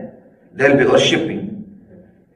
When we say Sani Graha, that is not exactly Saturn. Consider this as a Saturn. A particular energy of pull and push is there always between the grahas. The energy which comes out of the Saturn does not completely come and influence the planet Earth. In between, something will be added, something will be deleted. Different energy clash will be there. For example, 100 unit push energy comes from the Saturn, and if 20 unit pulling energy comes from the Buddha, naturally it will be neutralized. It will become 80. And suddenly here you will see Shukra may add 30 unit, then it will become 110. When it reaches, by the time it reaches the planet Earth, it may get deviated for some time. Then it may come down to 80 or 50. Whatever finally reaches, that is what we call Sunny, Saturn energy. Understand? It's a very subtle science. The same Saturn will not have same influence over planet Earth continuously. If he moves, the total calculation of the pull or push will differ. If you move, even sometime I have seen, within 12 days, the whole energy will be different. Whole energy will be different. If the astronomical planets and astrological planets are same, then the energy difference will not be there. But it is not same. It is not same. It is the totality of the energy reaches to the planet Earth. Maybe when we say Saturn, the major influence in that energy flow was from Saturn. When we say Buddha, it is not that only Buddha is radiating. That energy which came out of Buddha, by the time it reaches the planet Earth, goes through some 5-6 alteration. So many influences gets added and deleted. Then the energy reaches the planet Earth. The different energy positions clearly decides the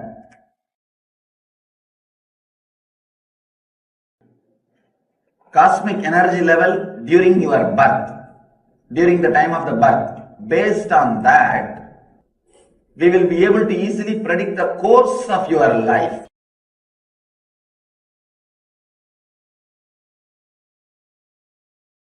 Let me narrate this incident, then you will understand.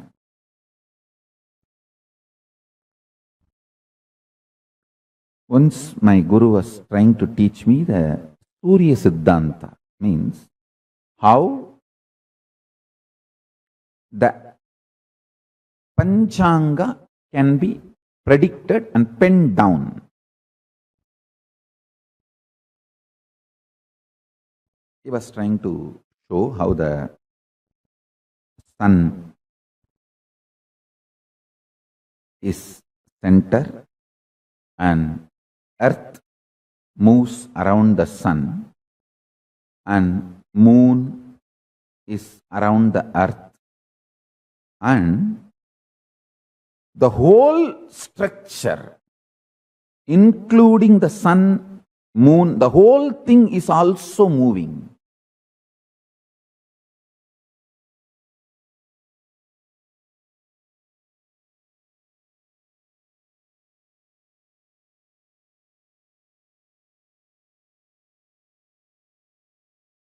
He described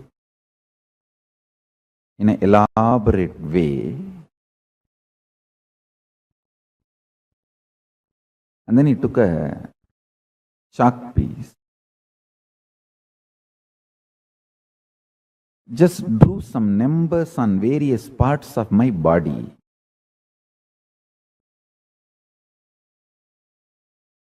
The numbers belong to each graha, is directly connected to our internal organs. Each graha influences one of our internal organ heavily. And he drew that numbers on my body, and he drew that same numbers on external, on the floor.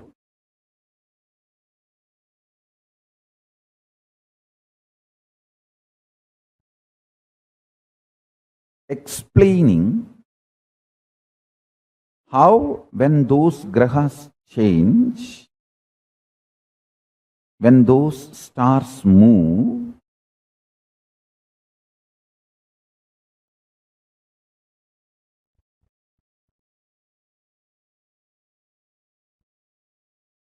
regular cosmic happenings like Amavasya, Purnima, how those things should be predicted are calculated. That is more like a calculation. It's not even prediction. But its influence on the humanity need to be predicted. Its influence on the individual's lives need to be predicted. My gurus were trying to map this whole science and explain this to me. I think almost the core fundamental structure of Jyotisha and Surya Siddhanta I am trying to explain.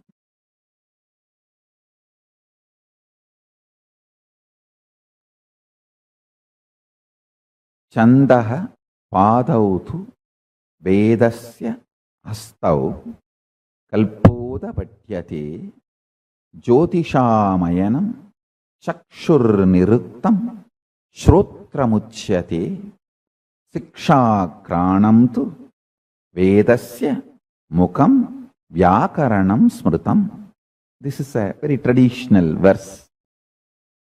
In any Gurukul they will chant this and make you repeat.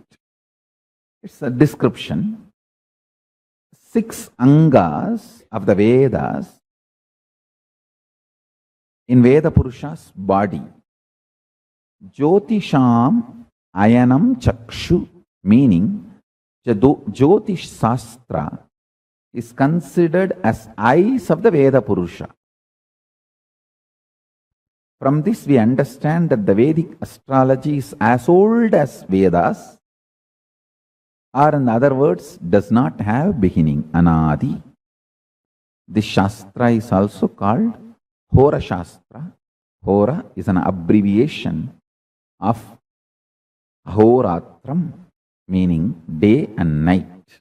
It means it is the systematic study of time and its components and parameters and its influence on physical, chemical, biological existence of what we know as life.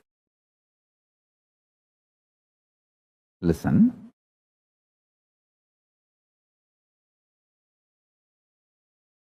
One very funny incident happened when he was teaching me. I was so intensely immersed in his teachings. He was showing me, hey, this is Surya. This influences your brain thinking system. This is Rahu. He influences your liver. The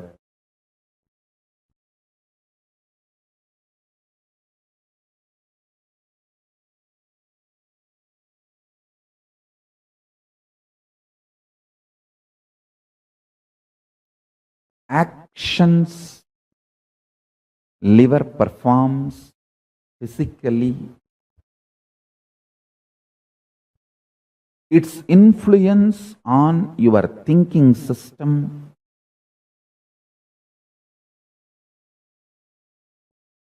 everything, if you map it to the description of Rahu, it will absolutely match.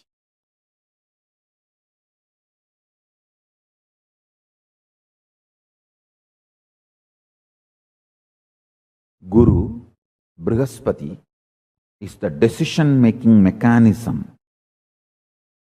which influences your will persistence, Agnya Chakra. Pituitary glands and its impact on your existence is directly Guru.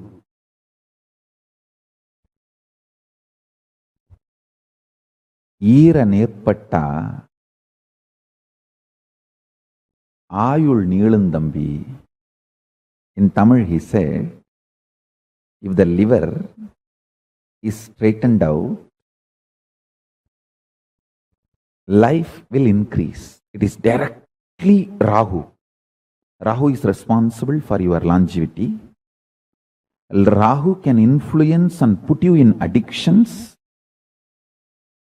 and kill you, or he can keep you addiction free or addicted to right habits and food and keep you happy, healthy for any long. This whole thing is related to your liver. If the liver decides to addict you for certain food, nothing can be done. Just by remembering that food, you will be forced, your whole system will be pushed to eat it. After eating, you will repent, but you will not stop eating. He said, integrity of the liver to the purpose of your existence makes you long, happy, healthily living.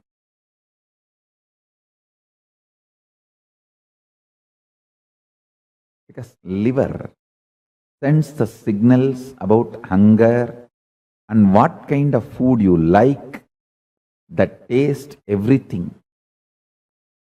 The memories of the food and it stays flashing in your system, and you being influenced to eat that same kind of food, timing, rhythm, everything is liver.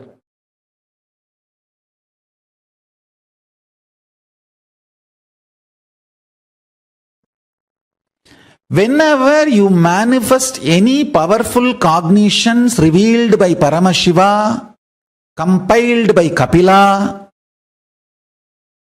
and be humble to the grahas. Grahas support you, protect you, liberate you from any malefic, evil, negative effects. Listen carefully. I am revealing the whole science. There are multiple powerful cognitions. Whenever you do samyama on any of the powerful cognition and manifest that powerful cognition as powers, and be humble to the grahas, means being humble to the grahas is what I call doing graha puja. Navagraha dosha santi nivarana pujas. Understand? That is the way you convey to them you are humble.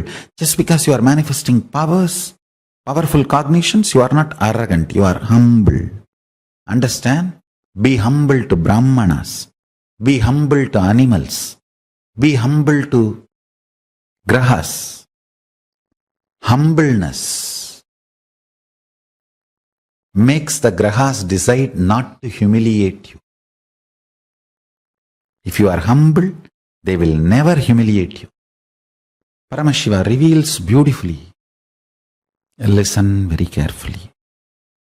Every graha is embodiment of certain powerful cognitions. If you decide to do samyama on those powerful cognitions and be humble to those grahas, all those malefic effects will be cleared. You will be blessed and showered.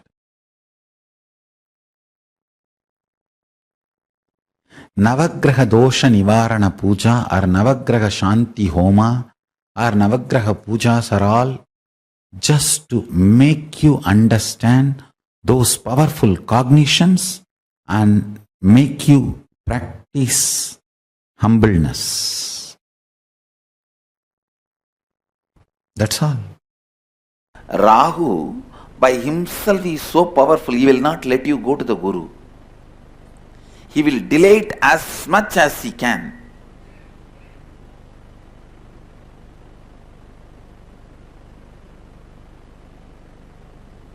Only if the Surya helps or Chandra helps, you can go to Guru. Especially if there is a Rahu, bad Rahu, only with the Surya or Chandra's help you can go to Guru. Otherwise Rahu is so powerful, he will do all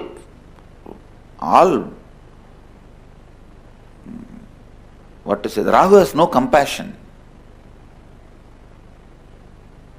I have seen he will even break people's legs and hands so that they will not be able to travel and come to me. I have seen Rahu doing that.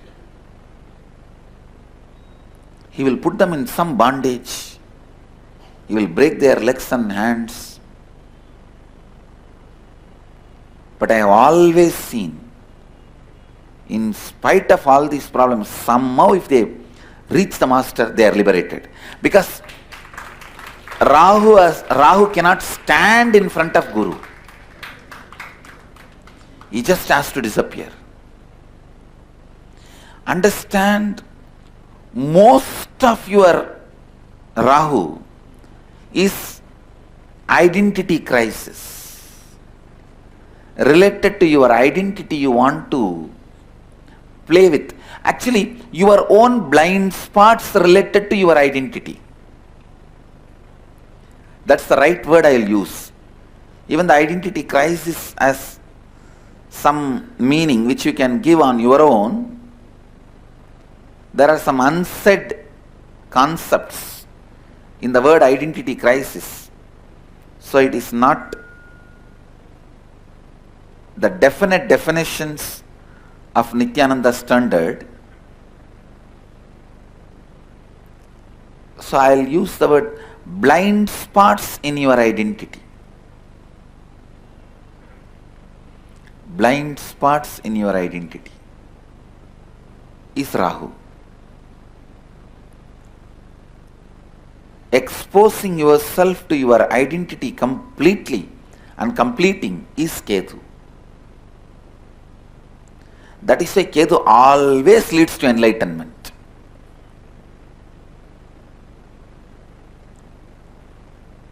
If Ketu is there, please understand, all of them are great energies. Actually, I am giving you the best possible commentary on Vedic astrology. How your mind and planets work. The macrocosm and microcosm. You are made of 5 elements. Pancha Bhutas. Earth,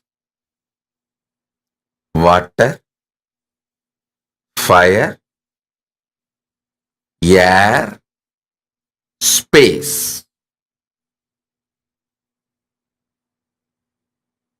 In Sanskrit, Prithvi, Appu, Agni, Prana or Vayu, and Akasha or ether. So listen.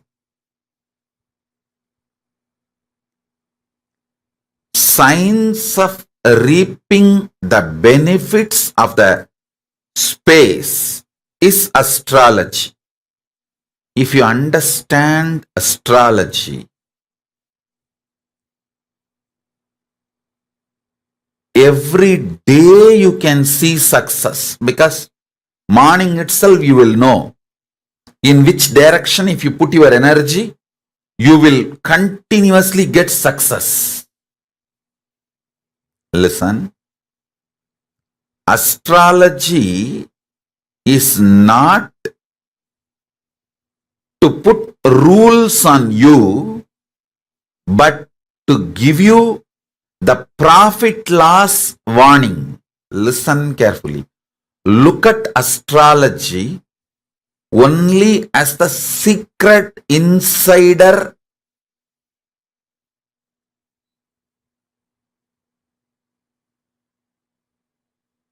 tips. I'll tell you one thing. Understand this one example. In Wall Street Journal, what is going to happen tomorrow? Which stock is going to go up? Which is going to collapse? If you get the tip tonight itself, like an insider trading, what will happen? You will become billionaire in 24 hours. Same way, astrology is insider secrets of cosmos. Do not look at astrology as restrictive. The 5 elements, knowing about the astrology empowers you in your space. Akasa Tattva. Next, listen very carefully. Knowing about the Vastu empowers you in your Vayu Tattva, Prana, the air energy. Vastu is all about the air energy inside the house you live, inside the place you live. I'll give you the deepest secrets about the Vastu.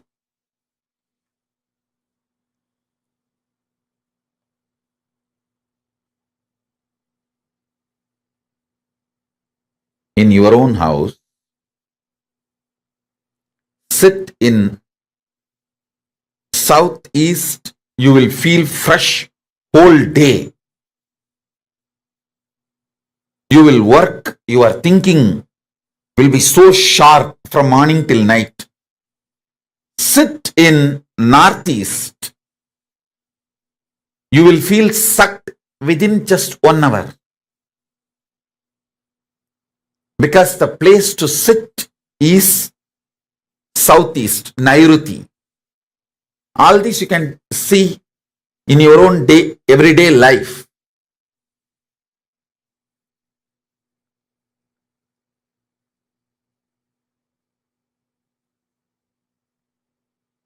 I'll give you more detailed secrets about the Vastu. Understand the fundamental. Vastu is all about the air, Vayu Tattva, Agni. Agni in you, the fire element in you can be mastered by the proper havans, yajnas, homas.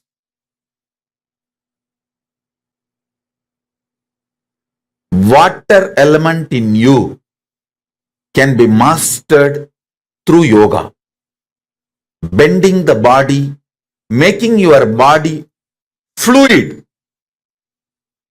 flowing.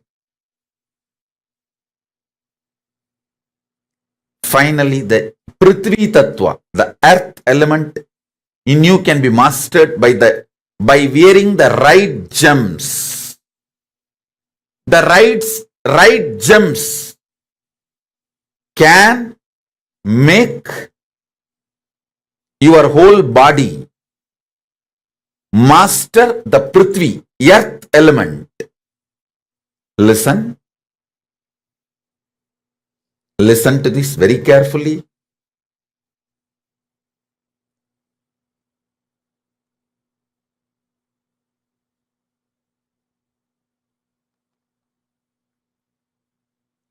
Astrology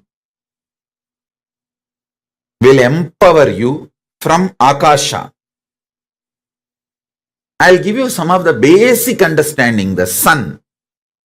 Let me bow down to Navagrahas. Receive their grace by praying to them, offering ourselves to them, requesting them to reveal themselves to us.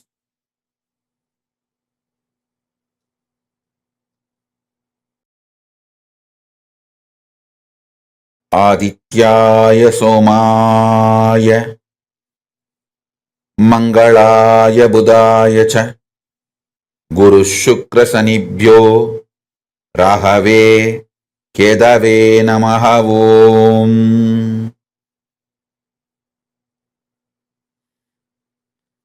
Adityaya Somaya Mangalaya Budaya Cha Guru Shukra Sanibhyo Rahave Kedave Namaha. Listen.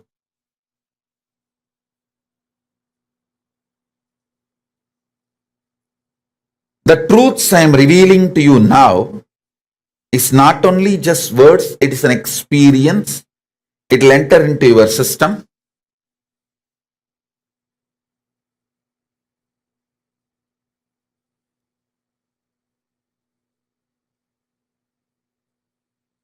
With the grace of Paramashiva, you will all be relieved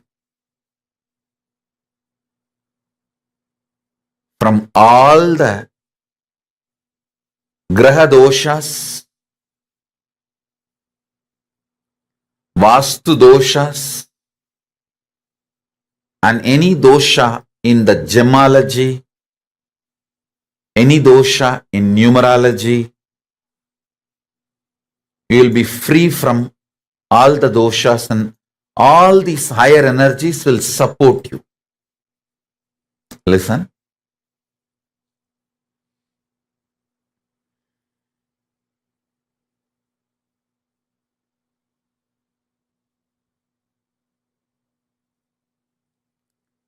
sun, Aditya, sun energy is an enlightening energy.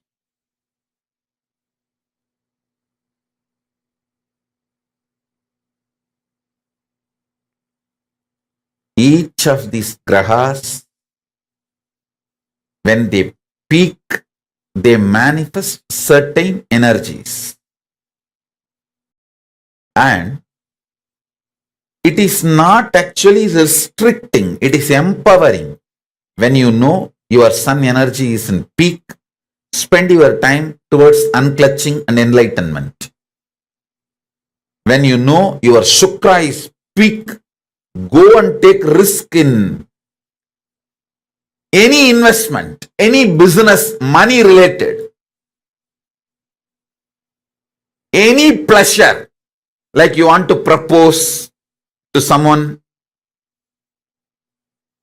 any pleasure related activity, money, luxury, vacation, sexual pleasure, any pleasure.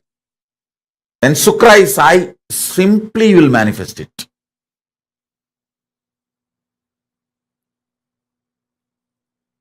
When Guru is high, all the right things you want to do, like you want to build a temple, or you want to build a ashram, you want to build Kailasa, or you want to build do some good activity.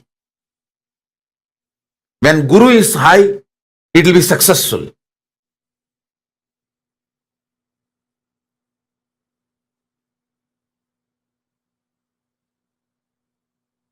Having even basic little bit knowledge about grahas.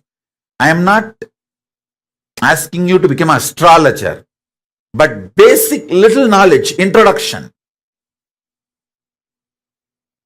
will empower you so much in your life.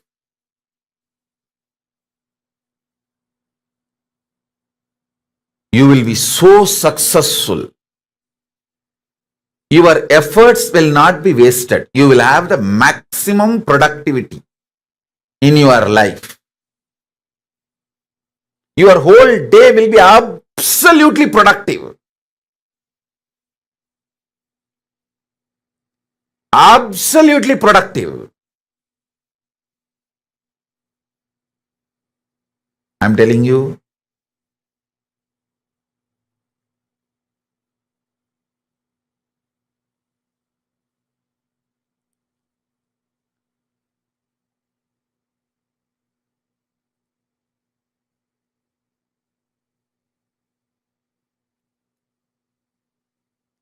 Whenever your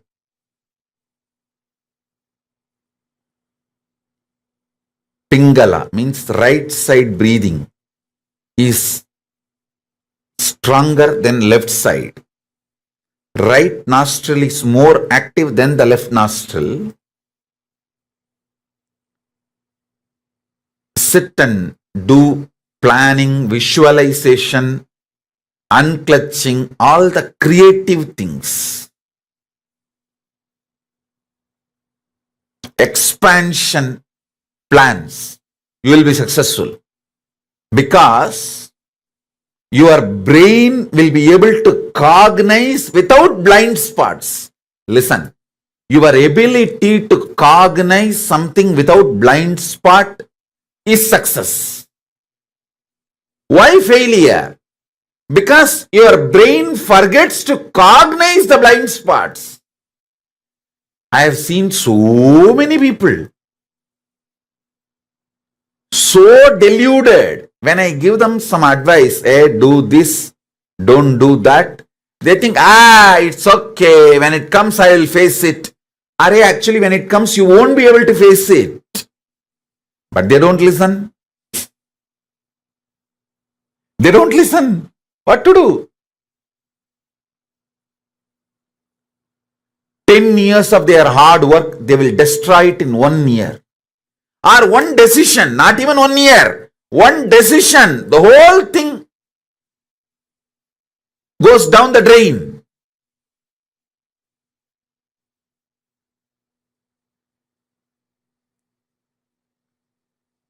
Even though I told multiple multiple times to multiple people. I have seen when they have Guru Kripa. Guru Kripa means trusting that Guru will tell only what is best for me. He does not have any interest other than my interest. That is what is Guru Kripa. If you know, I will tell precisely what is good for you. That is Guru Kripa. Because if you know that, then simply you will do. When I suggest something or when I give you some advice. Anyhow, listen. See, whenever you know you have Rahu, don't focus anything other than taking revenge on your enemies. Rahu is such powerful guy. When Rahu is holding your brain, whoever you think about in your brain, he will finish them off. Understand? See, always people were thinking Rahu Dasa is bad. Rahu is bad. No! Rahu will destroy all your enemies. See, when Rahu is possessing your brain, Rahu is high on you, just remember your boss, manager, whoever you want to take revenge. Nothing else is required. He will finish them. And so much things will be cleared for you to proceed further. You don't need to take revenge on people. Just wait for Rahu to possess your brain. That time just think about them.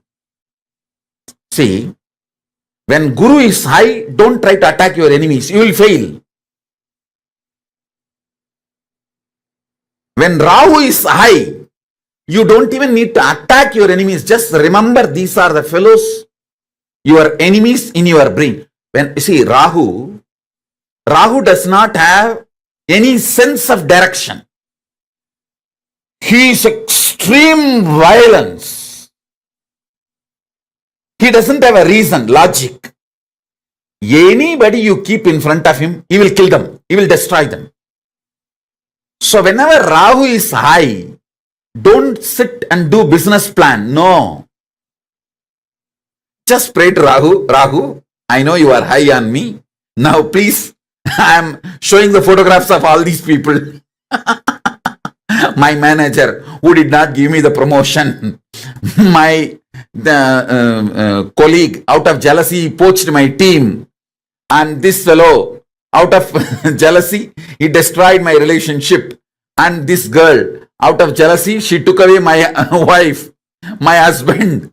And all those people, you keep them in the stock when Rahu is high on your energy, which is supposed to be the bad time. All astrologers will tell you, oh, when Rahu is high, just keep quiet, don't do anything. I tell you the secret. When Rahu is high, meditate on all those fellows whom you need to destroy.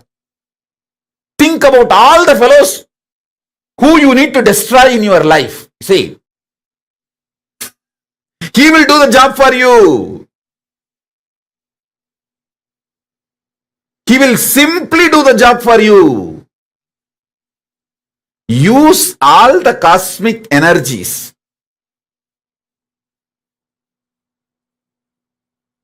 Use all the cosmic energies for your success. That's all. Ketu is absolute compassionate. Whenever Ketu energy is high, build new relationship. Hire more people for your team. Make new friends for your life. If you want to start a new relationship, start new relationship. All the compassionate, love, expansion, knowledge-centric, creative, do when Ketu is high. When Ketu is high, he will do everything knowledge-centric. When Ketu is high, even if you want to buy one house, Suddenly you will see the same house will come with at least 25 more acres free of cost. If you want to buy 20 acre, for the same cost, you will get 2000 acre. Ketu is that kind of person, that kind of energy. Please be very clear. Rahu is bad only if you show your head to him. If you show your enemy's head to him, Rahu is good for you.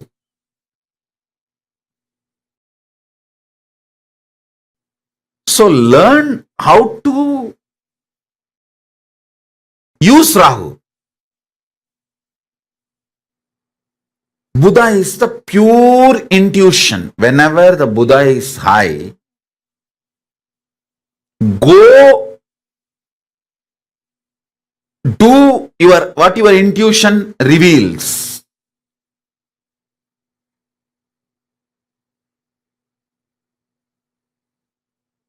Listen. Shani is power, not bad. Power. And pure honesty and authenticity. Sunny will actually expose you to you. That is why he is called Dharmakaraka, who teaches Dharma, righteousness.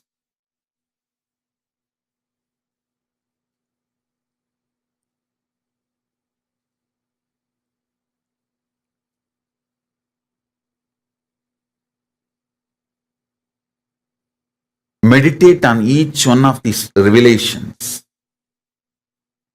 You can easily use the powers of grihas. Powers of grihas. You can easily use the astrology in your day-to-day life. See,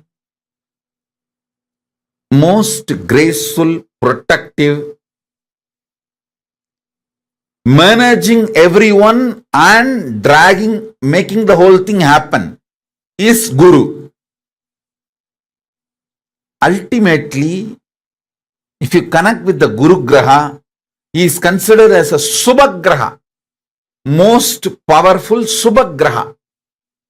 He will somehow plan and make it happen.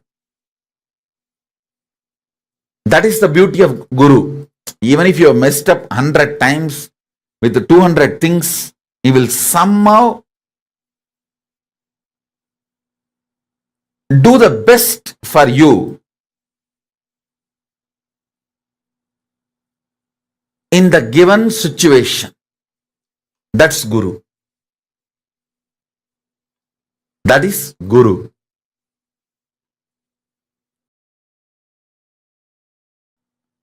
Listen.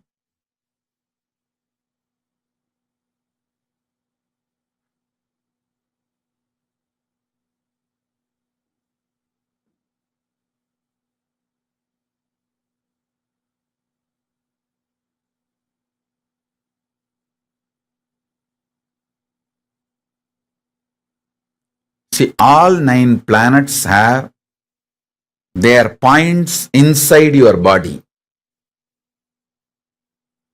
All 9 of them reside in your brain. I'll awaken those all 9 points and let them settle powerfully in your brain.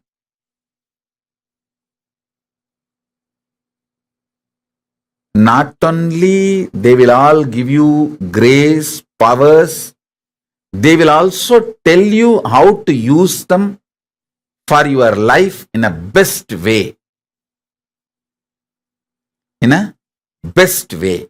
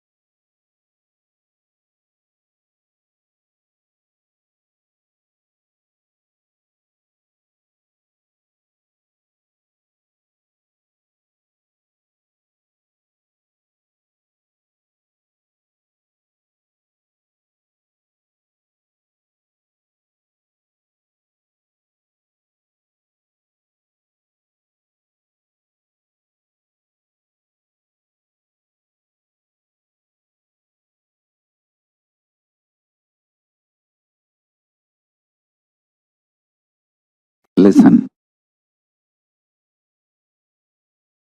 Knowledge empowers you, makes you respond differently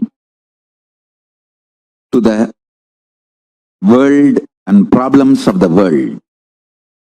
Same way, consciousness empowers you.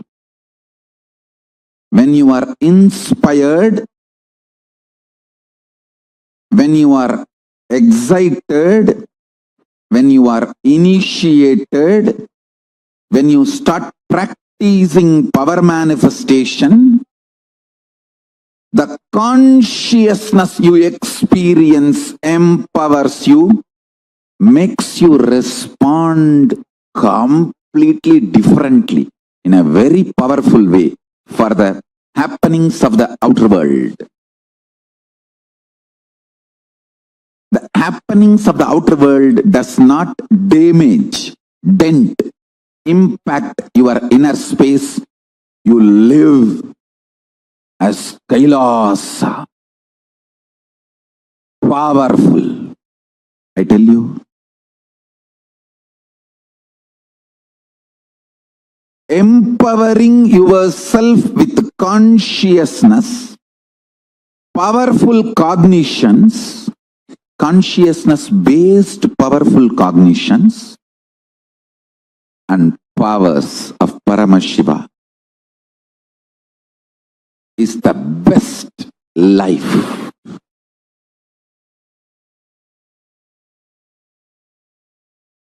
I am from the tradition, ecosystem which gave books like Surya Siddhanta.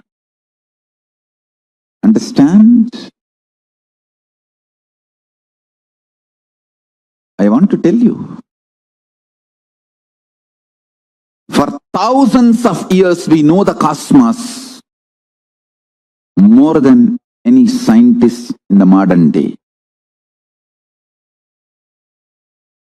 For thousands of years we know all these great truths. Our lifestyle was established on all these great truths. Any simple priest doing puja in a village temple in India, who does the Sankalpa mantra, who knows absolutely more truths about the cosmos than many modern day scientists. Because the Sankalpa mantra, the Mahasankalpa mantra, he should know biography of the whole universe and geography, where he is sitting, and the cosmology, how the whole thing is functioning, and mainly the relationship between these three for his present moment of when he is performing, conducting this sacred ritual. The whole thing he has to know. Only then he can do Mahasankalpa.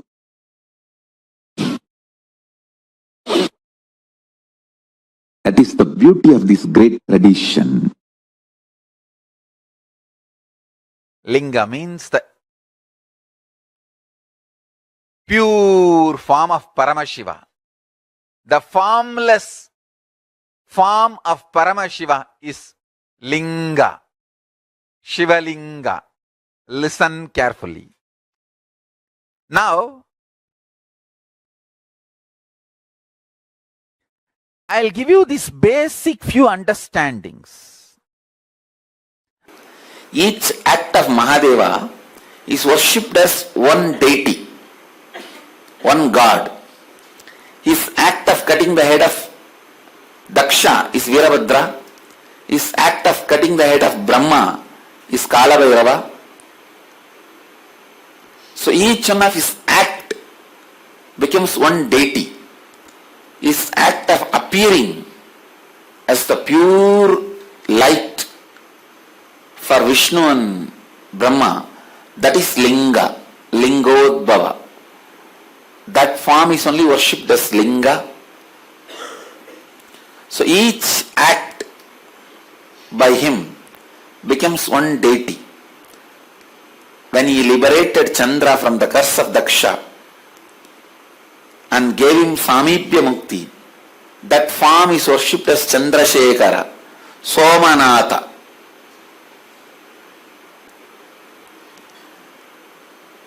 The Shivalinga worshipped by Chandra and got liberation. That temple is near Tiruvarur.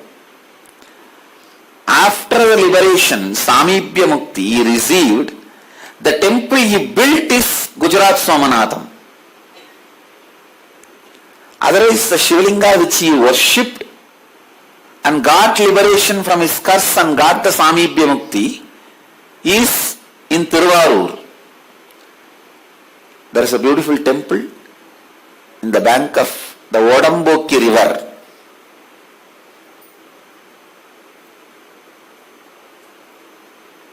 In Tiruvarur, that temple only where Chandra worshipped Mahadeva and had liberation from the curse of Daksha and achieved Samipya Mukti. Once he achieved Samipya Mukti, he wanted to build a temple out of gratitude with all the grandeur to show his glory. That is why he built Somanatha temple. But there was an element of idea that he wanted to show his glory. That is the reason the temple has to be broken 16 times, like 16 kalas. Each time one kala of his ego was broken. Now the temple which remains is purely Mahadeva's grace. All contribution of Chandra is gone. Now it stands just by the glory of Mahadeva, not as the glory of Chandra. That is why Somanath temple has to go through 16 invasion.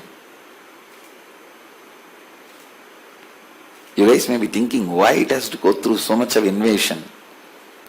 Because the builder has little arrogance of his own, incompletion of his own. Each of the 64 manifestations of Paramashiva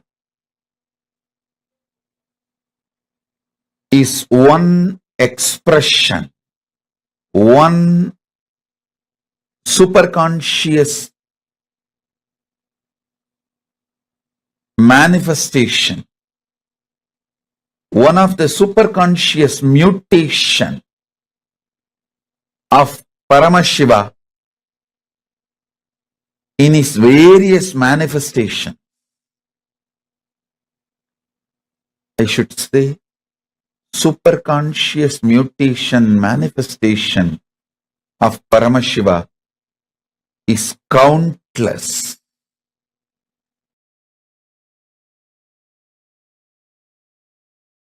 All these manifestations are beyond time.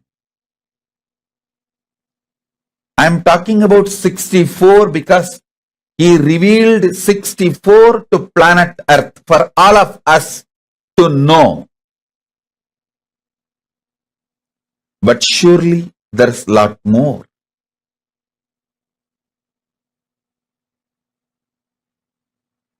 For all of us, what we need to know is revealed.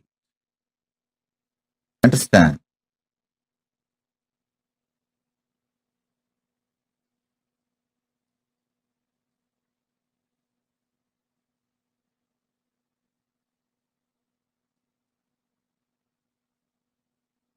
First, meditate and try to understand there is a space without past, present, future, just is. Past, present, future is nothing but time cognized by the mind, which can cognize only small things. which cannot cognize the pure isness. When you are agitated and restless inside, you cognize only small things. Kanda, kanda, kanda. Small, small, small. When you are peaceful, unclutched, powerful inside, you see akanda, unbroken, which is no pieces, pure akanda. That is why in Hindu tradition, time is always shown as circular, not linear. It is circular.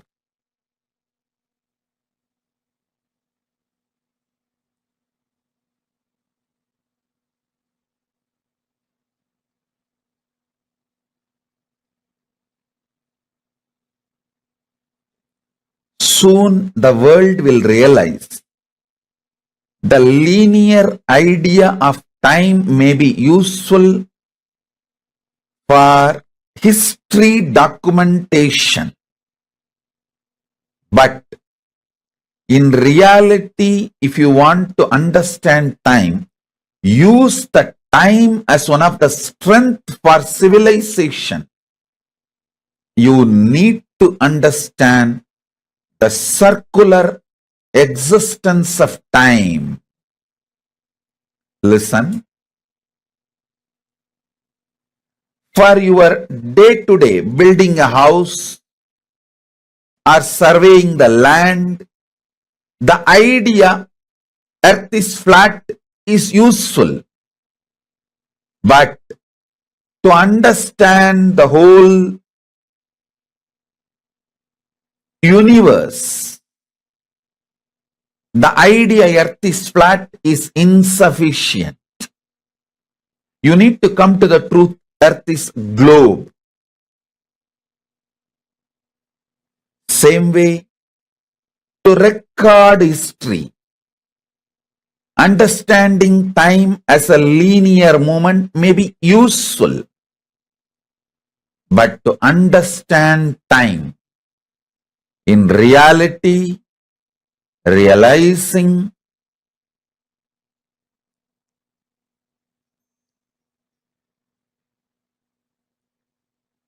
time is circular, and time there is no was, will.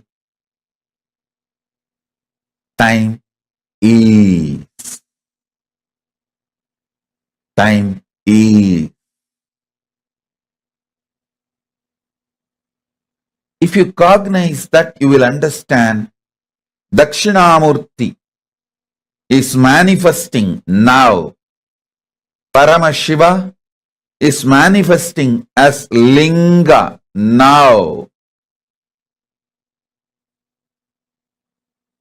As a Linga Murti now.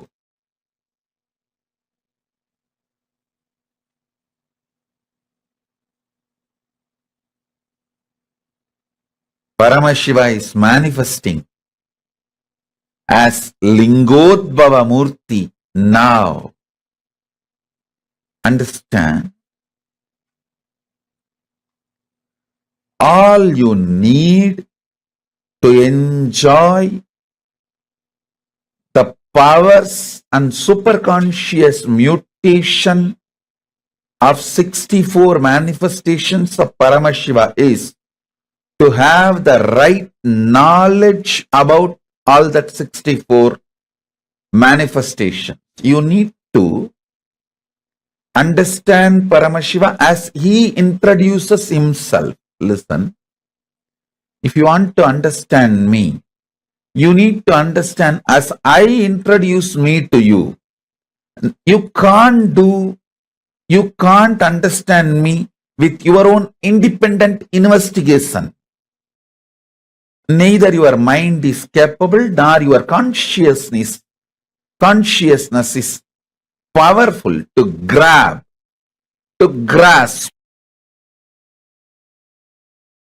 my existence as it is. You can only understand my existence as per my introduction. Same way, you can understand Paramashiva only based on his own introduction. Understanding him based on his own introduction awakens something called Shraddha in you, not faith. Faith is poor word. Shraddha. And Shraddha breeds bhakti. And all the Ananta Kalyana Gunas, auspicious qualities of Paramashiva starts manifesting in you. Powers of Paramashiva starts manifesting in you. Listen, you just need to know what is swimming and see somebody is swimming, then simply your muscle memory starts manifesting swimming.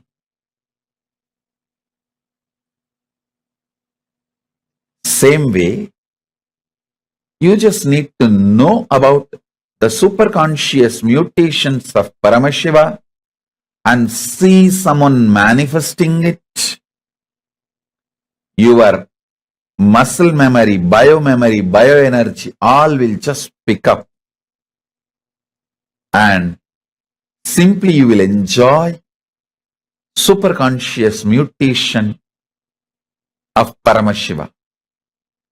So today I am trying to introduce the principles of superconscious mutation of Paramashiva and the 64 manifestation which he himself introduces in Veda and Agamas.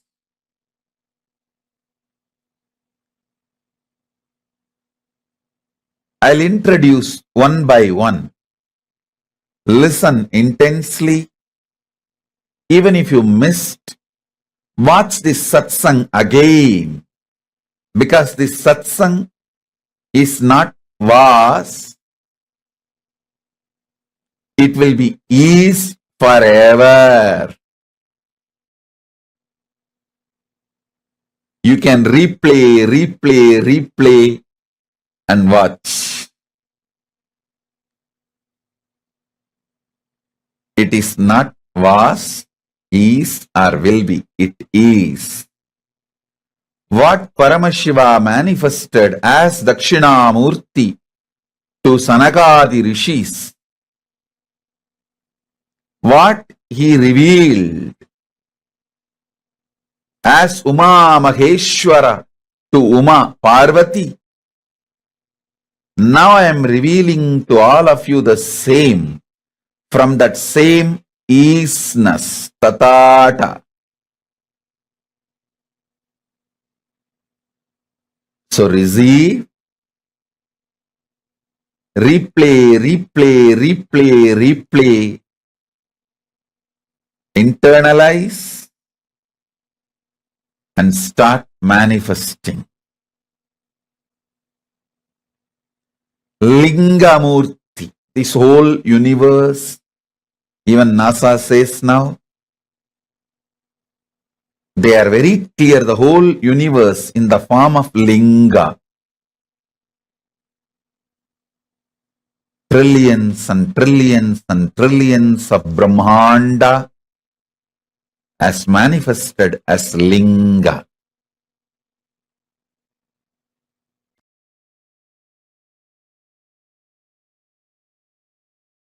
When a stone rolls in Ganga, it nicely gets shaped and polished and becomes Shivalinga and left in the banks for the people to worship it. A stone allowed itself with the flow of Ganga becomes God and worshipped by everyone. In the flow of life, we are also like stone which is moving and rotating in Ganga. Many Karanas where we need to be chiseled, it gets chiseled, those parts are removed. And wherever we need to be polished, the polishing happens. Understand? Cleaning, chiseling, polishing. Cleaning, chiseling, polishing. The stone can take that cleaning, chiseling, polishing as a death for it or as a rebirth for it. You have that freedom. You can approach the life every moment as death, saying, oh God, life never gives me what I want. I am always tortured, deprived, depressed. How much ever I struggle, it never gives me what I want. It never supports me. I am the only one who is tortured every time by the life. Why me? Why me? Why me? Why me? Is looking at the life as death. Then you will see constantly you are only dying. Understand, the most dangerous thing, seeing life as constant death, you will associate yourself with that small pieces of stone which gets chipped off. You will never be worshipped. Associate yourself with the main part which is going to be worshipped as Shiva. That part always feels, wow, I did not do anything. Just life moved me. In the flow, I am polished, cleared. Now I am worshipped as a God. That is what I call Brahmanyam Bahuputratam, the favorite inheritor of the cosmos.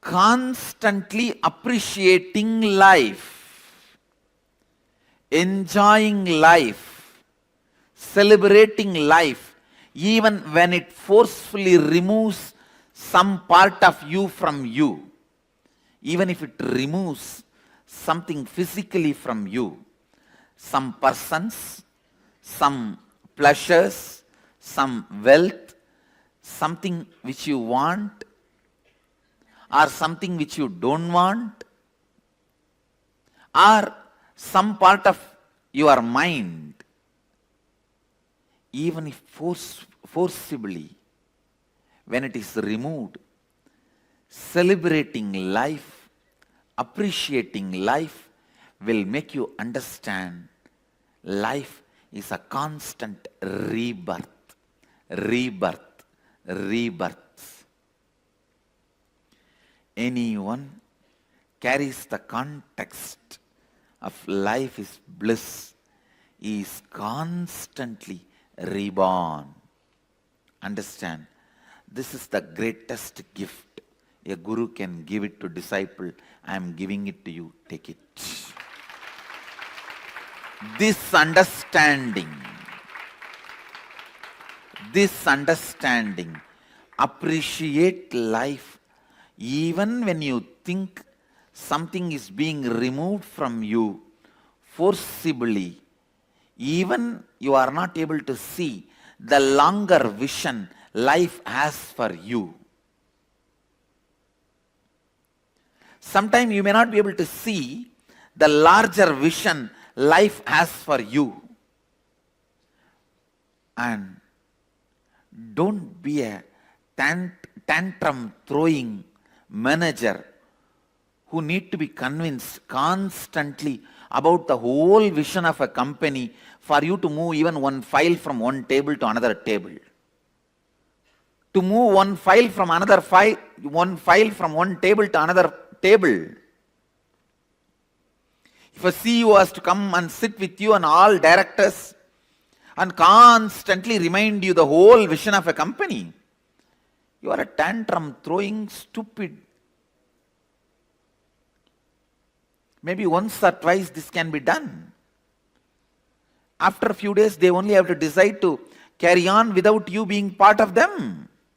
You are forcing that. Same way, even with life, don't drop the context again and again. Throw tantrum. Don't miss the larger vision of life again and again and throw tantrum. Your tantrums with the life are not going to be responded in any way. Come up, retain, remain with the larger vision of life and appreciate what is being done to you every moment.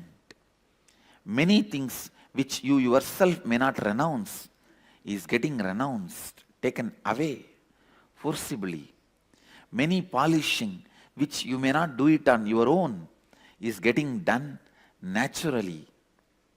It is all finally for you to be worshipped as Shivalinga. The receiver of the worship is you. I tell you, man who celebrates life is worshipped. Man who is constantly complaining is worshipping. Who constantly complains, why me, why me, why me? Who constantly feels life is a death happening, death happening, death happening, suffocates himself, sees life only as death, who understands constantly life is rebirth, rebirth, rebirth, rebirth, rebirth, rebirth. Whoever feels constantly life is a rebirth, celebrates life and feels as the favorite inheritor of the cosmos, Brahmanyam Bahuputratam. Understand, if you have the attitude of why me, even if you are world's richest man, you will not be in the space of completion and relaxed. Just if you develop this one understanding of Tyaga, I don't care about ups and downs. My conscious decisions and conclusions are my life. That's it. That's it. Listen carefully, precisely. If you decide you are Paramashiva,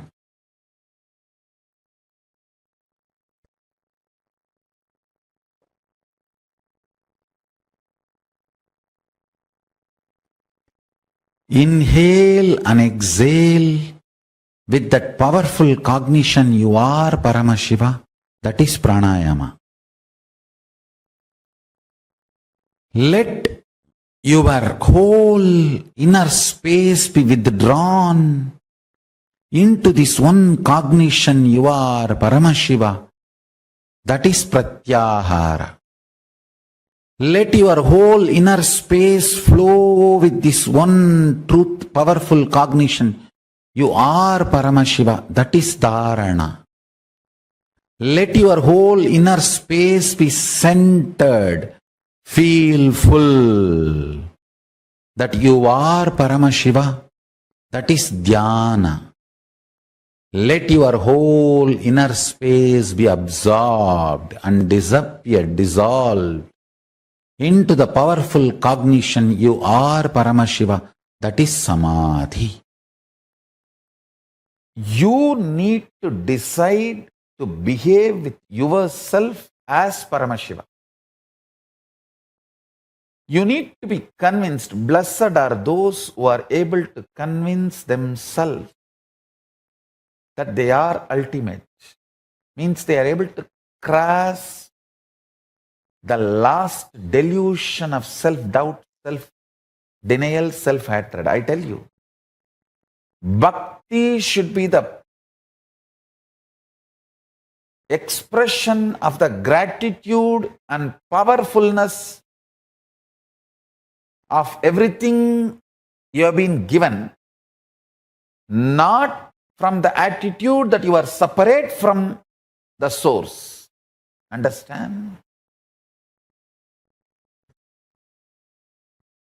I overflow with gratitude and bhakti to my Guru, not because I am separate from him, but because he made me realize he is me. I tell you, that is what is manifesting the state of Paramashiva. Deciding, declaring yourself as Paramashiva to yourself, intensely demanding yourself to be Paramashiva by yourself is what is manifesting the space, the state of Paramashiva. That is what is manifesting the state of Paramashiva.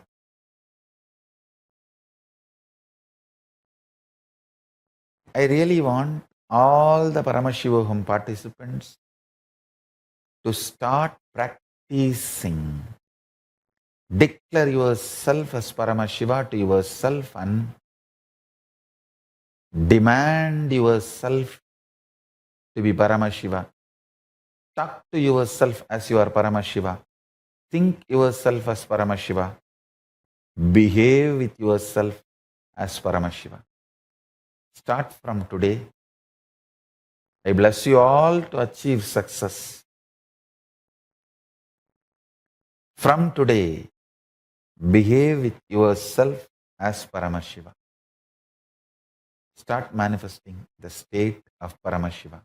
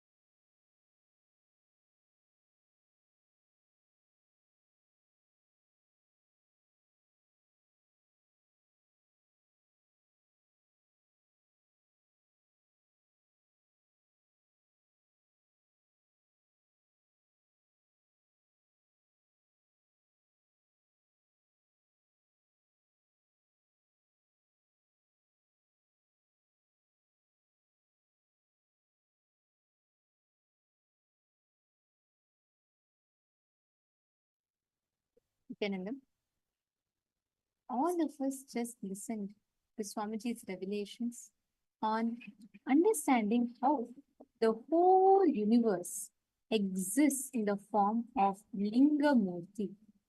How the entire cosmos, the entire universe that we know, exists as Bhagavan Linga Murti.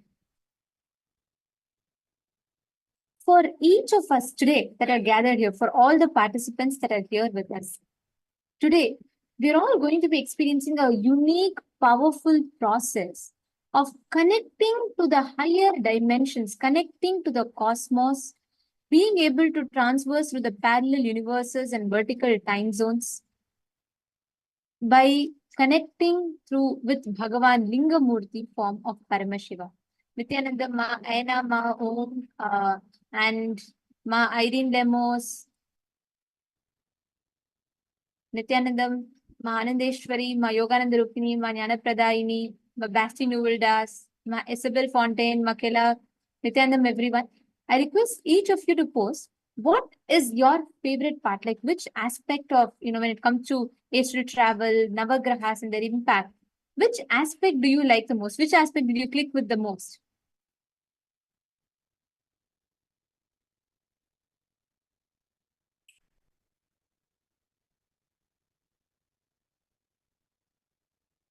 Ma Saroja Aplush Nityanandam, Ma Divya Vigraha Nityanandam.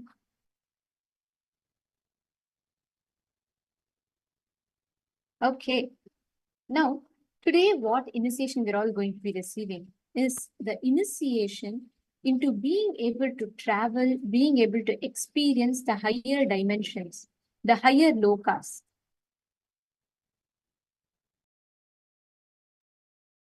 The parallel universes and the vertical time zones.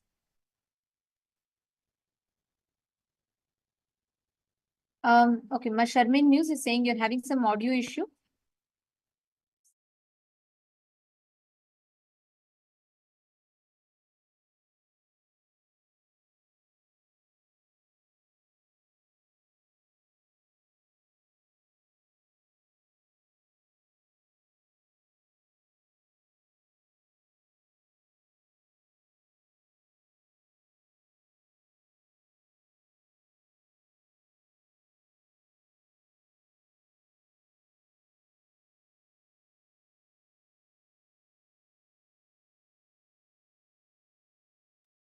Yes, sorry for the technical glitch. Is audio better now, Ma? If you're all able to hear us clearly now, please let us know.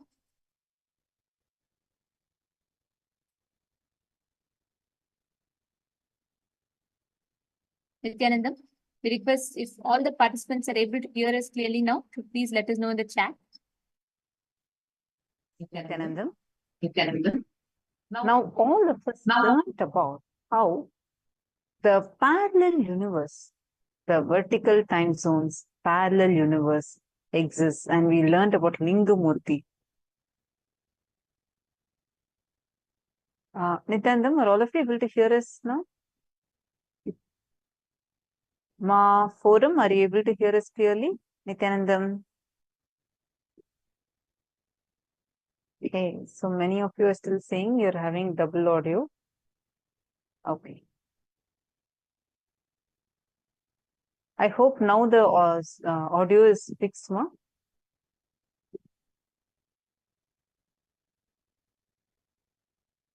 I hope now all the participants are able to hear us clearly. Okay. We apologize for that. I think only the female side, some of the Zoom rooms had this issue, and this is fixed now. Thank you so much for your understanding and patience. Now, we all learned about how this Navagrahas are. We learned about two things. One, how the planets, planetary positions exist, and how they directly affect us, how they directly impact our life, how they directly affect us. How many of you are understanding this so far? How many of you are understanding?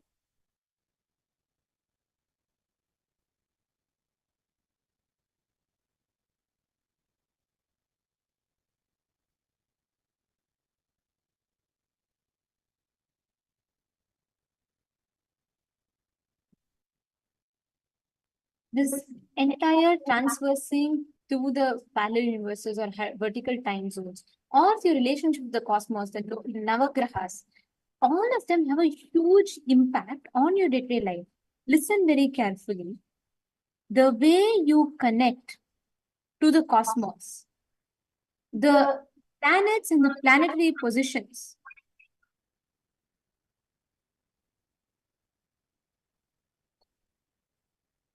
there seems to be for the participants, all the participants in the Sarvagnya Pita Manifestors room, just give us a few minutes. Forum, we will check and we'll attend to it.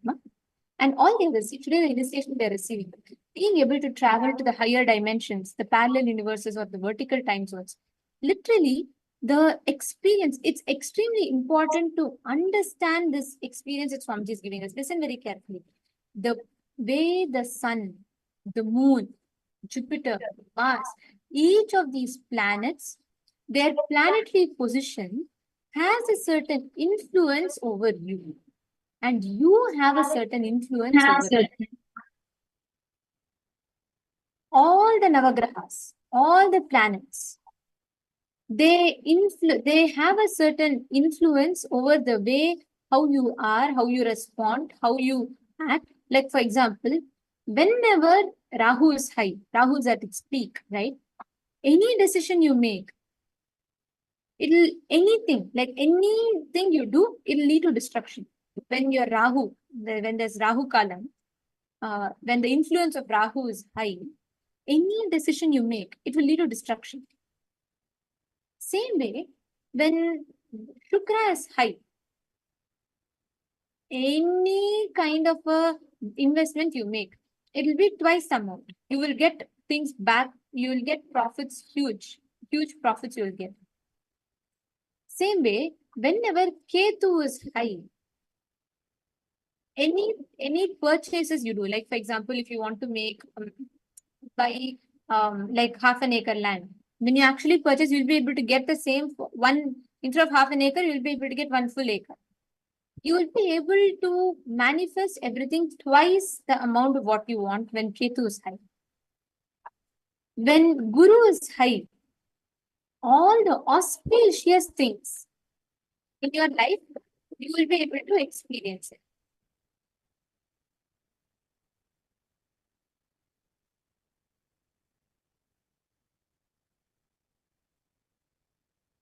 And each of the Navagrahas have a certain influence over you. They have an influence, their position, everything has an influence in your thinking pattern, in your lifestyle, in the way you eat, in the way you respond, in the way you think. And that is why Swamiji gave a very beautiful revelation about how these Navagrahas, whether the impact that they have, whether whatever influence they have, you will be able to, just by connecting and doing the right things. Like for example, when Surya is high, if you sit and unclutch, that's the best time for you to unclutch. When you do the right things, you will actually not have the whole thing, the Navagrahas will not cause suffering to you. Instead, you will know how to harness their energies. When they're at peak time, you will know how exactly to harness their energy to get benefits in your life. And that is what Swamiji has revealed for all of us in this session. And I see a message. The planets are alive. Each grahas has a powerful cognition, and be humble before the planets.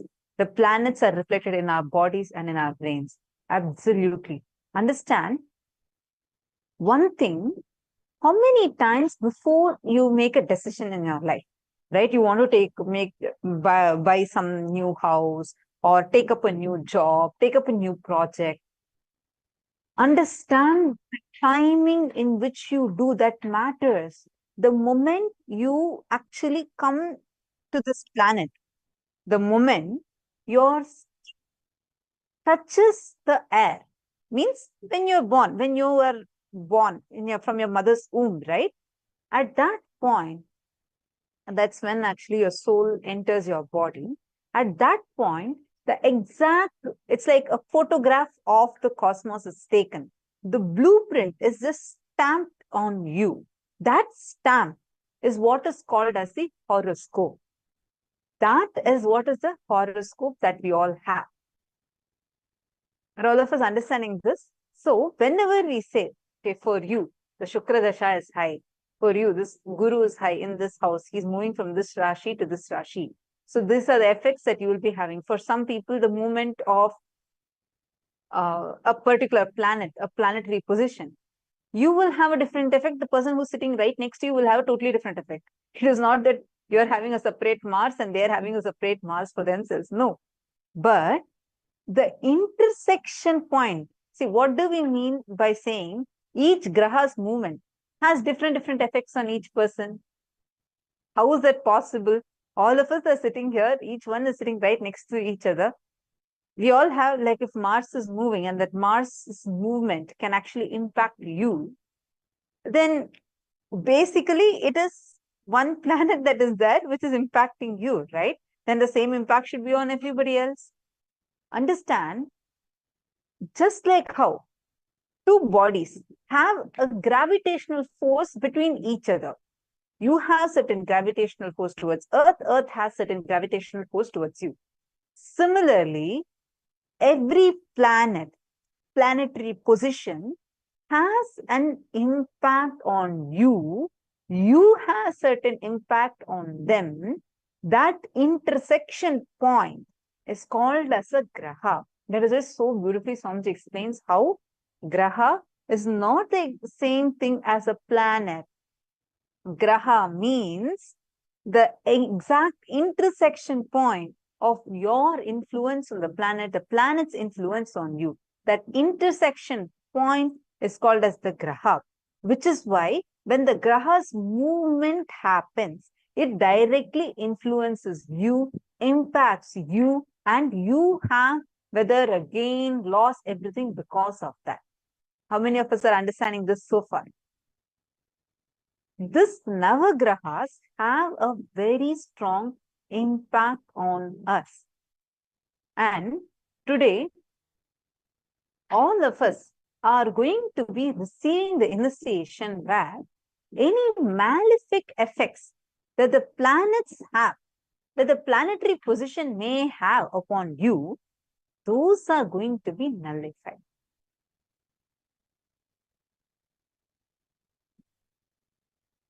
Are all of us understanding? How many of you are catching this so far? These grahas, now there are some generic benefits we have. Whenever Surya is high, when you focus on completion, all the spiritual practices will be highly successful. Same way, whenever the Buddha is high and you take up certain activities, always you'll get a benefit, more and more things added to you. You'll be showered more. Like this for each planet.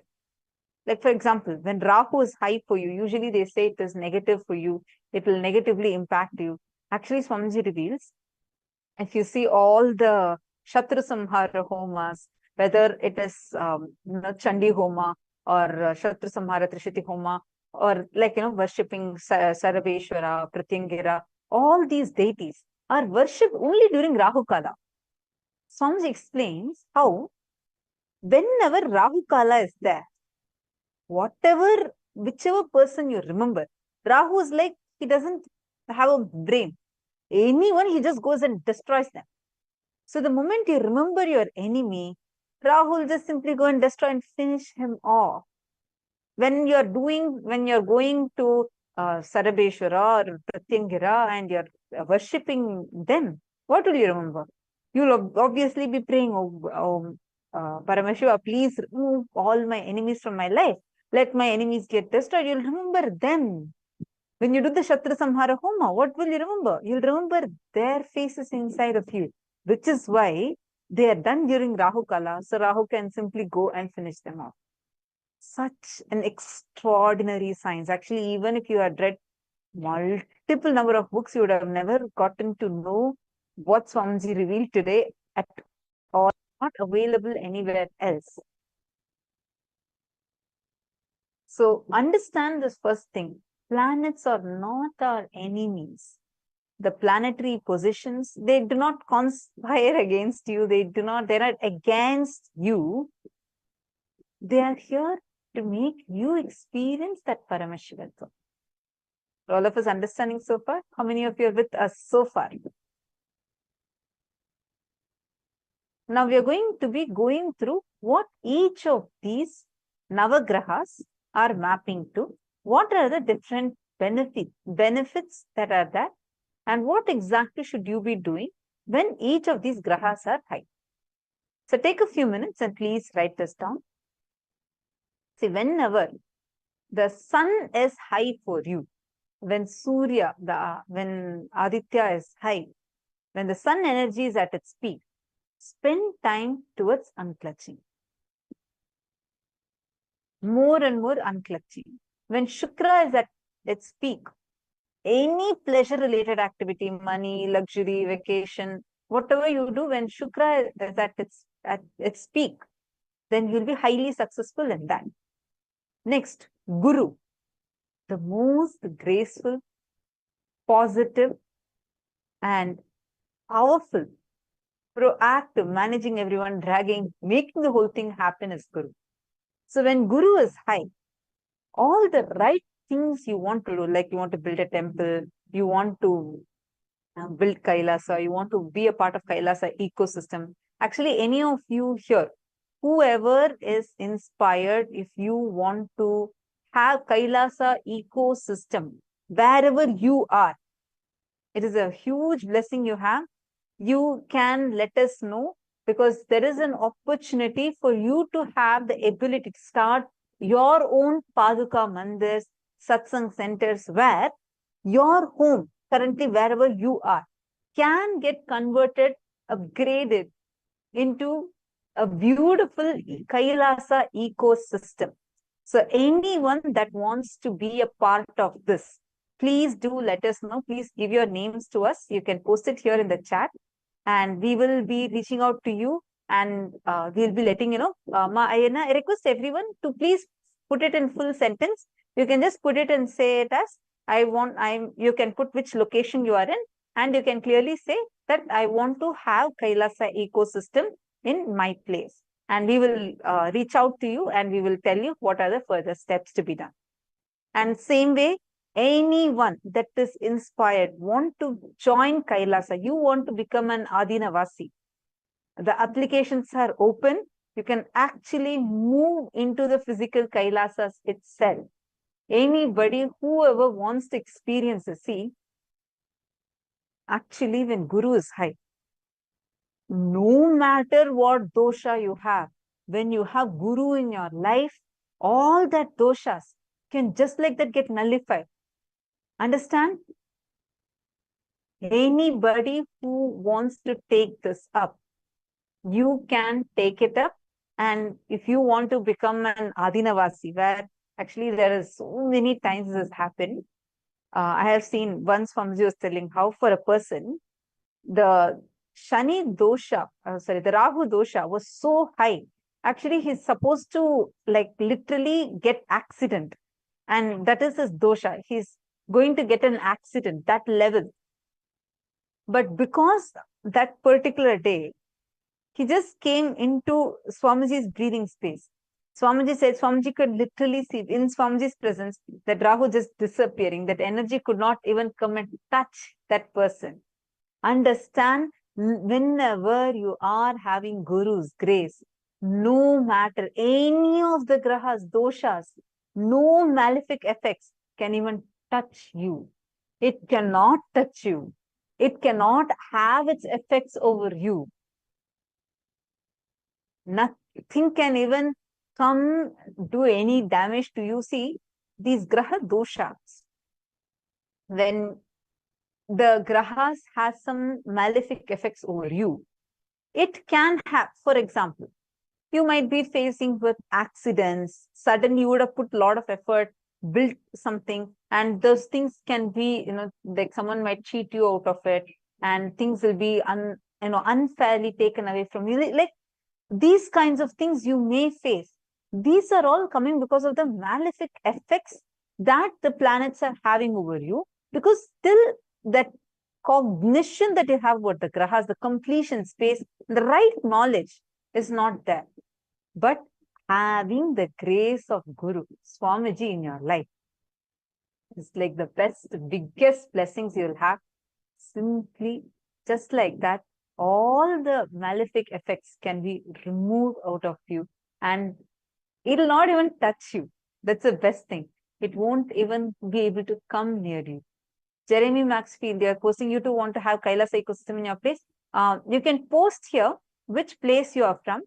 And if you would like to host a satsang center or a Paduka Mandir, we can connect with you and we can let you know the further steps. The best part is all the resources. See, literally, wherever you are today, if a person is, let's say, somewhere in the US and they want to access the, like Swamiji's vision is everywhere where there are Hindus, they should have a temple. They should have an ecosystem to access the temple and to live that Hindu life. And literally, that ecosystem is what Swamiji is extending. And each of you can start in your place. Don't worry about resources. Don't worry about people. You declare and you start. Automatically, things will manifest for you. Take a decision. You say, okay, whatever right now, I feel the joy of enriching. I feel the spirit of enriching in me. So I want to take up and reach out to people. Go ahead and start with the declaration. Start with what you want to do immediately. Make that as a declaration in you. And yesterday, Many of you had also posted themselves, many of you who had shared saying how you want to have, you want to do something for, like, you want to offer something. You're not able to become a SJP right now, but you want to offer something. See, we have various options. You have the possibility to offer right now whatever you have in your hand.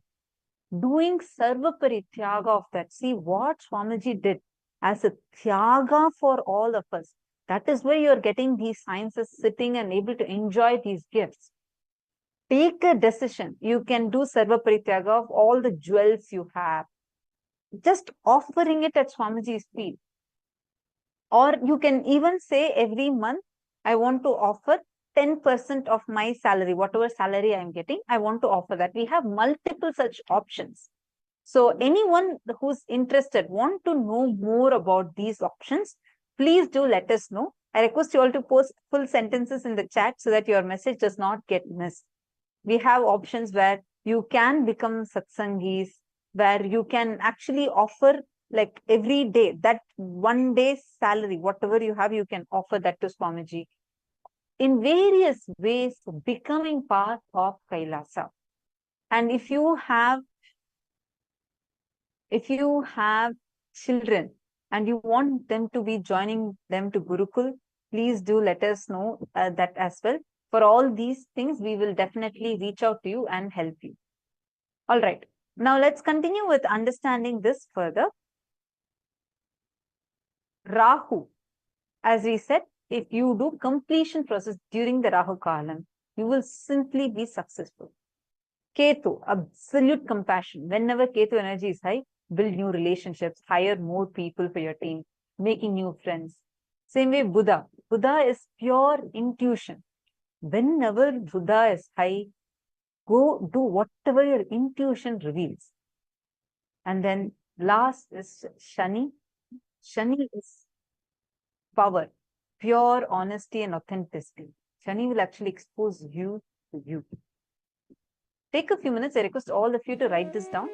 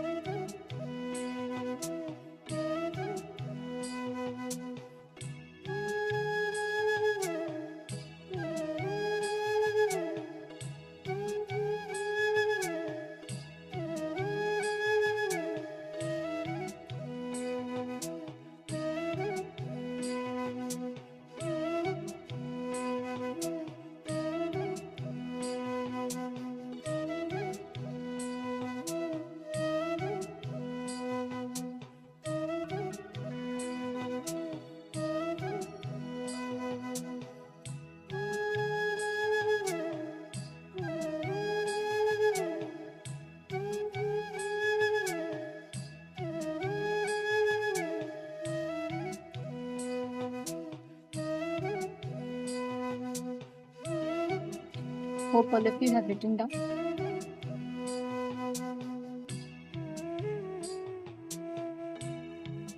Now, all the influence of this Navagrahas that you experience, whatever you see, just by the grace of the Guru, just the Guru's grace can simply remove it all. Everything, whatever you have. Right now, we are all going to be receiving the darshan. Just connect to Swami. Receive the darshan. Just through the darshan, you will see all the things that you're facing as a difficulty, obstacle, everything Swami will remove, and he'll just nullify the whole thing. And today, all of us are going to be receiving the darshan of Linga Murti form of Paramashivoham, the very form in which the entire cosmos, the formlessness assumed, manifested as the form. We will now be chanting the Dhyana Shloka, the sacred chant that describes the form of Paramashiva manifesting as Linga Murti.